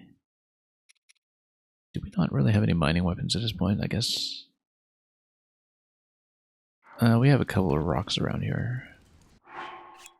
I wonder if Spiky Club can actually do mining. Might not be able to. Not really. Let's put a rock on this.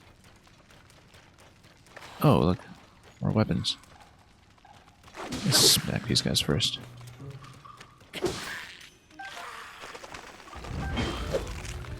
And yeah, we'll just...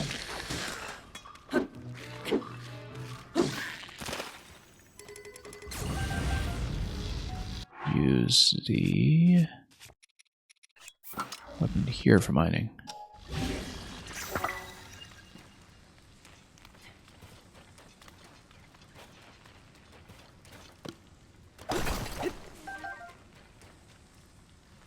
Only thing you didn't like is not having the same mechanics from the previous game. Actually, no, I like that a lot. I particularly like that the bombs are finite in this game. I mean, I enjoyed using the bombs very much in Breath of the Wild, but they were one of those systems that just kind of took over everything else, where it's so optimal to play with the bombs, which are infinite bombs in a game that has limited durability for everything else, that it felt like it trivialized most other mechanics. And yeah, it's very noticeable that you don't have stuff like Cryonosphere for crossing water, but it feels like the powers in this game work together a lot better. Whereas in the first game, you have Magnesis and Cryonis and so on, and they have very specific use cases that don't really play with each other. Stasis was very much his own thing. I think Stasis was much more flexible, but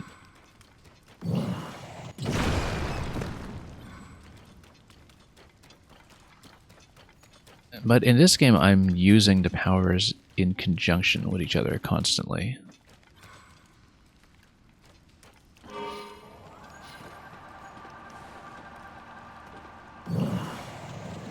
Can I just blow that up? Yeah, I guess I can. It might even open up another cavern. We decided to do so. I think this is likely to be like a Misco Gear Cave, though. Oh, treasure chest. Look at that.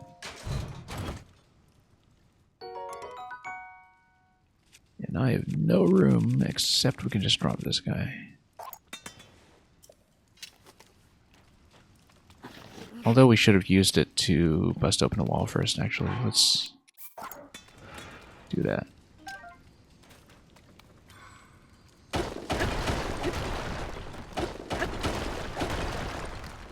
And if it breaks, not a big deal because we're dropping it anyway.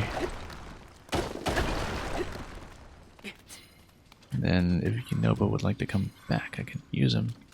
There we go.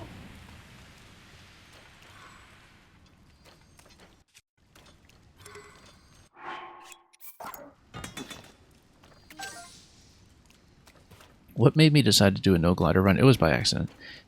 I knew from the start I wanted to do a no fast travel run. And I missed the glider early on. And because I was doing no fast travel, I just never went back to get it, even though I started to have a pretty good idea of where it was supposed to be. And then I was telling myself, okay, sure, we'll just play without the glider for, a couple days, and then when I want to go down into the depths, we'll pick it up. And then I wound up safely in the depths anyway, so I just never picked it up. And then, by that point, we had discovered so many interesting alternate solutions to problems involving the glider that it felt right to just kind of continue with it and see what we could get done. And so I've really kind of pushed the game to the limits of what can be done without it, I think. So far we've had to skip 4 shrines. So I've completed, I think, about 140 shrines or so. Is that correct? Yeah, I think so. Let me count here. I've completed 141 shrines. Oh, I hope I'm not spoiling something about the shrine count to you, because I didn't know there were this many shrines. I thought it would just be 120 like in Breath of the Wild, and it turns out to be more. But there have been 4 that I bypassed for now, and I think I actually do have solutions for 2 of them, but they're a bit difficult to set up. But anyway, you can do a surprising amount of this game with no glider, so we did.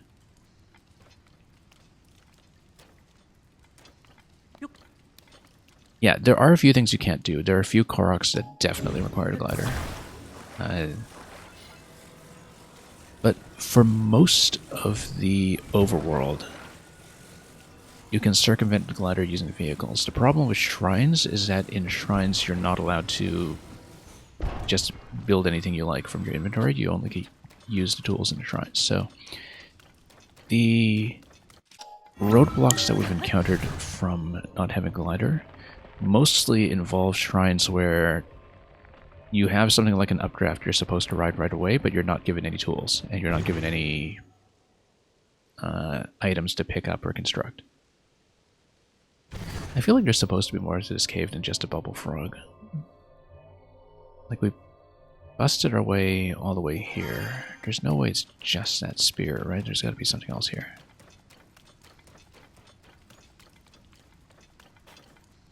This seems suspicious to me. Maybe there was something down below. Let's check.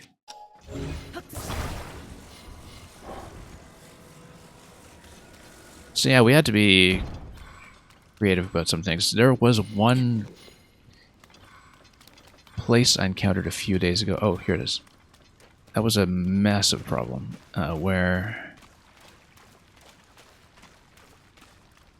if I had no fast travel and I had no glider, I actually had a huge amount of trouble getting out of a particular trap. Because one of the issues with not having the glider is that the waterfall ride of the Zora suit from the first game depends heavily on using the glider to get out, right? Because you're meant to ride the waterfall up and then take the glider away to float away.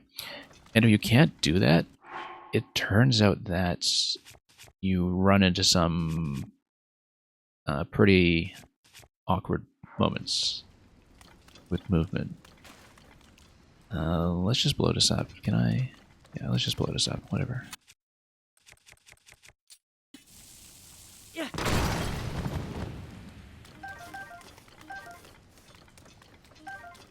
So there was one moment last week when it looked like I had to compromise on either no warps or no glider. Which would have meant compromising on no warps because I didn't have a way to get to the glider at the time. But we managed to find a way out. It was difficult. It took me a while to set up. But we made it. Was that really it? Just this mining spot here? That also seems unusual. I feel like there's supposed to be more to this.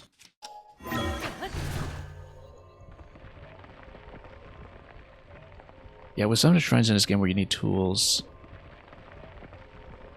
fuse items from outside that aren't in a shrine itself. Do you really need that, though? I mean, if you don't have the glider, then yeah. But I think generally you're given everything you need.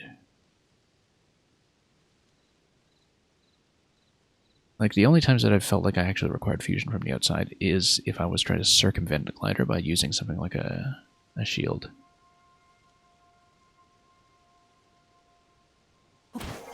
Oh, whoops. Oh, if you take too long, it actually pops you out, even if you don't put in an input.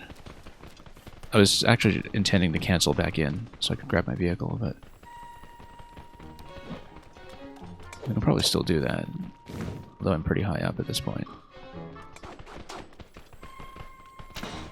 That's okay, we'll just roll with it.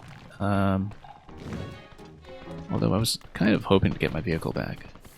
Let's just do it. I don't particularly care about the Talus. I think I'm way out of range at this point, though. Given how far up we went. But Ascension just looks like a Korok.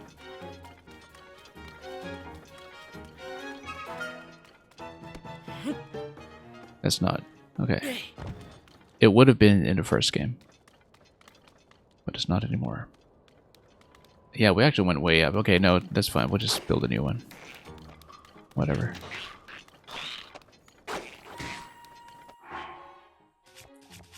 Yeah, I was hoping to cancel back in so I could grab my vehicle. I just wanted to scout up here, but it turns out I went up quite a ways. That's okay.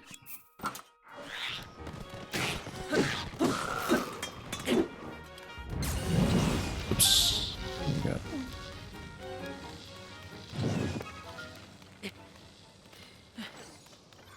So yeah, do it, Stink. I don't know which shrines you're talking about specifically, but I feel like there probably was a solution. That was just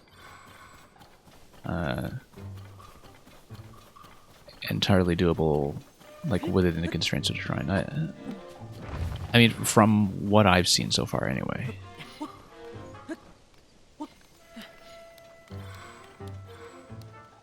I mean, I guess, you know, technically there are a few that may require the paraglider, and that, I guess, is technically an outside tool, but...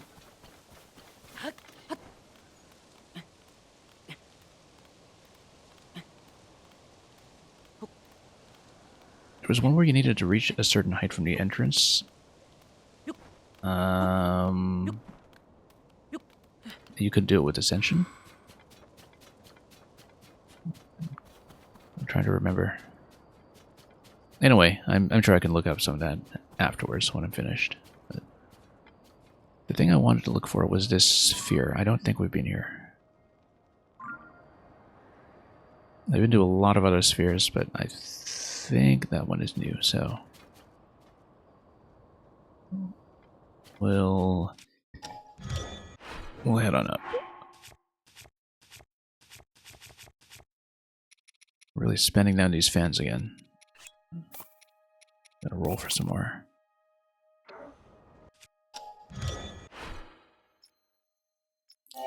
Yeah. I've been going for this 3-fan build a lot because it allows me to land safely a little more reliably than some of the other vehicles that go up a lot faster. So I don't worry so much about overshooting. We can use a rocket to head up as well, I think. If we really want to, but no, I think I'll have enough battery. So let's just do it.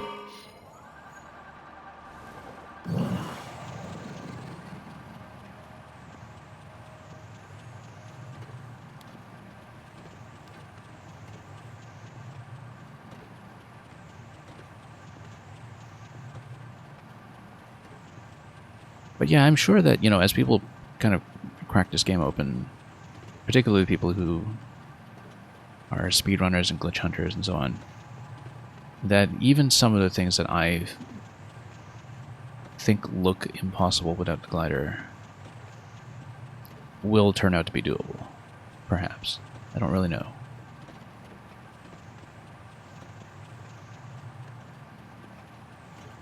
But yeah, there are two right now that I think I might really need the glider for. And two that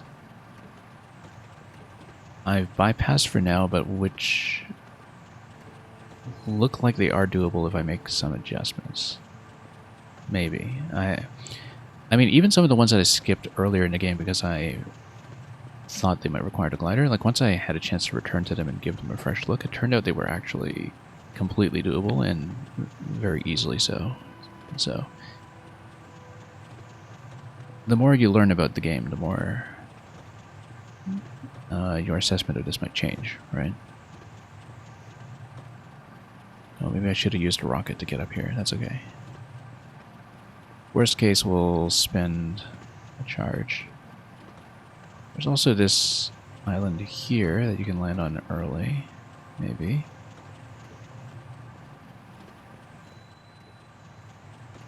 Yeah. So maybe this is a shrine, maybe this is another Zonai part, I don't really know. It's another Death Star.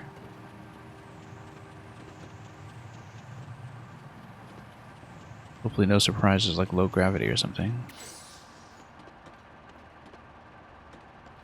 But yeah, we'll try to land on top, and then this one rotates too. That's not the case with some of the previous ones we've seen. It also means that I can't just land safely and park there. I actually would have to run around it, I think. But I'm about to lose battery here, so I might have to figure something out with it quickly.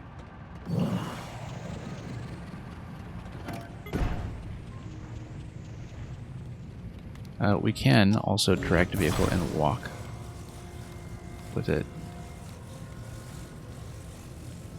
Look at that. Look at that. It's a shrine. This also confirms for me, incidentally, that there will be at least 3 more shrines in the sky, because they will be in multiples of 4. And also, if you want to stop this, you can take off the fan. Hang on, let's stop this for a moment. Grab. And that's what I mean by the abilities playing well with each other. I've used a lot of combinations between them for various purposes, and it's been very satisfying. Yeah, there's a lower level in the sphere. I don't know if there is anything like... It looks like there is treasure down there. And I think I missed a treasure in one of the previous spheres as well. From not being able to make my way down, but...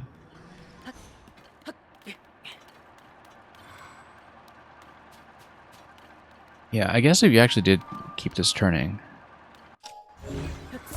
then, you know, you could potentially go down to the lower level that way, like if you call it down.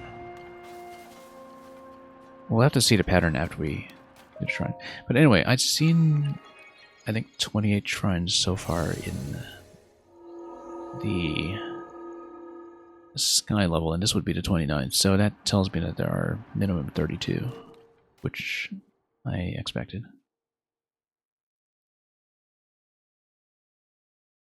Now, you're telling me I could totally do ASMR radio, yeah. I've had people suggest radio to me quite a bit. But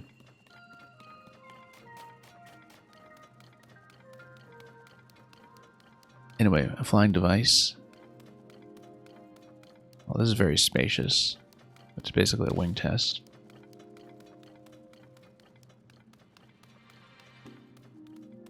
Alright, yeah, we basically just send wings down. We have nothing else to attach to them, so... Let's see if we can see where treasure is located. Interesting that we have a couple of boards spilling over that way. This looks like a fan. Okay, so we'll assemble the fan first, I guess.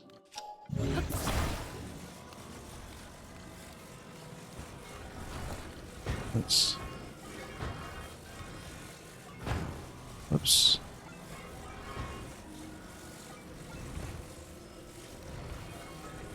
And...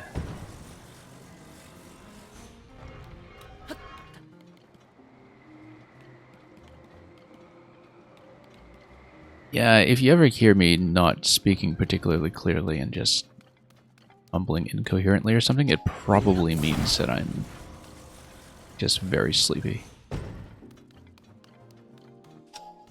It has unfortunately happened with a couple of the Zelda streams because I've just been playing this game way too much, but generally if I'm awake I try to be understood or understandable. Anyway, you have a couple of platforms. Oh, it's sleds, I think. Or wheels. Oh, that makes sense, because then you just grab one and...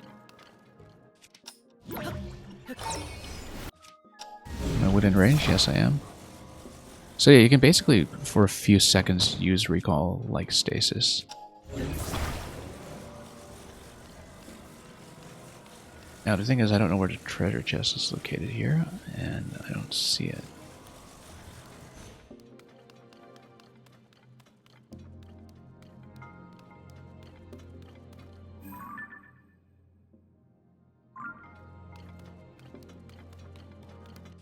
But the idea should be to build this.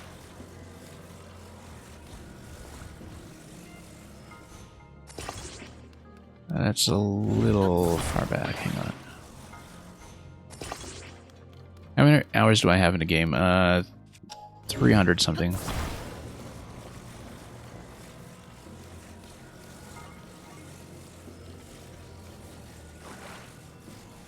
It's a lot. I know a lot of people have been doing 100% in about, say, 180 hours or so, or that's what a few people have told me. Like, you know, under 200. But I mean, I'm playing without fast travel, and I'm playing without the glider, so obviously some things will be a bit padded out.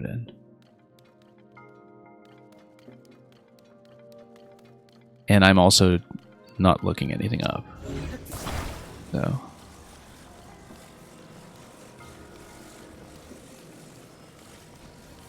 maybe the treasure chest will be accessible at some point on the other side, but I don't see it. There's a platform to land on. Right next to the shrine.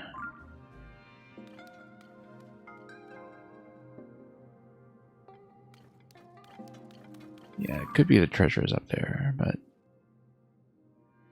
it usually is at least one. And we typically never have room in the back for it, but... let's scan around for it just a bit. It's a shrine that shouldn't despawn.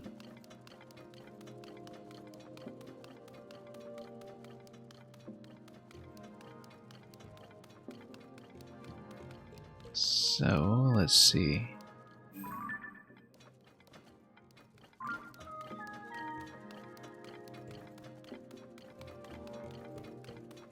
Oh, here's the treasure. Okay. That's just ascension. That's easy. As long as we get in position for it, which would require me to grab another cart, probably. I mean, we can also use the wing, but I don't want to lose it. You know, the wing is probably wide enough to act as a bridge for that width.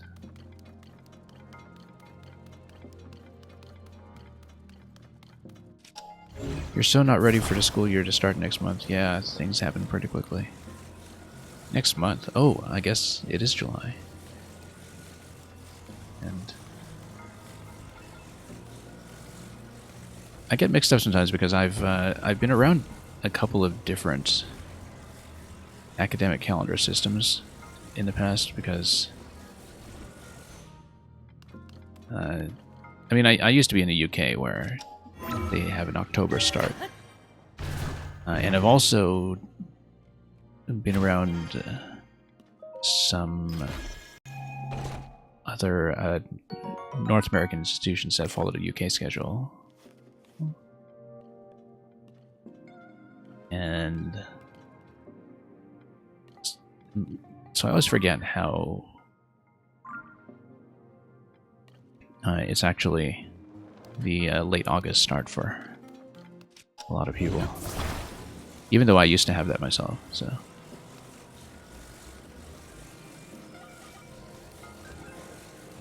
You just got hired as an art teacher. Congratulations. So, I mean, depending on the kind of grade level you're dealing with, I don't know if you want to get any commiserations about teaching from B minutes, or if it's just a totally different system that you're entering. But no, I used to be in the UK. I'm not anymore. I've been around quite a lot, so. Do It Stink this year is going to be your senior year, and your school district is going to 4 days. 4 days as in 4 days a week, or?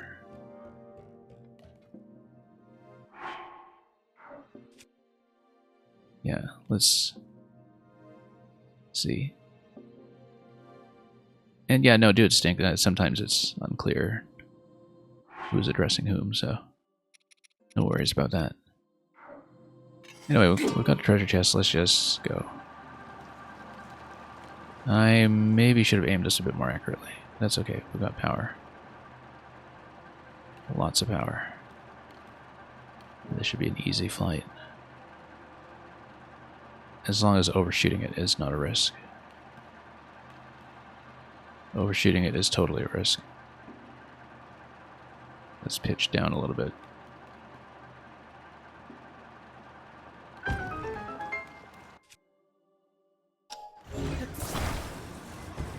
We actually discussed teaching would be minutes, yeah. You're in the same alt certification program. Very interesting.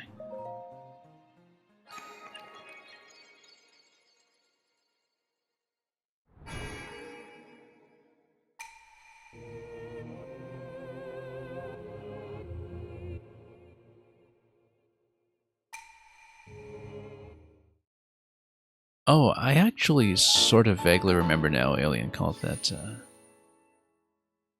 I might have been there for that conversation, actually, because I remember somebody was talking to him about teaching at one point over one of the Fire Emblem streams. If you were there for that. Because I've been watching B-Minute's weekly Fire Emblem quite a bit. Because Fire Emblem Engage was the big thing I was playing this year prior to this game. I spent way too much time with it.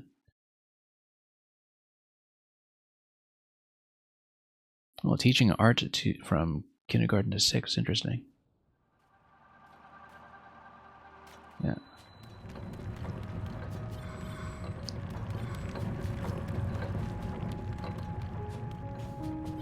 But yeah, I thought Fire Emblem Engage was just this massive streaming undertaking that it would probably never repeat again. And then I've spent even more time and played even more heavily with this game, so... Now, I think what I should do here is figure out how to do some kind of recall ride or something to head down to the lower level.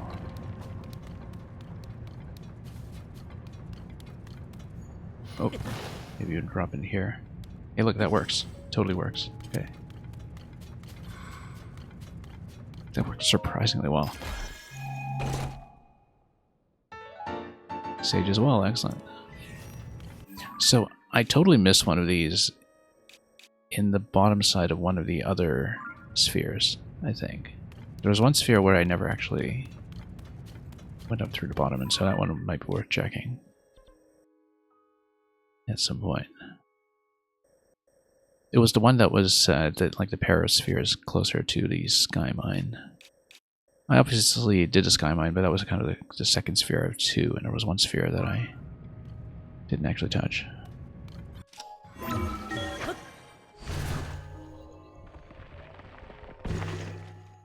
And yeah, I spent a lot of time at 3 houses as well. This was before I streamed, though. I didn't have a capture card back then, but I played 3 out of 4 routes in 3 houses. I never got around to doing Silver Snow.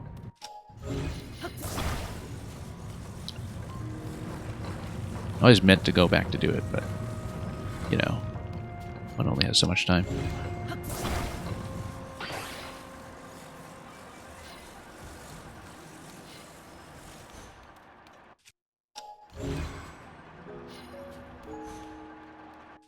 Okay, so I managed to detach this. It's still going.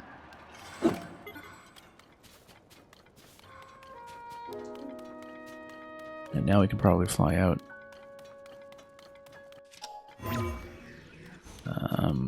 Or actually, let's turn this a little bit so we can potentially climb out.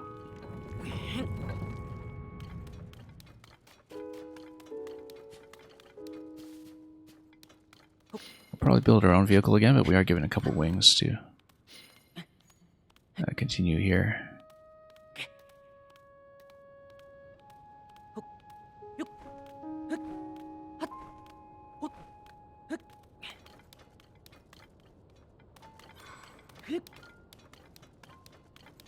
Okay, so we could probably float up to that island. I don't think we had checked it previously, but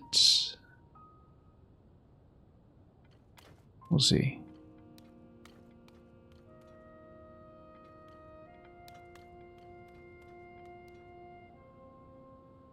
Yeah, I didn't know that some school districts were going to a 4-day schedule, but I'm very oblivious to what happens with a lot of school systems nowadays.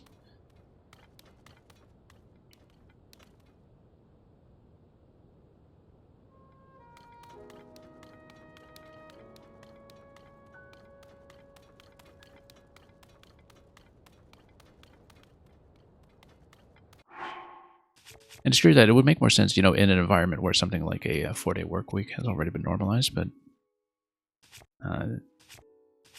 it seems like it would cause quite a few conflicts otherwise.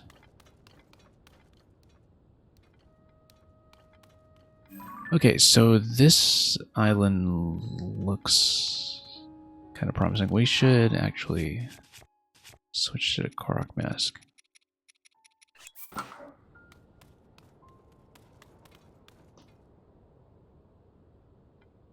I think I had been there previously, actually. We should check this one first, and then I head down towards the other one. So let's build the island hopper again. Running pretty low on fans now. Let's just use steering stick and spin some zonite.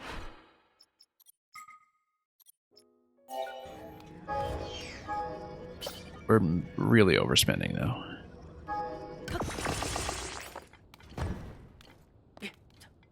But let's try it.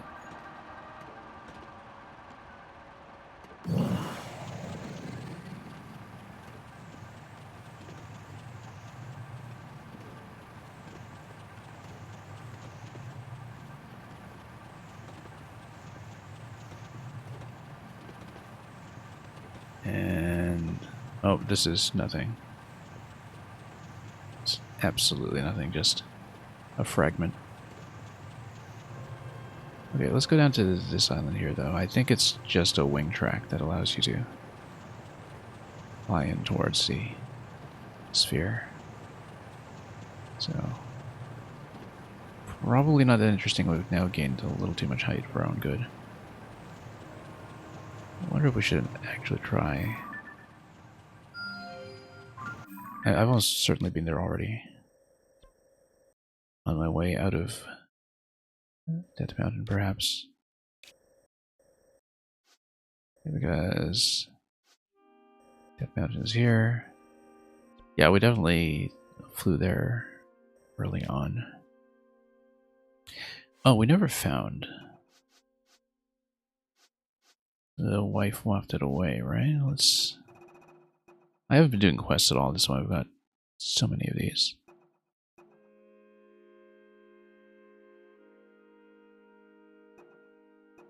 Also, did we pick up a star spear? I think we did.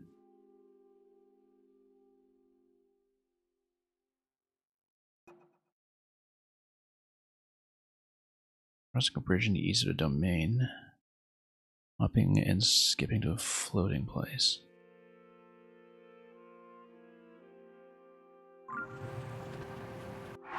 Let me take a look at the map here. We actually didn't go to Floating Scales Island, did we? Oh no, that's the one where you do the initial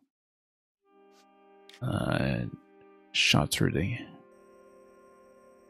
hole or whatever. So we actually should scout on the east side of it.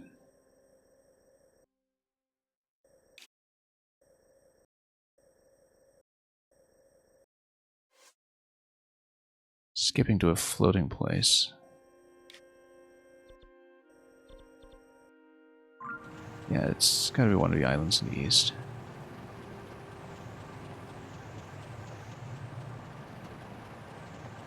Quite a few, in fact.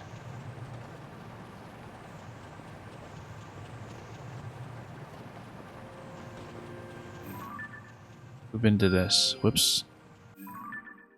Hang on.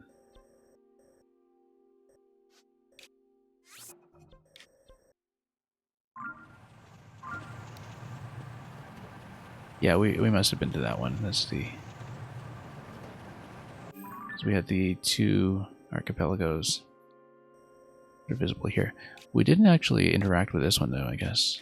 Orthocalis archipelago. That... I mean, it looks like each of them should probably have a shrine, right? We're close to it. Maybe not. Maybe not. It doesn't necessarily correlate. If we actually bothered to map out this guy, we would know.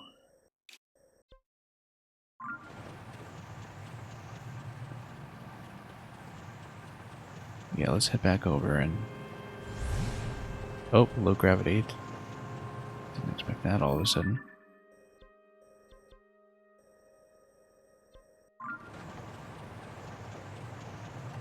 Yeah, I guess that next island there we had tagged, but we'll try to do a drop over here. It's going to be a little bit risky. We don't know if my positioning will be right.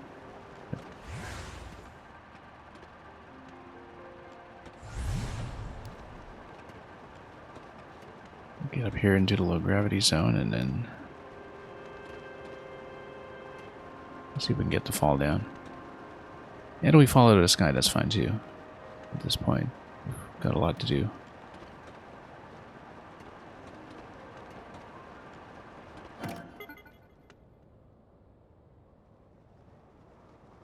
As long as we don't get excessively bumped. We just hang on to the stick. Yeah, we're gonna miss, but I was so high up that maybe we'll even recharge. Oh, no, it's gonna be rough. Gonna be a bit rough. Whoa, hey. Okay, that I didn't expect. That it would just activate at the last moment and pitch me out. That's okay. We actually miraculously survived that, so...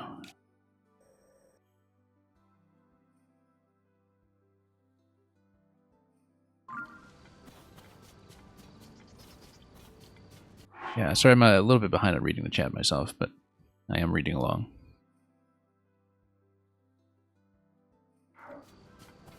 About what you've been doing at the technical center, so... Cave under Zora's domain... Yeah, we have a... we might as well do the quest here, right? Because... we can afford to spear at this point. I'm heading towards the museum anyway. But I'll need to figure out how to create enough slots. I need to create a new gallery in the player housing to actually fit everything I want. But since we're collecting weapons anyway, let's make the light scale try and spend way too much my diamond stash doing it. Also here, we can probably buy some cooking ingredients. Also here, there's a Korok. Kinda want to deal with it later. This really could be anywhere. I thought we had climbed up top. So it's somewhere even closer. Out of range and in range. Maybe underneath. Not sure.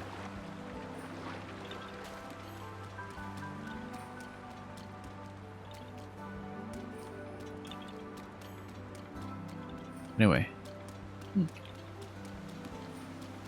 Not a priority at the moment. Let's do some shopping. Whoop, that's not doing some shopping, that's doing some falling. Okay. Luckily, easy to get back up.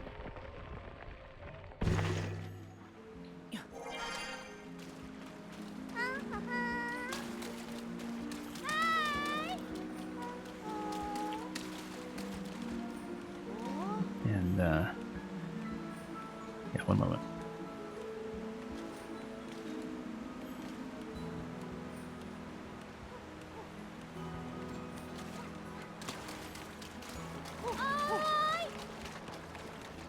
So yeah, you're saying you have the Technical Center and the Technical Institute.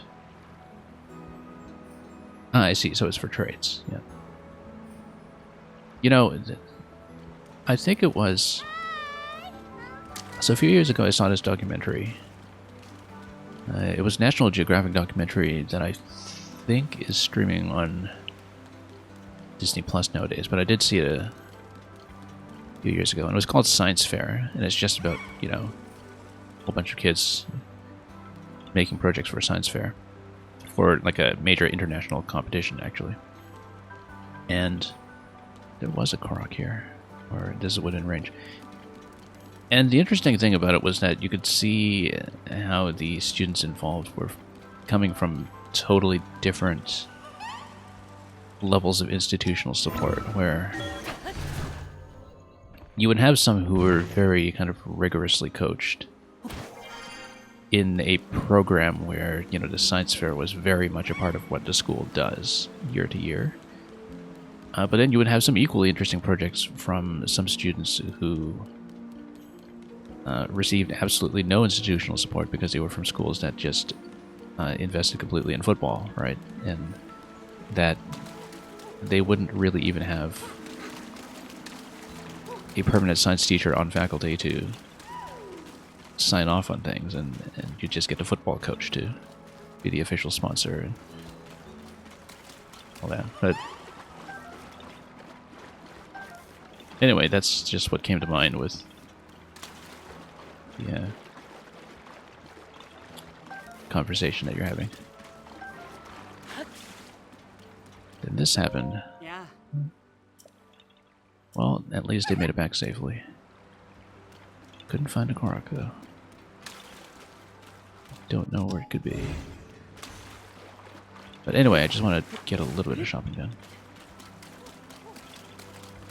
Did I leave my vehicle way up there? I did. Okay. We actually want to buy more fish because... Oh, you only have one, okay. Because we need it for a particular gear set. It's a good thing I can buy it, but we need to... I guess we can only buy one at a time. We'll just have to come back and buy more. And then rice, we got some. Swift Violet, we actually do want. For the snow boots, I think. Yeah. Oh. Do you want crabs? Oh. Or sapphire? Sure.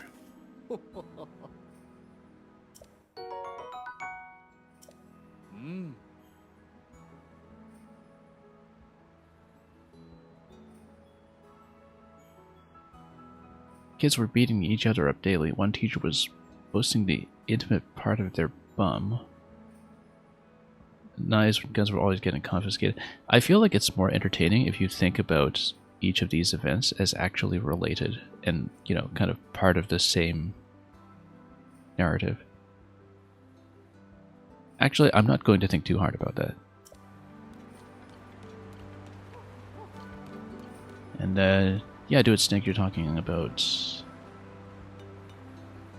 how, yeah, the classes are good, but you're in the IT class and it's actually stressful but fun. Yeah, let's sell off to this guy first of all. Oh. And it's an area where you get threats all the time, wow. I mean, who would they be threatening in 2021 if, they, you know, people were still... I mean, I don't know how much of a COVID resumption you had at that point, but... felt like that was still at the point when things were not really all that open. Depending on where you are, of course.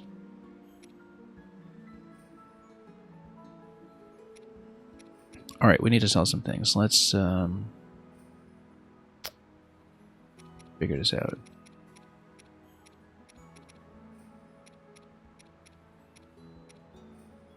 And probably... yeah, let's sort this first of all.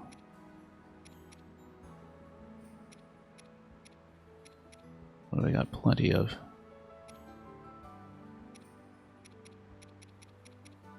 I've mostly been selling monster parts that I know have already been largely accounted for in terms of gear upgrades.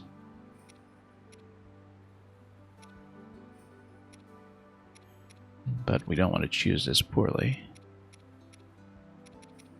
You know, just in case we sell off too much of something that I still need. We can find where are my various guts and such. Yeah, we'll sell off more of the goblin parts. These are really easy to come by. Oh.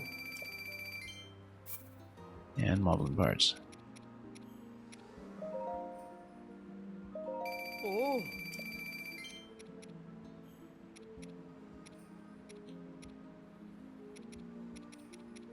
I feel like there are more that I can pawn off here. Some of these are still necessary for crafting, so let's choose carefully. A lot of the basic Lizalvazorns can probably go. They are used for one particular set, but I don't remember how many. I mean, the basic horn would just be for the level 1 upgrade, so it's not going to be too heavily required, I don't think. And yeah, other things we'll just leave in place for now until we see what a shortfall we have. Oh. Okay, so Swift Violet for sure, we need this. Oh.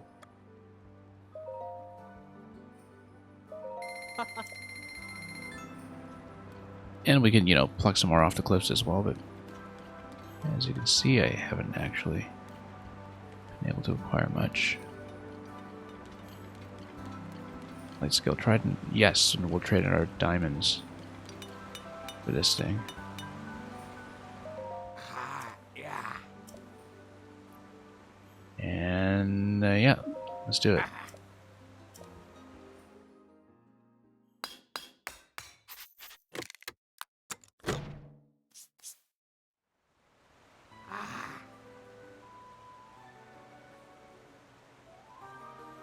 Yeah, like I said, I'm not in America, but certainly, you know, when you hear about news in the US from the outside, it's the threats from in school environments and such that are one of the scariest things about the country. Because you just don't know where it's going to happen, right? And it seems like it's just become so routine at this point. At least that's the impression I get. It's just, you know, to the point where like few things ever get reported anymore because it's just so common.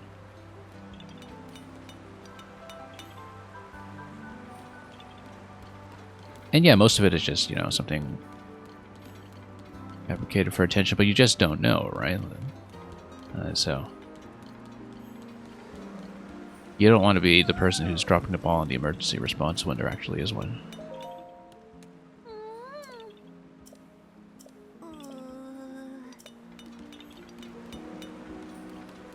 But yeah, schools are frightening places these days. Okay, so light skill tridents. I do want to mount it in the weapon museum that we're building, but I don't know what we'll attach it to. Like we might combine it with a shield or something. In the way that we've combined... What happened to my... Oh yeah, the way we combined the Gerudo set and the Wind Waker set.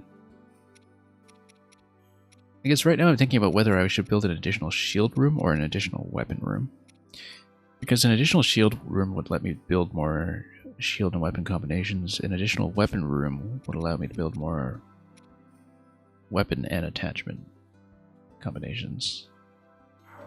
So this is for my player housing. That's for the custom player housing. I decided to build a museum, and I'm going to show that off later, hopefully in the stream, because I mean to go there soon to drop some things off. That's probably where we're going next, actually. And then after that, we have 3 shrines on the map still unvisited. This one here, and 2 in Central Hyrule, and that's actually it for the overworld, although we'll have more in the Skyworld. We'll check that one island to the left that I think we actually had visited before, but we'll probably head to Tower Town after that.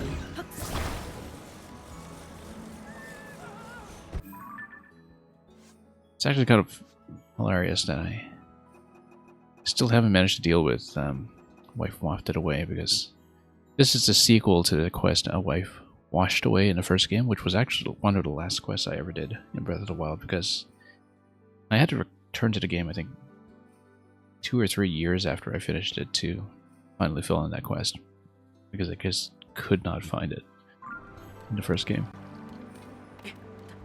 And so in this game, it's also not where I thought it would be, but we'll deal with it later. Now for now, we can go here. I think, again, that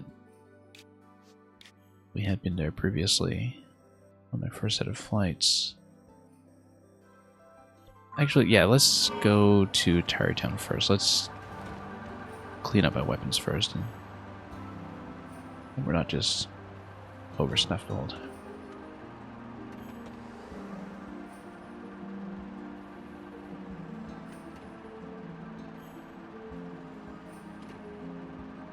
You feel like 2012 to 16 was a way different time for schools than now? Yeah. Yeah, I mean, you know, I think from a teaching position, you're going to be attentive to very different things. You're going to have a very different perspective on it. And I do stink you're saying you're in the southern part of the country and the teachers are ready if something were to happen. Oh, you mean, you know, like people having experience with, well, basically people, you know, having experience with weapons and the like, if they have concealed carry or something. Which I would assume that, you know, technically policy would be that, like, even if you have a concealed carry license or something, you probably can't... You're probably not supposed to do that while you're on duty, right? I don't really know if that's the case, but...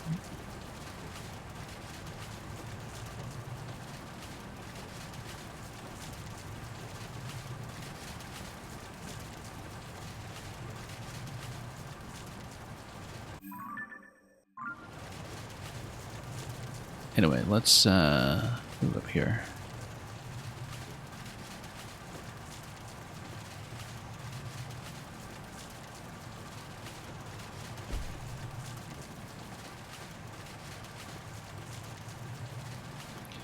You don't know how Twitch works with this. You don't want to say something and then boom, huge red flag. Yeah, no, I don't think you get...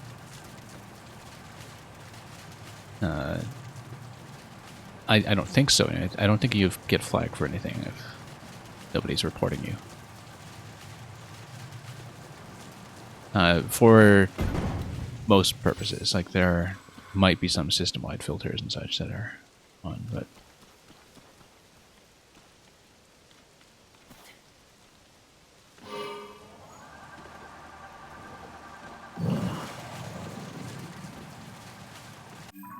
Okay, so here we are. This is back in floating scales. We might want to check that again, actually. We didn't really look at it very carefully last time we were here. So maybe I could account for that quest. We're also returning to this after having cleared the water temple, and I think the quest might not even have been available until that point, because of all the sludge. So possibly something has changed here that makes it worth returning to, and we'll just find out.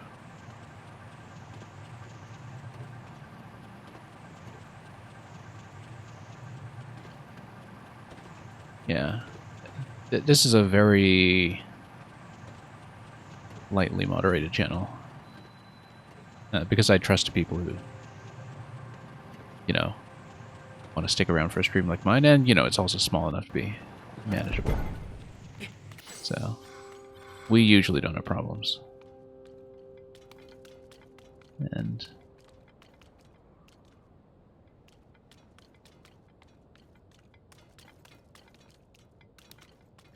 And I only really have to step on people in chat if things are getting spammy, so.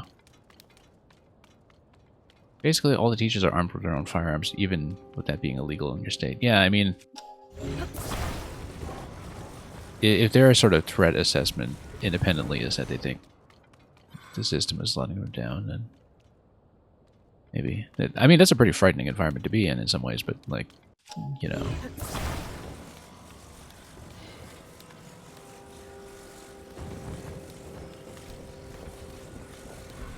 If there's sort of enough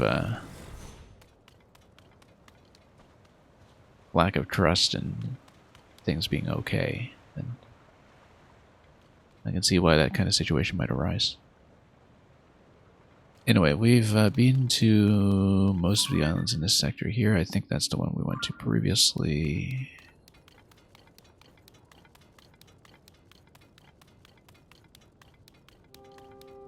And the wife is not here either. We're pretty much right above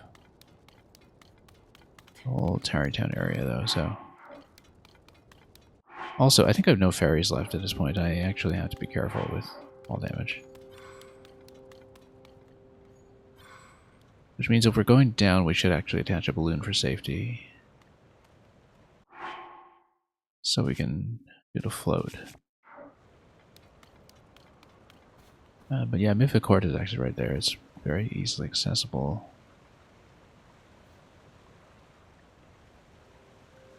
Then I'm just scoping this out quickly. So yeah, we've been there. I believe that was Sky Mine. Have we been to that other one? Something glowing on there. This was Sky Mine, right? Yeah. Which we did. Oh no, this is Sky Mine.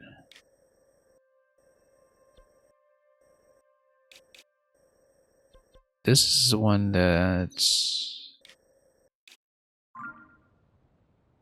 Maybe this was the one that I didn't descend through properly. And then what is this island? Yeah, we must have hit everything there previously. I don't remember it though. I did that island so long ago now. Like a couple weeks ago, I think.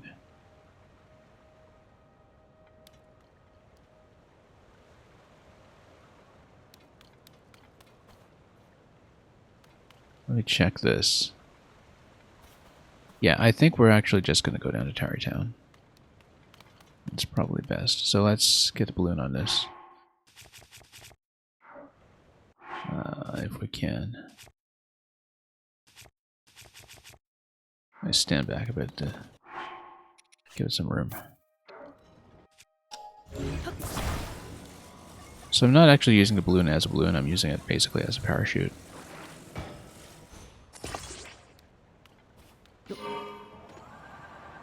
Physically speaking, it doesn't feel like it should work, but it works.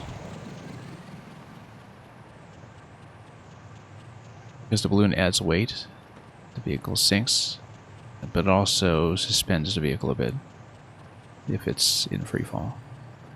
Also, Dinroll is over there. We should actually try to zap him. If we can get within range.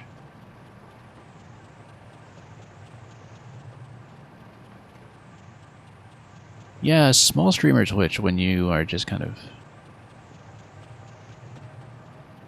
Oh. Well networked with other people who, you know, like the same kind of tone on various channels. like the same kind of content. I find it to be actually very pleasant.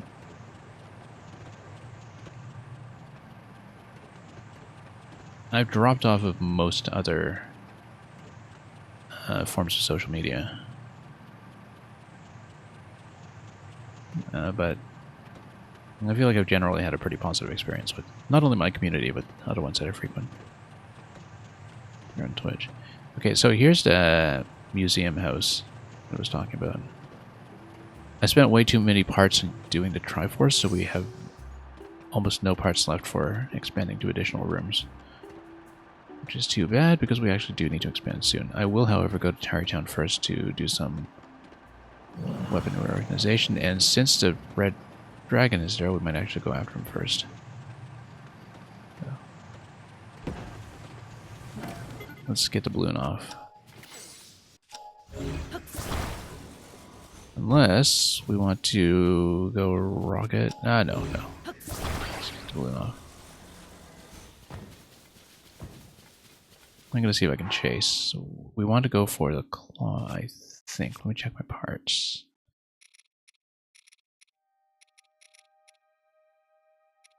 Unfortunately, I'm very, very disorganized. Wish I could just sort by alphabet or something. Yeah, we have horns off the other two. Shard of Dinnerall Spike. Oh, this is from the back, yeah. Rush's Claw, Nader's Claw. Dinnerall Scale, Nader's Scale. More scales are always good as well, because we have a couple of different pieces of gear that use him, but so I believe we actually do need a claw off him. So let's see what we can chase. And what? Whoops! Not here. I can't.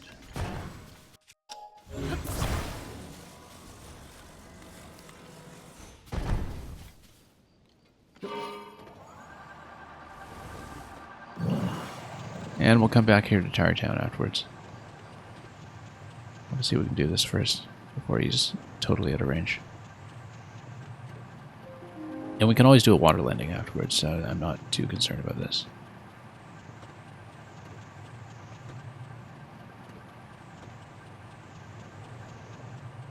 Your parents are addicted to Instagram Reels. Yeah. Yeah, Instagram is kind of strange in that it's one of the only platforms I can think of that has actually truly managed to sort of survive cross-generationally.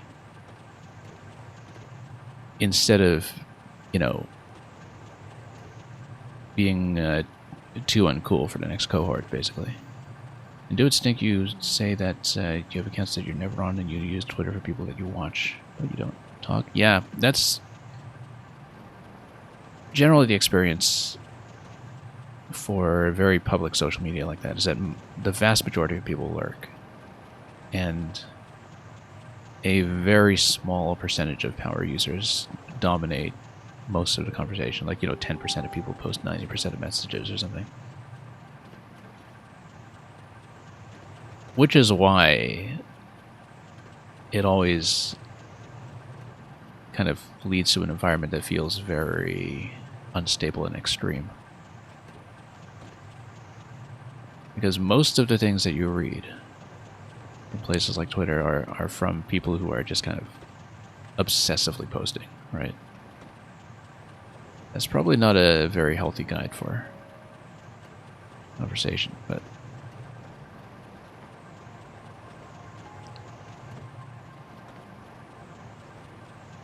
I think, you know, in a lot of those social networks, like I think the sense that I get is that most users are totally aware of the problems, and most people just kind of dislike that.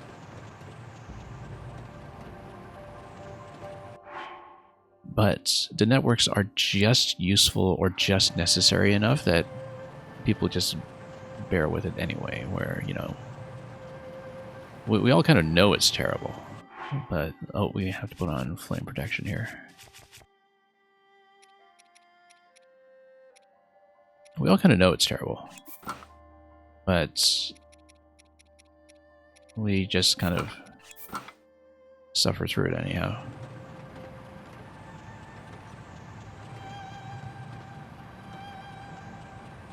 Yeah, I stay far, far away from TikTok, but that's partly because even before politicians started talking about it, making it a partisan thing, like I was well aware of the privacy issues with it, and particularly its ties to the Chinese government, right? Which is an issue I follow pretty closely.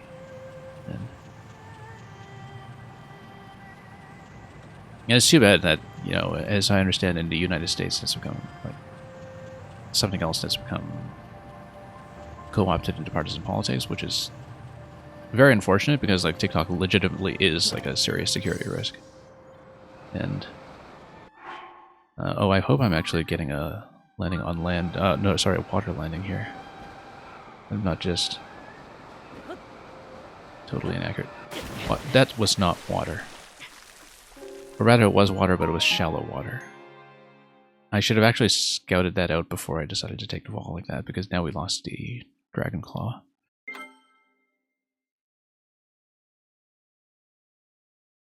I was looking at the map and thinking, huh, water landing? And then I realized I was in the shallows, and that was unwise.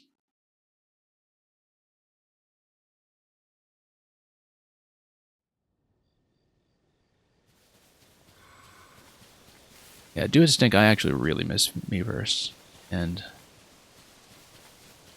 you know what? Dragon's still there. We can go after it. Although I have to rebuild the vehicle to do it.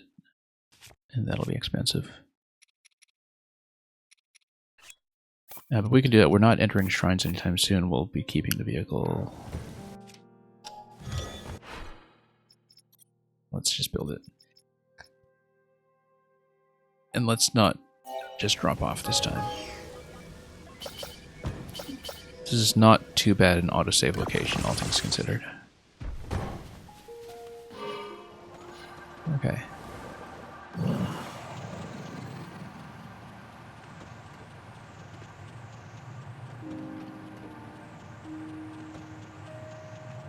Yeah, no, I actually really, really miss Miiverse, and you know, one of the reasons that I find these sort of small-scale communities on Twitch very pleasant is that people are getting together because of shared interests as the main thing that is drawing them to the same place. And it's a very different dynamic than networking with people who you just happen to know socially, or in the other extreme, getting into lots of fights with random strangers or whatever because things are being broadcasted to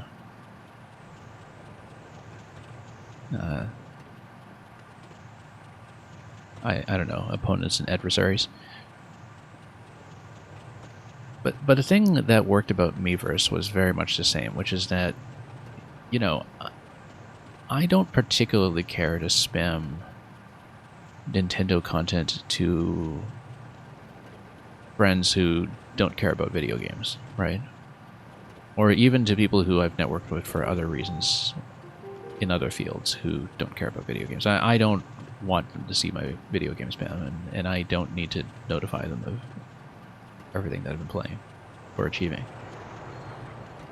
But with Miiverse, you would know that all of your content is precisely reaching other people who actually want to see it. Right? That your readership consists entirely of people who actually want to be there, which, I mean, I didn't post very much. I would just post screenshots of things I'd achieved and so on, but that's something I don't do anymore because I don't have Miiverse. And that kind of content doesn't really feel like it belongs anywhere else, right? Also, let's put on a charge before I forget. Okay, take two. Let's do this properly.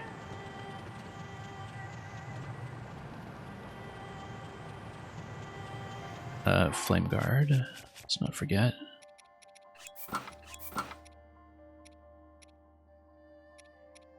And let's just do the full flame proofing just in case. Not that any of our weapons are getting toasted, but... Whoa. Come on, aim. Aim. Okay, that looks correct.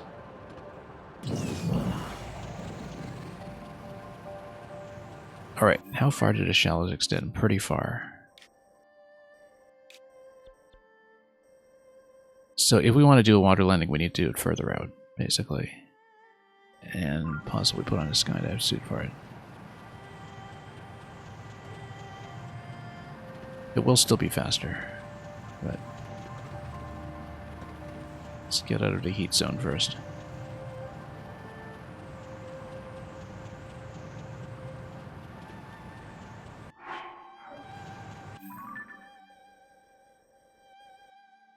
Yeah. We can overshoot. No, I'd rather just run out the battery, actually. We need to circle around for a little bit, but... because it's flat ground down there, it should be an easy landing. And we can maintain visibility of the item. Just need to be a little more patient with it, I guess. We can still do the water landing, actually. But after that experience just now, I think we'll play it safe. There's a conspiracy video about Challenger crew secretly being alive. Yeah, no. I mean...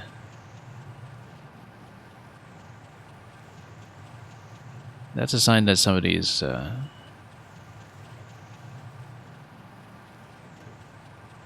trying to come up with content and coming up short. But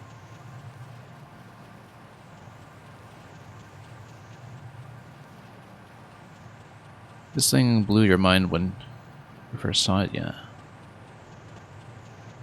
Glider? Who needs a glider? What glider?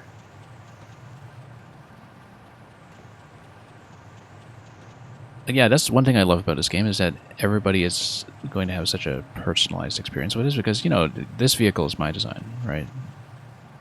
It's one that I settled on after trying out a couple of different designs and figuring out what I needed to correct and what the practical use cases were, and also, more importantly, how to fall safely, which you're about to see. So we're going to fall safely using the control stick. I'm just going to hang on to it. We'll get a nice flat landing. Doesn't bump into anything. We'll be perfectly fine. There we go. Okay. And indeed, right next to the thing we want to pick up.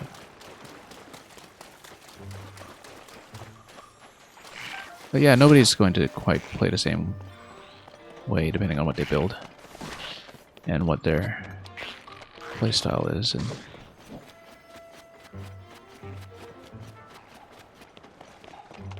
anyway,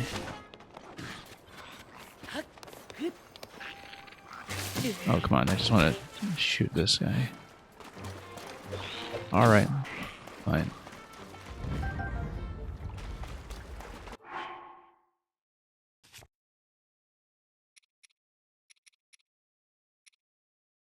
The video was pulling up random living people who shared the same names and vaguely looked like the crew.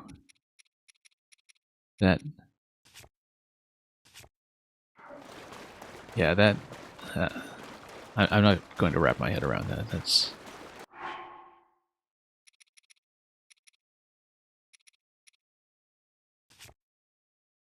and you see, the thing about conspiracy theories in general, I find that very often you can see why they appeal to people, even if they're completely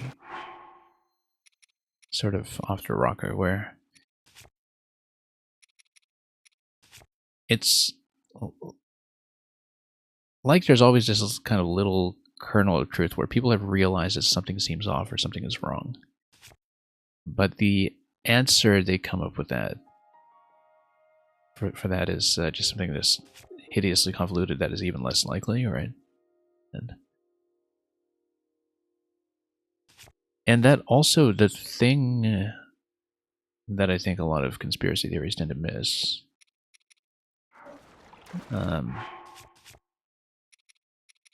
is that people are simply not that good at planning things and coordinating anything. And a lot of confusing or contradictory outcomes are just a result of systems in general being convoluted beyond anybody's understanding, right? Which... let's go Korok, actually. What am I doing here?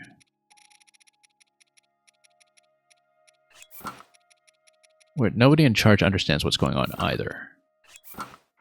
You know, and everybody else is just kind of drowning in technical debt and things being improperly documented and institutional knowledge being lost and everything like that. And so, yeah, of course everything looks broken,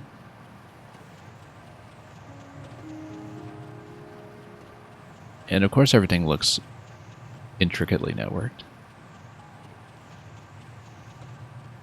But to presume that it's under somebody's control,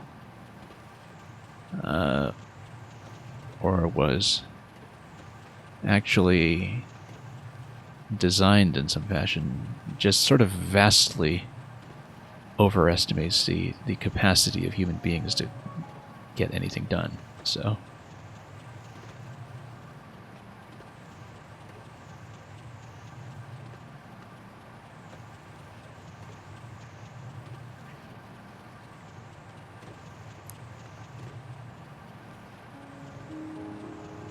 I mean, a lot of things that people claim are just institutionalized and deception and such are actually just the result of people speaking inaccurately because they're speaking off the cuff, right? In the same way that, you know, much of the time when I'm talking on Twitch, I might say something that's actually very factually inaccurate simply because, you know, my memory is going to fail me a little bit, or I might say the wrong thing while I'm trying to play video games at the same time. And my experience is very much the same with people who are working in politics, for instance, that everybody's just extremely prone to mistakes. Also, we're pretty close to stable. We should deal with that at some point as well, but for the moment, since we've landed safely... Yeah, we actually want to do the whole cooking bit with a horse, but... Oh, also lightning. Let's switch bows here for a moment.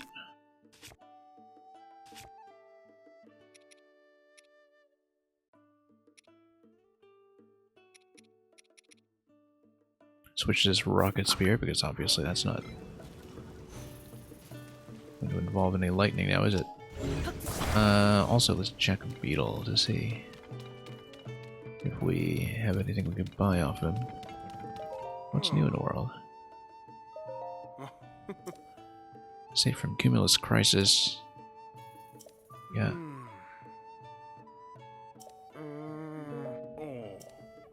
And... Anyway, I'm going to be doing a couple of like little maintenance tasks here and there. I gotta manage my weapons and horse cooking and so on.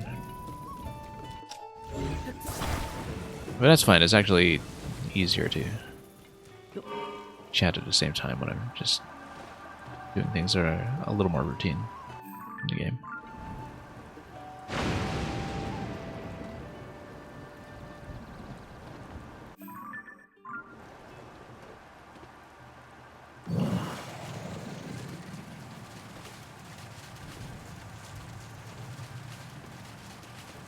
And what do you mean you're not indoctrinating children into your secret evil plan? How very disappointing. Okay, let me check what I need off of the horse con again. I should have checked this in advance, but we finally have some cooking materials since I got a minimal amount of milk. Not very much of it. I should determine what we can cook up. I also don't have all the recipes I need available, so...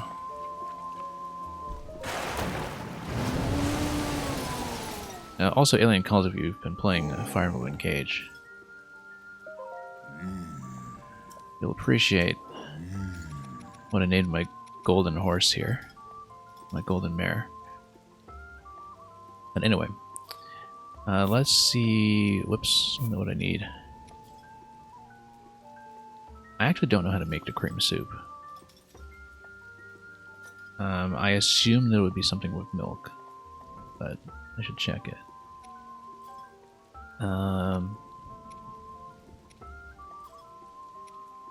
Stamina. I had a risotto recipe somewhere. I actually don't think I have it. Yeah, so there's a cream of vegetable soup and there's a veggie cream soup. And they seem to be two completely different things. And we need to figure out how to actually do it. Copious fried wild greens. Probably something with oil, I don't know. But anyway, we can probably do strength. 3 vegetable curry, 1 hot buttered apple, 2 carrot cake. Yeah, we could probably do that. Until we find out how to do the fried wild greens. I might try greens with oil or something. But yeah, the porridge would also require the milk, so... Okay, 3 curry, 1 apple, 2 carrot cake.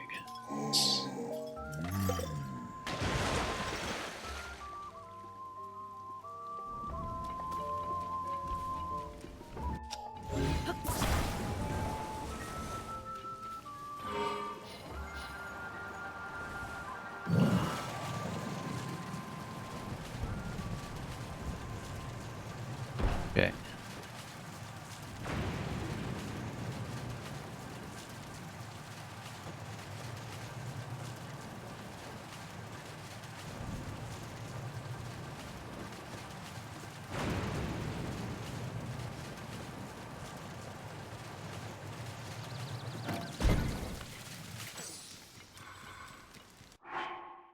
Okay, so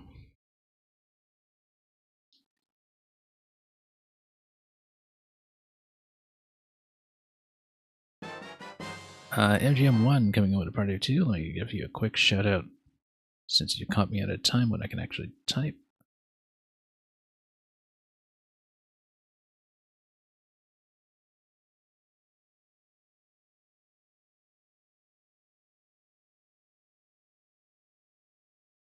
Yeah, dude, Stink, you were saying earlier, it's sad that people actually believe those videos. And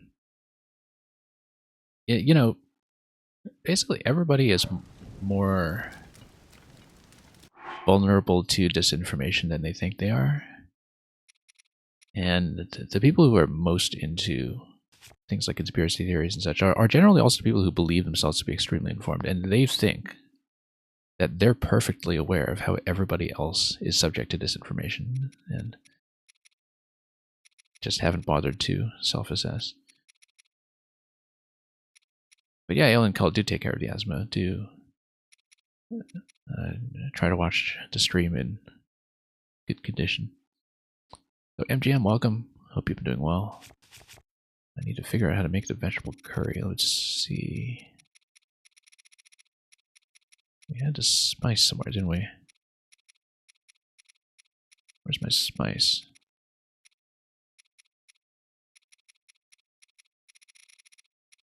We have no spice. Yes, we do. Seafood curry is with rice. So I wonder if I can just put... But this is veggie rice balls, which is not what we want. How do we do vegetable curry then?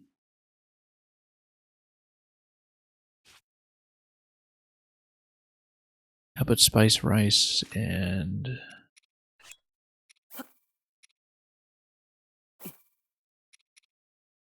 Like maybe we put in some salt or something, or... Let me try it with a different plant, actually. Might just still give me rice balls, though.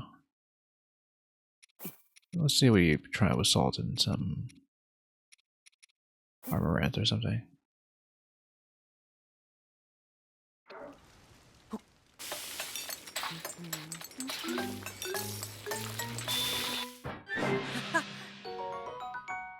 No, it's still rice balls. How do you do vegetable curry then? Maybe I need butter in it or something. Yeah, I know I can just, like the stables give you everything you need with the recipes. I've been doing it by trial and error because I haven't been looking anything up, but that's okay, at least we're not wasting anything too precious here.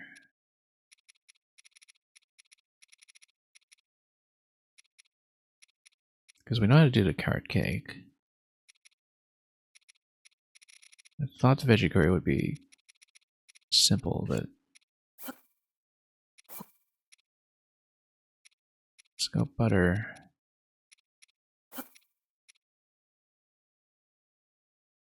Or maybe... Actually, hang on. Let's move this for a second.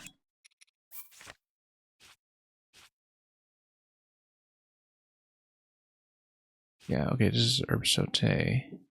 Saute, rather. Mighty seafood curry.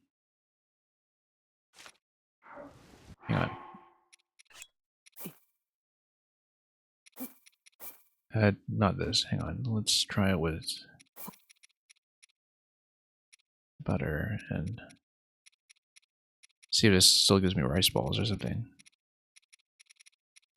Or if it will be dominated by something else. Let's try this.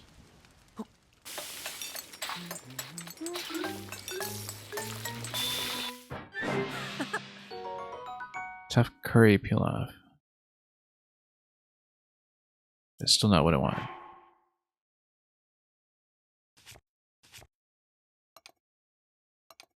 Yeah, we'll probably just look at more stable recipes until we have this down. I actually should have just made sure I tried correct recipes at some point, but yeah, we'll actually, you know what, let's try the wild greens because we can do that, then might be able to do it.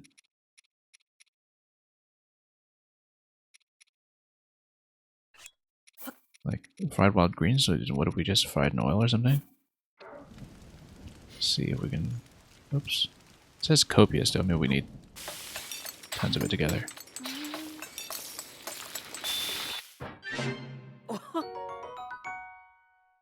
Okay. Copious though, let's say we do this, we add a few different ones. Like if we put a whole bunch together, or even just two. I wonder if I can just do it with crock prawns actually, but stem balls. Yeah, we've got tons of armor around. We can do this.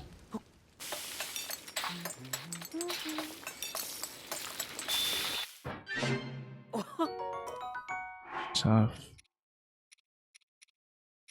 Let's try 4 and 1.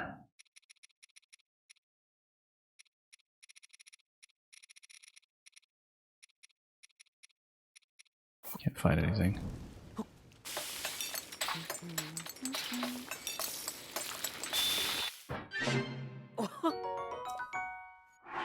Yeah, I think copious. We need to have something that doesn't have the buff. Maybe, but I only have so many pieces of this left. Not very many.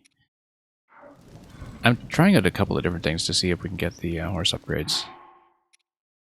Because there are a few recipes that I'm missing, and I'm just trying to establish them by mild trial and error.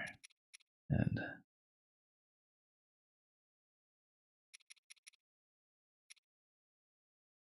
I don't know that we can do that necessarily. Let's say we go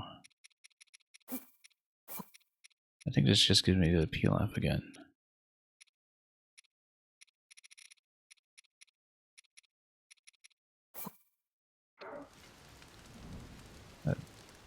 We'll try it. First upgrades from cooking? Yeah, I guess we've spoiled you on that too. But what do we just do it without the rice? Does it still count?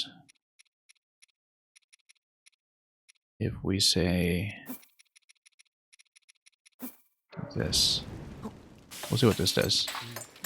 Might just be the saute as well. Yeah, it's still a saute.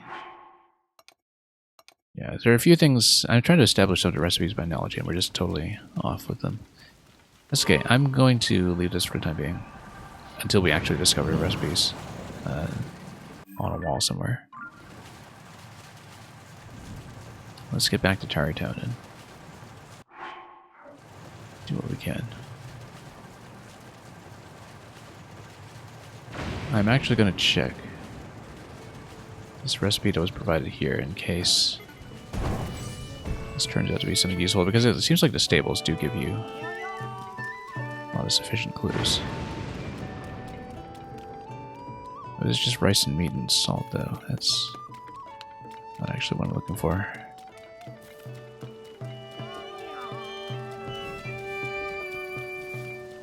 Yeah, you might pass out soon? Yeah, well, you have a good night.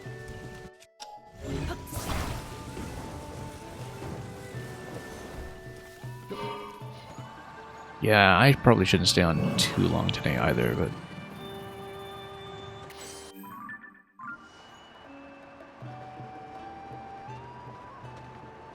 yeah, it's been a fun stream, though. Got lots done in the game. Is that... oh, that's been done already, okay. A lot of good conversation today, which also kind of keeps me a bit more alert as a player, which is very helpful.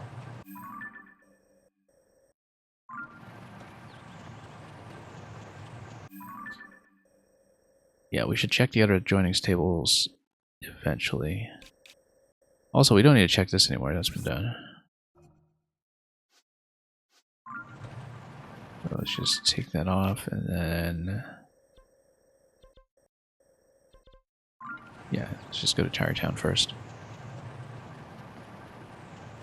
And do some of our weapon cleanup. And do it, Stink, you're almost on the verge of passing out. That's alright.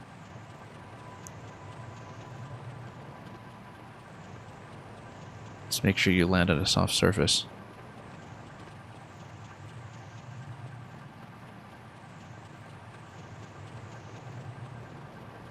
Yeah, this game is marvelous. That's why I've been playing it so heavily. And I have not felt sick of it at all. I actually wish I had more time to play it. Which is a strange thing to say when I've been binging it this hard. I will probably never play a game this heavily on stream again. It's very unlikely to happen. And I am, as I was saying, expecting to take a bit of a streaming break later this month, because I'm busy with a lot of things all of a sudden, so I'm trying to cram this partly because I would like to get it done before I have to be off for a week or two, but I don't know if I will. There's so much to do here, and I don't particularly feel like I should rush myself.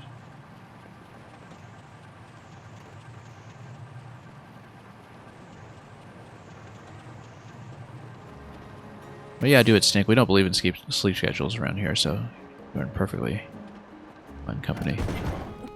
Okay, I've got enough cash to do a couple of detachments, which is good, because we've been putting this off for a long time. I want to take the star fragments and the sapphire off of these weapons so we can drop them.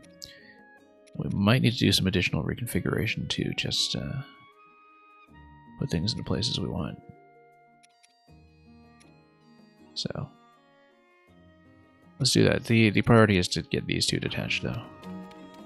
We might have to come back and forth depending on how the weapon merging goes. Also, shields. Did I do anything here? Yeah, we'll actually stick with this. Okay, let's detach. Break it down.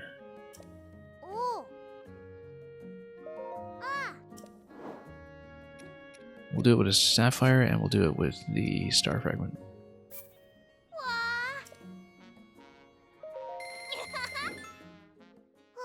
Because it's been sitting in my inventory for so long now.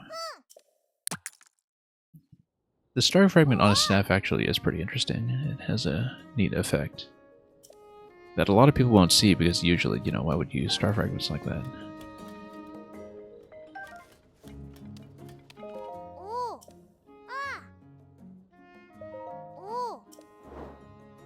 Okay, sapphire sword.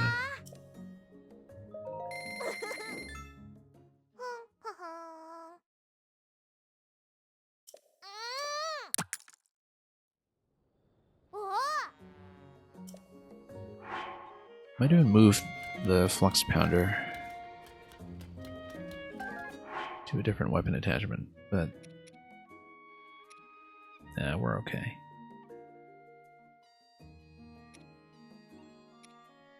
It would kind of make sense to swap this Flux 3 with one of the rockets or something, but we're fine. Yeah, so Lightscope Trident we'll probably put in the museum, but I don't know what to put it with until we get something like the Zora shield. So, we'll put it on the Lionel shield maybe.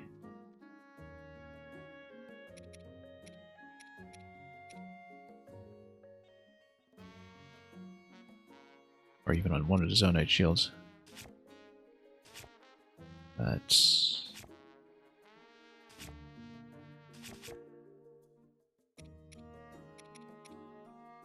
yeah, I think we'll be fine. Or we could just hang on to it for now. Oh yes, we want to detach these two probably. Yeah, we're gonna drop some of this stuff because we don't want it. And we're gonna detach this guy.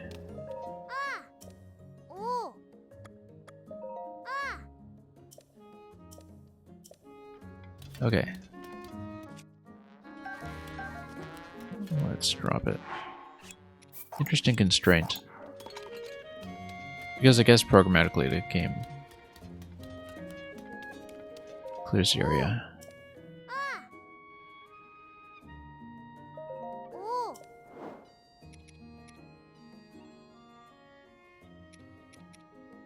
So yeah, this we definitely want to break down.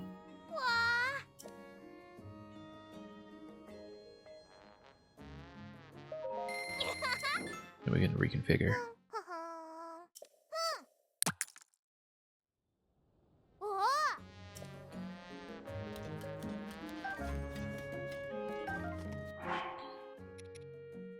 Then yeah, we'll leave that. And we have these two weapons now that will take big attachments when we want to put them on. We'll probably leave this stuff on the Gloom weapons for now.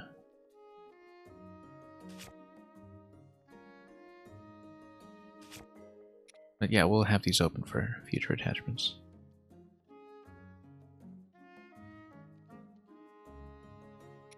Little Flux Core would be something like a plus 60 something.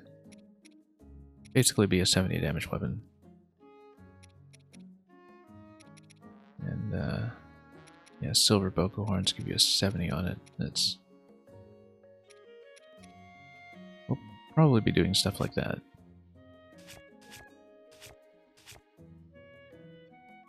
But we'll get to it. Anyway. I think we're good, but there'll be a little back and forth while I handle the museum, so...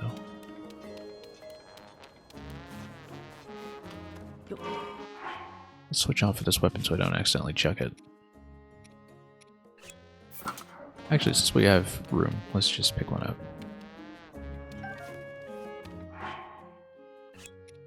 We never actually use a staff as a staff, let's just grab this. Oops.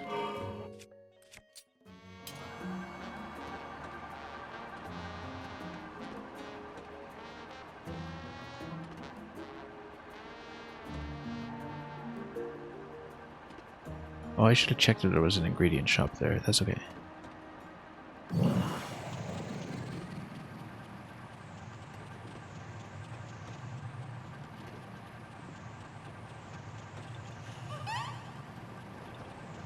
And we have a Korok. Oh, we just need to complete the plank here.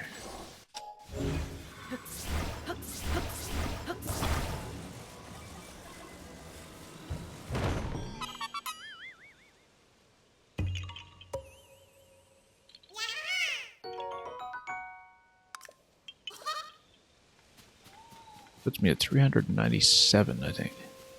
We found very few of them today, but... Oh, I totally passed one earlier when I was flying in.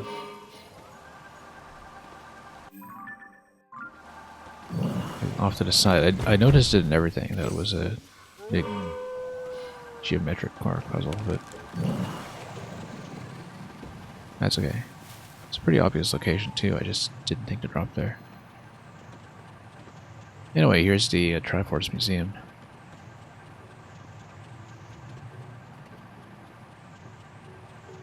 And we're going to be trading out one room, I think, to build our expansion. But let me assess the situation here, so we can determine whether we want a shield room or a sword room. Probably a shield room. Might even take down the Gibdo wing. It's on the Lionel shield right now. Actually, yeah, I think that was the plan, because we have the Gibdo wing here already, although now we're out of weapon space for the Skyward Sword. Because we had Big Orange Sword, we have... What even was this?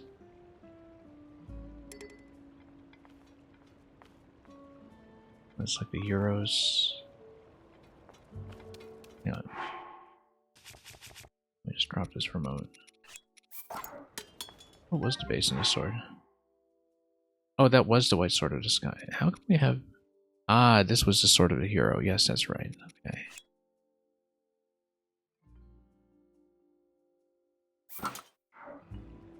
Okay, yeah. That makes sense. Actually take the Gloom Weapon then. Unless...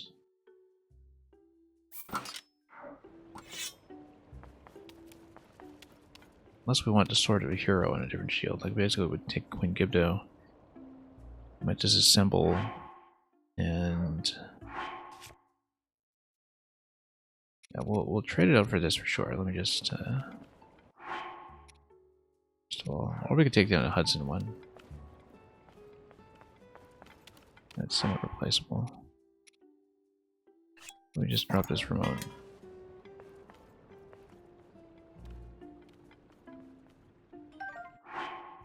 Because that's on Savage Lionel.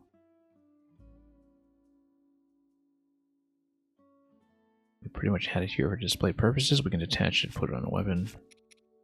And then it would be like a plus 80. Might be neat. Since we already have one in the museum. Let's, hang on. Just for a moment. Put this up.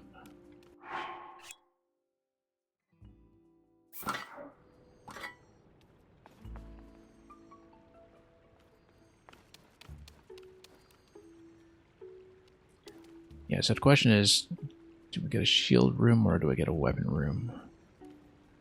Given that I can only afford one more room, space-wise, before I just run out. I think the shield room is a little more flexible, because you can put weapons or bows on it, as necessary.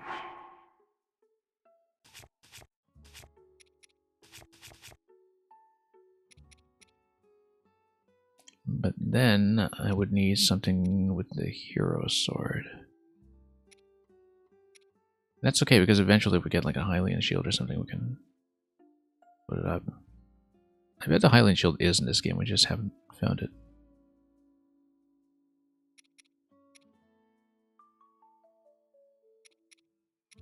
Yeah, we can just detach it and maybe even use Royal Shield for the time being. I mean, I'm going to detach the pounder and do some other reconfiguration. Light scale trident would need to go on something though.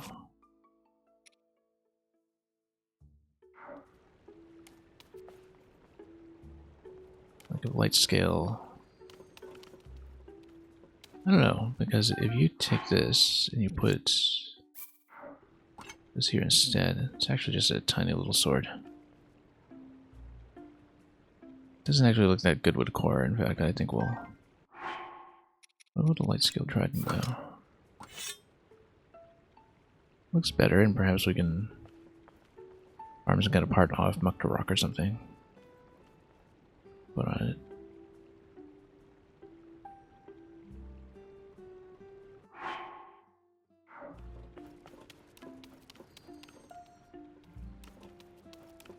Anyway, we need to pick this up.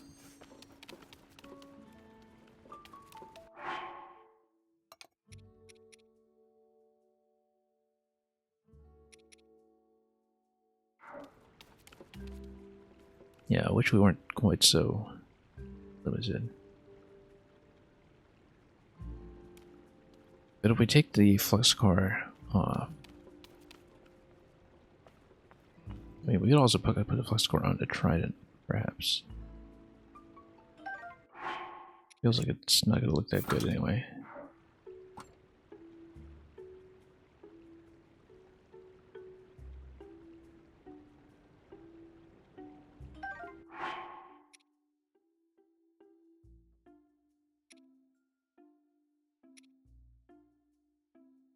That's okay. The bottom line is that we do need to take a bunch of this stuff back.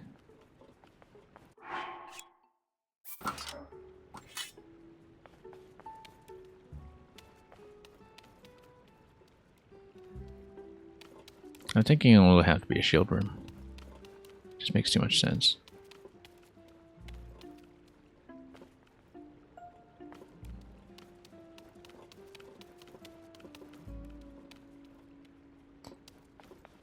And eventually, it'll be something like the Rito bow that will replace one of these. But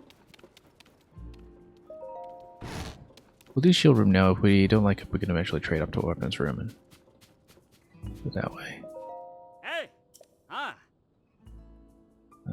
Yes, I'll start building. Hmm? Oh, something else is in the way? Okay, let's move it.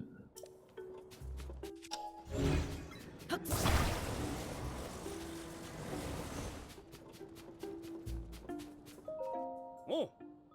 Hmm?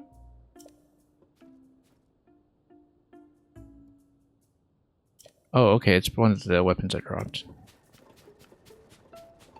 That's what it is. Which is not great because I am out of space. Oh, no, I'm not.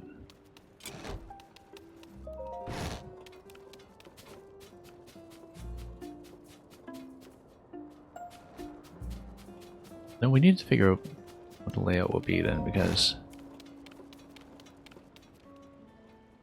do shield weapon. We can do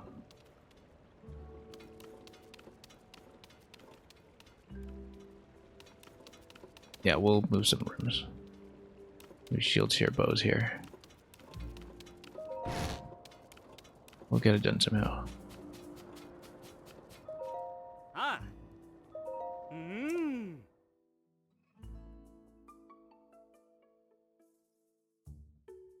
Yeah, too bad we're just totally out of parts. I guess the Triforce really was excessive, but oh well. Ah! I mean, either that or we'll just take the entrance off entirely or something. Leave it open as a lobby.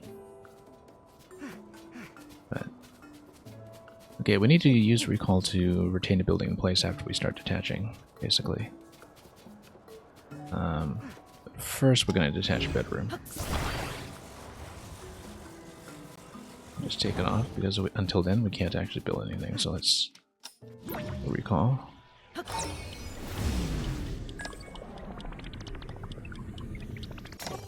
Okay, good. And then maybe attach this one in the back. Do it now.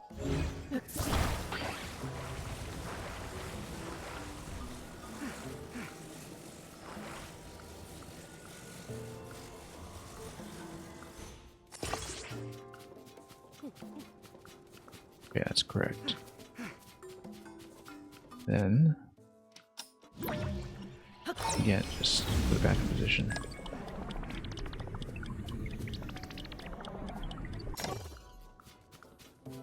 Okay, we'll tell him done so we can trade out this piece. Ah. Hmm.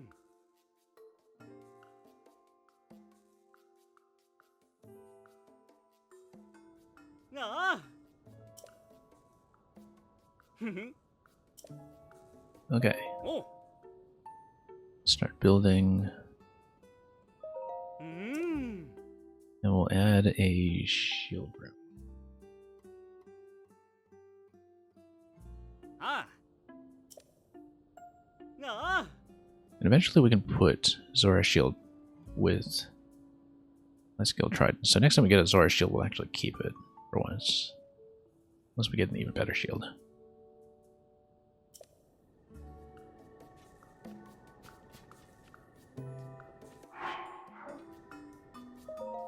Oh. Let's say I need more rooms. Do I have what I want? No, we need Oh. to sell first of all, I think. Actually, I think it costs 400, right? Let me check. Shield stand is 600, so let's sell it to 600. Ah. Probably just some gems. Given that we just peeled off some sapphire. We traded the crab for sapphire, right? How much was the crab? Just to check that. We traded 15 crabs. Wonder if that was actually a good deal. I didn't think to assess that beforehand.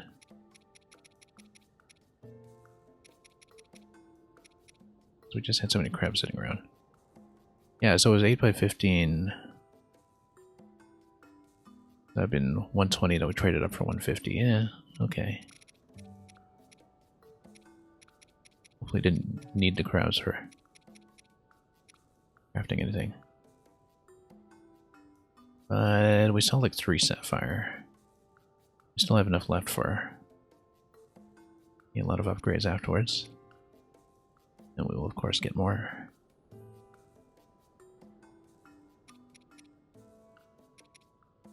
Yeah, actually let's sell 3 sapphire. It's actually more than I need. So we'll need a bit of a buffer, so yeah, let's do that.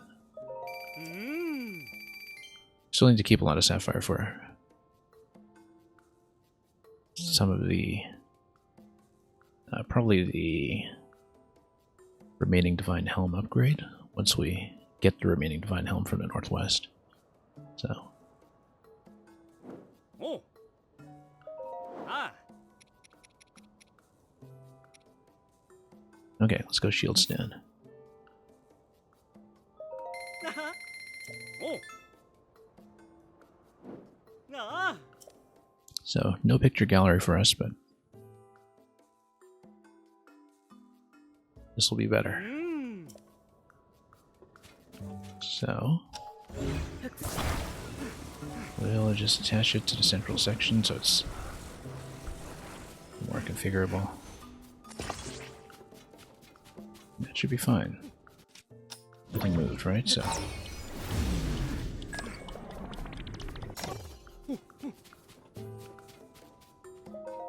Ah.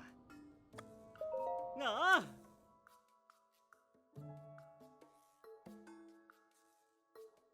yeah, we'll just put some things away temporarily.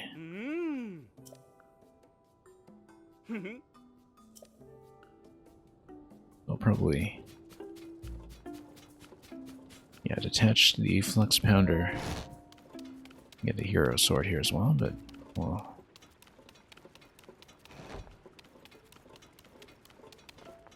place a few things. So let's say we take the Lionel shield. And we put the trident with that for the time being.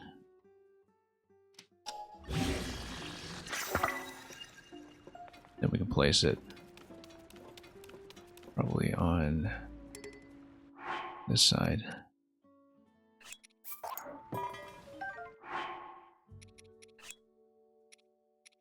Don't destroy. That's okay. It's actually a little tall for it. But yeah, if we decide to change that out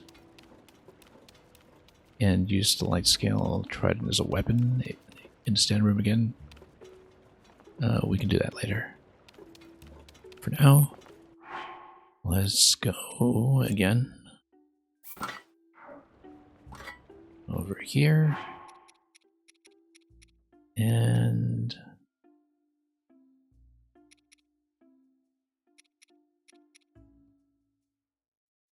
yeah, might as well use 60.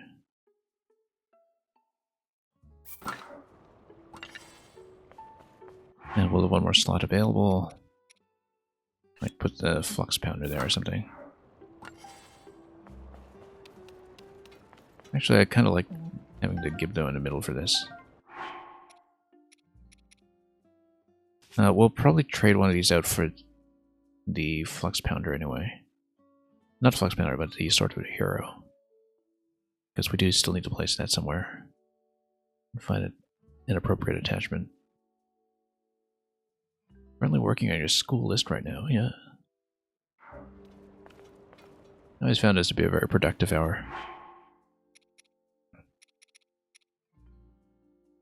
So, totally understand if you're riding out the momentum.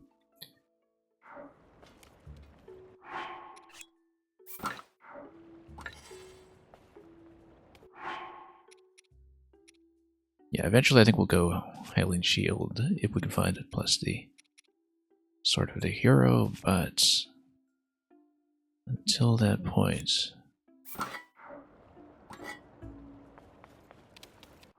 I guess we'll just keep it in inventory for now. We just need to remember not to use it. At least not break it. And yeah, we'll eventually trade this out in the middle, I'm sure. I mean, we have a shield to put on it. We can detach it right now and do a little bit of shuffling.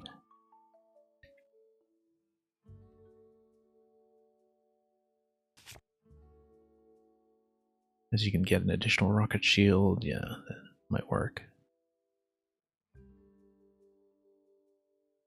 So, might go back to town and shuffle one more time. Then come back here. Actually, if I'm doing that, I better take this one.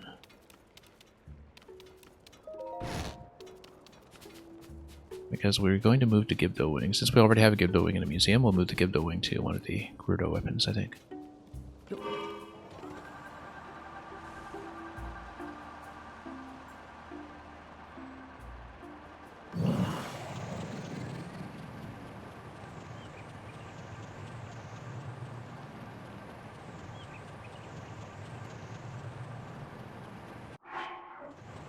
Okay, let's not take too much fall damage here, given that I'm only on a few hearts. We'll just circle around.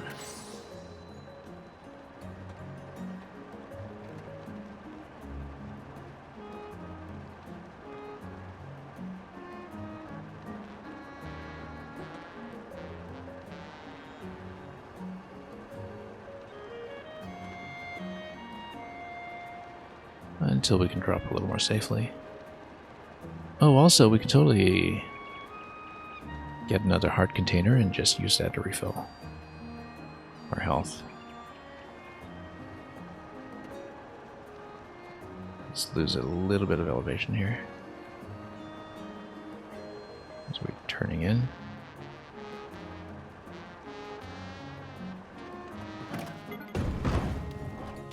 Okay. Totally safe.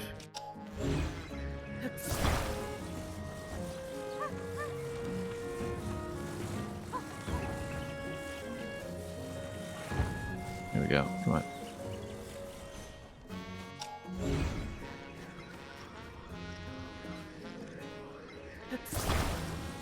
We just lift this out. A bit awkward, I suppose.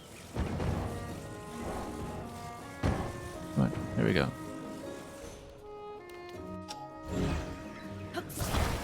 There we are.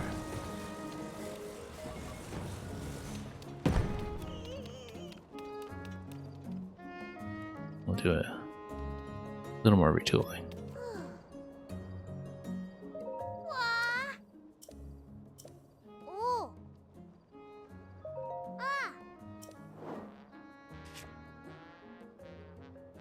Okay, so now if we need the flux powder part, though, we need to move that slightly out of the way. Same with the Gibdo part, but that's okay. We do have an attachment point for it, so.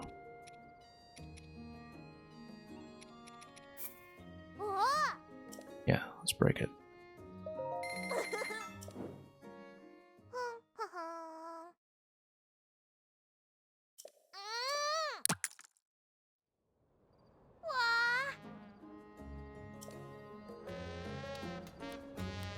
Okay, so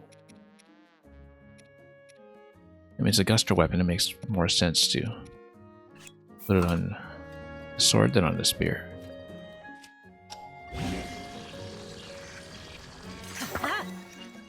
Look at that, 88 damage weapon. Just the way we like it.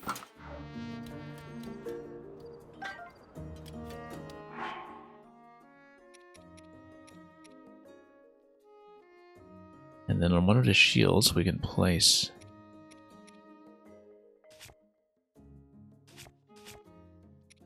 yeah, we'll break flux core. We'll break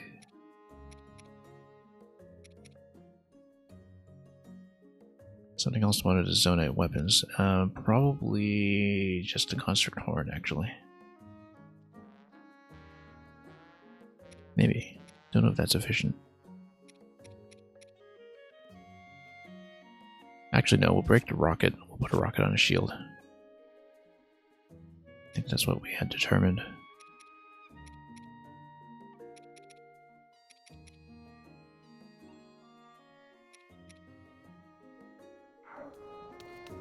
Okay.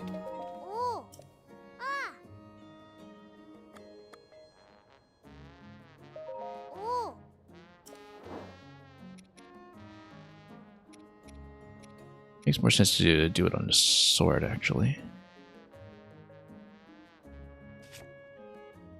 Oh, it makes more sense to actually split the shield instead of just deleting it. Yeah, let's split the shield.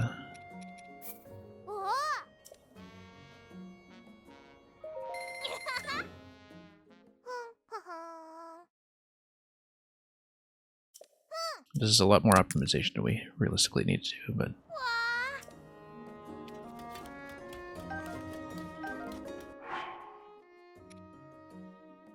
And yeah, there's one part that's already been partly used. That's okay.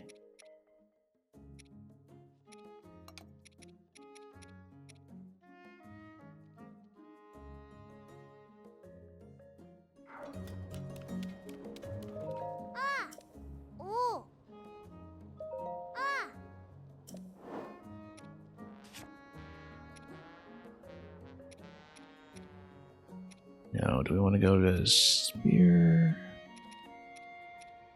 I want to go to sword. Yeah, because of durability, so. I'll put a rocket on one shield. Probably the one that has already been partly dinged since rockets are just used once anyway.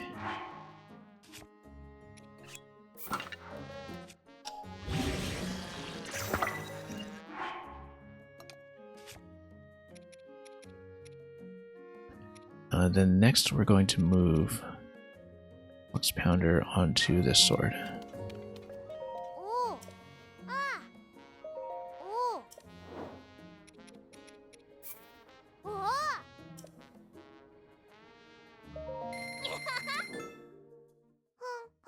So we'll mount the sword onto one of the other shields for the time being, but then eventually we'll get a Highland shield, we'll mount it there instead.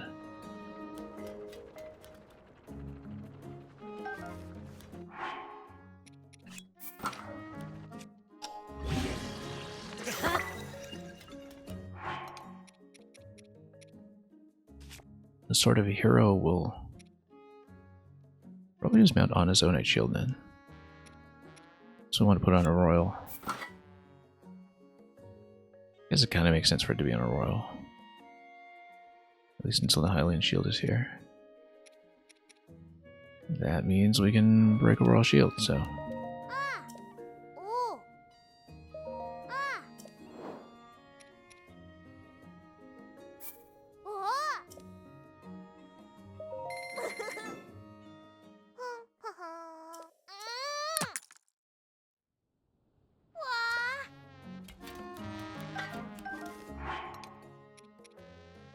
Yeah, eventually we'll be able to do better than that. We'll put it on to 65.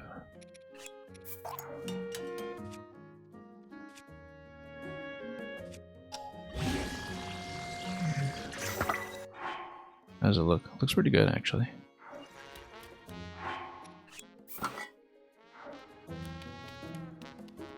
Okay, that's it. Let's heal up.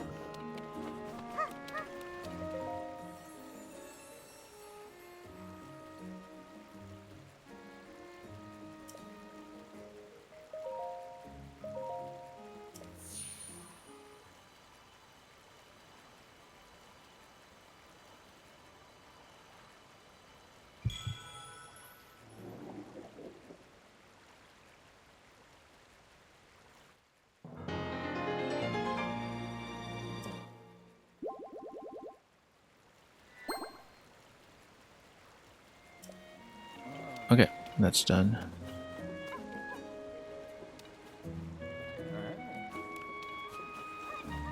And any additional shopping I could do here? I don't think there was.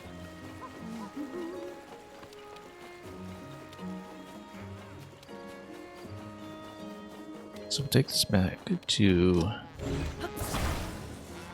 the museum room.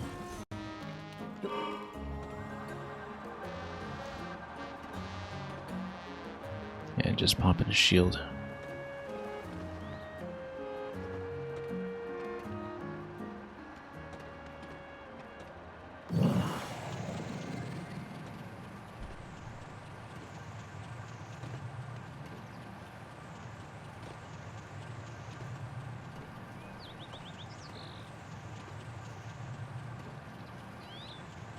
And then after that we'll be pretty close to being ready to log off, but we'll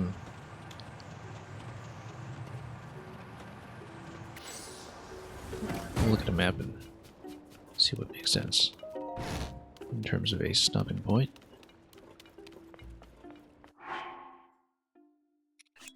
There we go.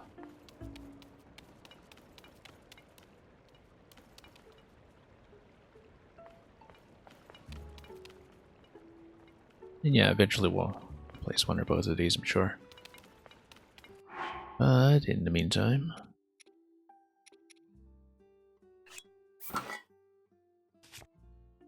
we've got a little bit more room again, and we still have a spear open for some other dramatic attachment, I'm sure.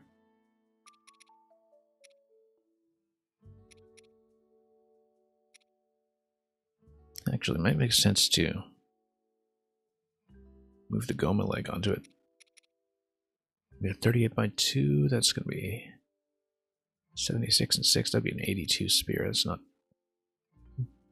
82, yeah, spear.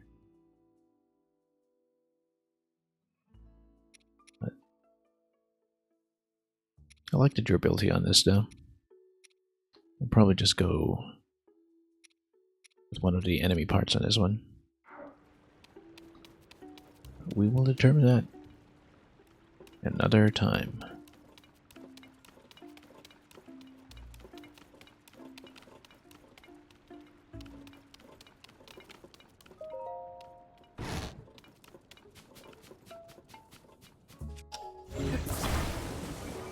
Okay, so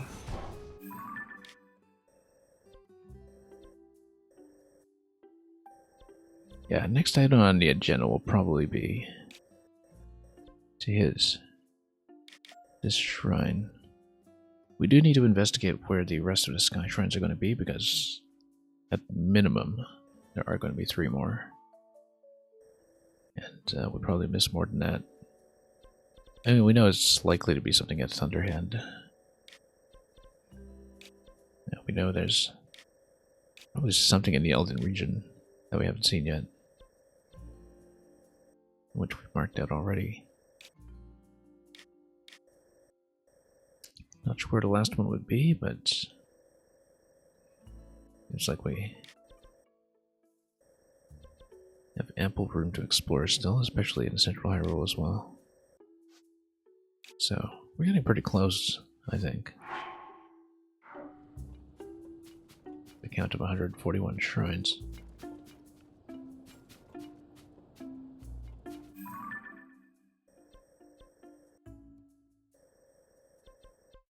Yeah, look at how many caves there are, just incredibly dense here.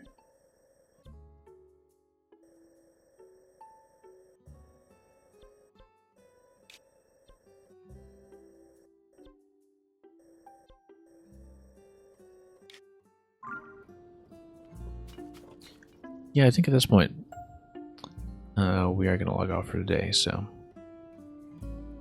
Like I said, hopefully we're able to cram this before I have to go on streaming break, but... for the time being, we'll try to be on a continued daily basis for as long as that lasts. Probably not more than next week, but we're barreling towards the finish with this game in some fashion, so... Thank you so much for joining me and for all the conversation today. And yeah, do it stink. Have a good night. We'll pass you folks on to another channel very shortly. And I'll just scan around for that quickly. But that's it for me from my end, so thanks so much for watching. And until we meet again very soon, I hope. Have a wonderful day ahead of you. Enjoy everything that you may be playing or watching. And as always, fare thee well.